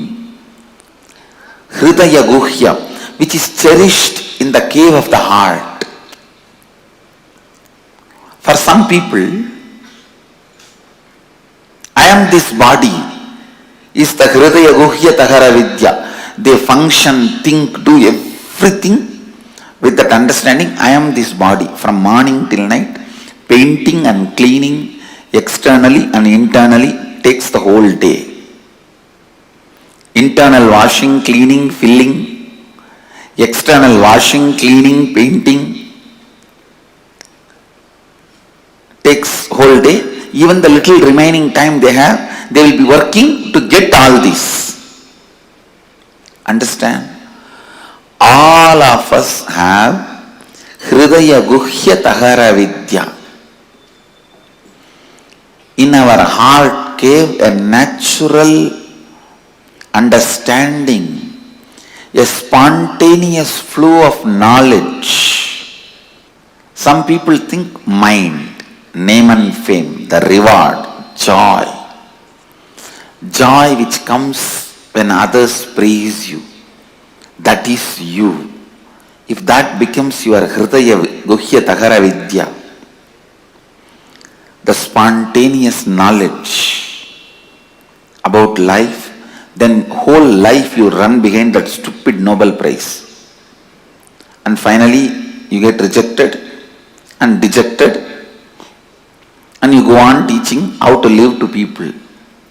You need to understand what actually your Hridaya Guhya, in the heart cave, you think as your spontaneous cognition about inner image, outer image, life image and others image. Spontaneously what do you think? Understand? Spontaneously what you understand. Spontaneously what you carry. I wanted every one of you to know, spontaneously what you carry is what you brought from the past birth. That is what you brought from the past births. My Hridaya Vidya, Hridaya Guhya Tahara Vidya,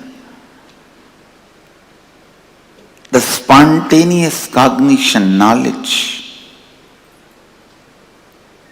I brought in my heart cave is completely aligned to all these four images.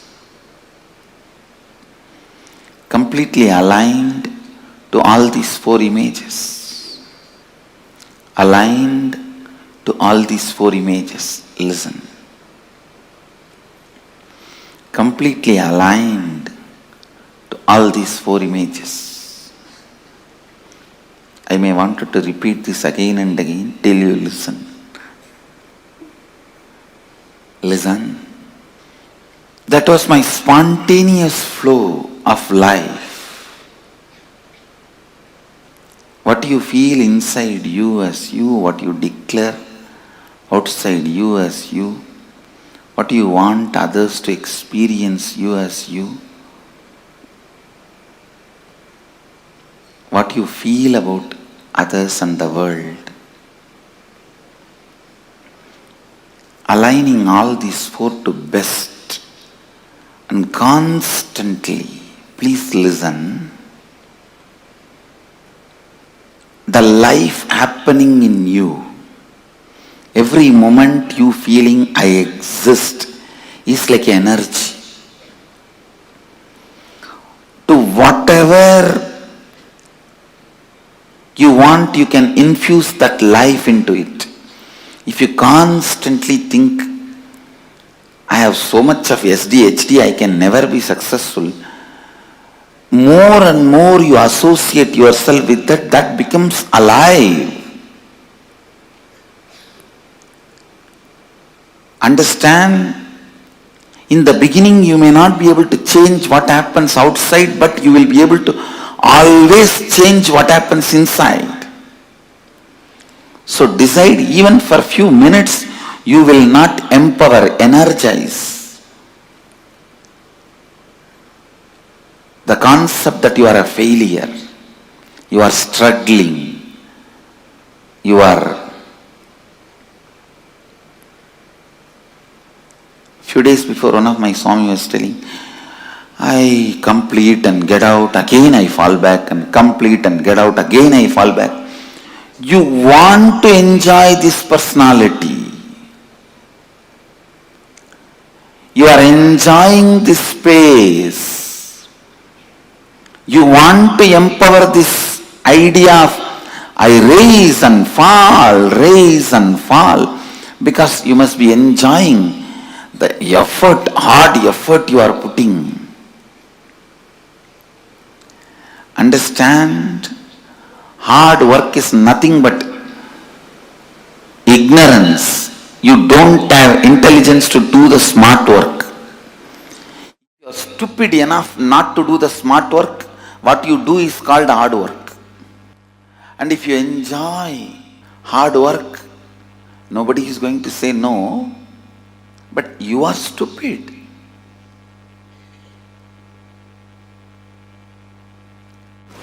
Why will you complete yourself and then come out again, fall into the same ditch and complete yourself and come out?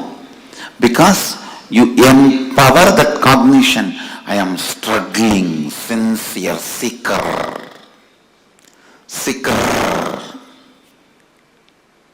Because you set a standard to yourself. Long ago, at least I will be a good seeker. Whether I achieve it or not, who knows? I don't think I can achieve. That and all is not possible for me. But I'll be a good seeker. And maybe that is the way you will try to get others' attention. See, I am struggling and coming out. But stupid thing, nobody is ready to listen to your struggle. Understand? How much ever you try to decorate your struggle, nobody is ready to listen to your struggle unless you win the game. Only when you win the game, your struggles are garlanded, respected, worshipped. Your struggles by itself has no respect. So decide to win the game now. See, every moment your life empowers some cognition. Either, see, all these different cognitions. I am struggling. I can't achieve it. I can achieve it. I have achieved it. All these are just various cognitions, various balloons. You can fill the gas in any balloon. Your life is the gas. You can fill the gas in any balloon. Why do you want to waste your gas into the stupid balloon? I am struggling. Complete it. Get rid of it. I have achieved. Fill the balloon of I have achieved. Then what is the qualifications of achieved? Person who has achieved? Always be aligned. This aligning, I wanted to expand on this little deeper. Morning when you wake up, just ask yourself, an authentic person who lives Advaita, how he will wake up? He will just wake up like Mahadeva and bless the world. How he will shower himself, clean himself gracefully. What he will do next? Whatever I am doing, is it aligned to my identity which I want to build as my inner image, which I want to show as outer image, the other's image and life image, which I want to take the responsibility for? This aligning, the moment you decide, yes, this action has to be done if I want to have this outer image. After that, no conflict, no question of conflict, no question of contradiction, no question of anything else. No question of conflict, no question of contradiction, no question of anything else. In all of your life, what you want to build, clearly decide now and always align your actions to it. That is what is spiritual practice. In my case, I came with what I want, all these four clearly, and always my actions were aligned to it. That is why I claim born enlightened. Understand? The Hridaya Guhya Tahara Vidya was very clear.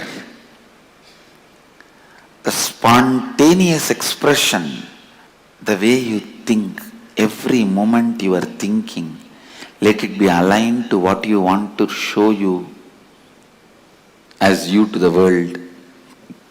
What do you want to feel you as you to you? What do you want others to feel you as you? What do you want to feel as world? Again and again and again align yourself to that authenticity. The best inner image you want to have, best outer image you want to have, best others image you want to have, best life image you want to have. How much ever you think it is difficult, it is achievable. Be very clear. The idea of your difficulty is nothing but your SDHD. See, the mirage water need not be drained for your car to go in the road. The summertime, noon, mid-noon, you will see the mirage water in the road. It literally looks like a large water body in the middle of the road. Do you need to bring big motor pumps, pipe and drain the water for your car to drive? No. You just need to understand it is illusion and drive. Same way, your SDHD, You don't need to be struggling with it. You just need to know it is your SDHD and drive. I tell you, anything can be given up in the life. Anything can be lost. Not one thing. That is self-driving motivation.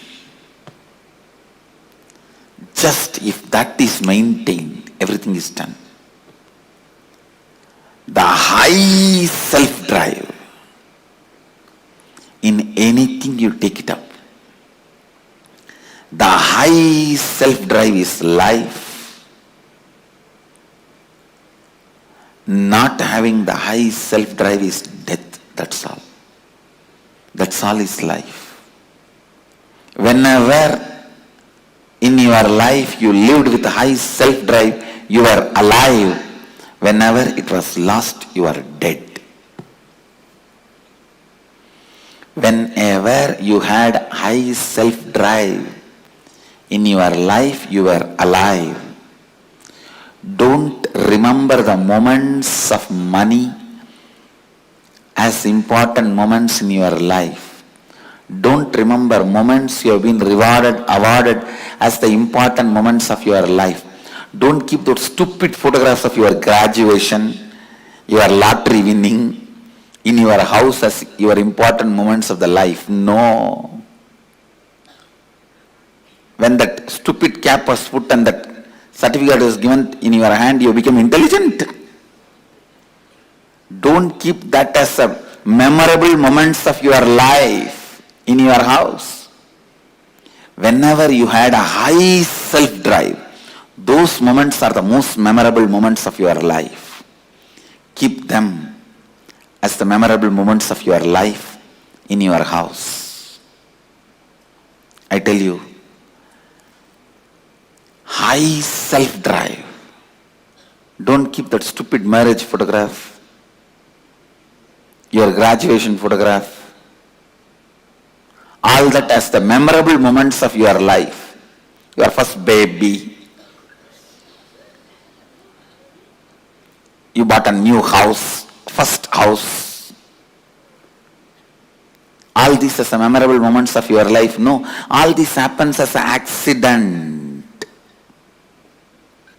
The high self-inspired drive moments you had in your life, those moments, memories of those moments, achievements of those moments, it might have been as simple as you took the lawn mower and mowed your whole house, whole lawn.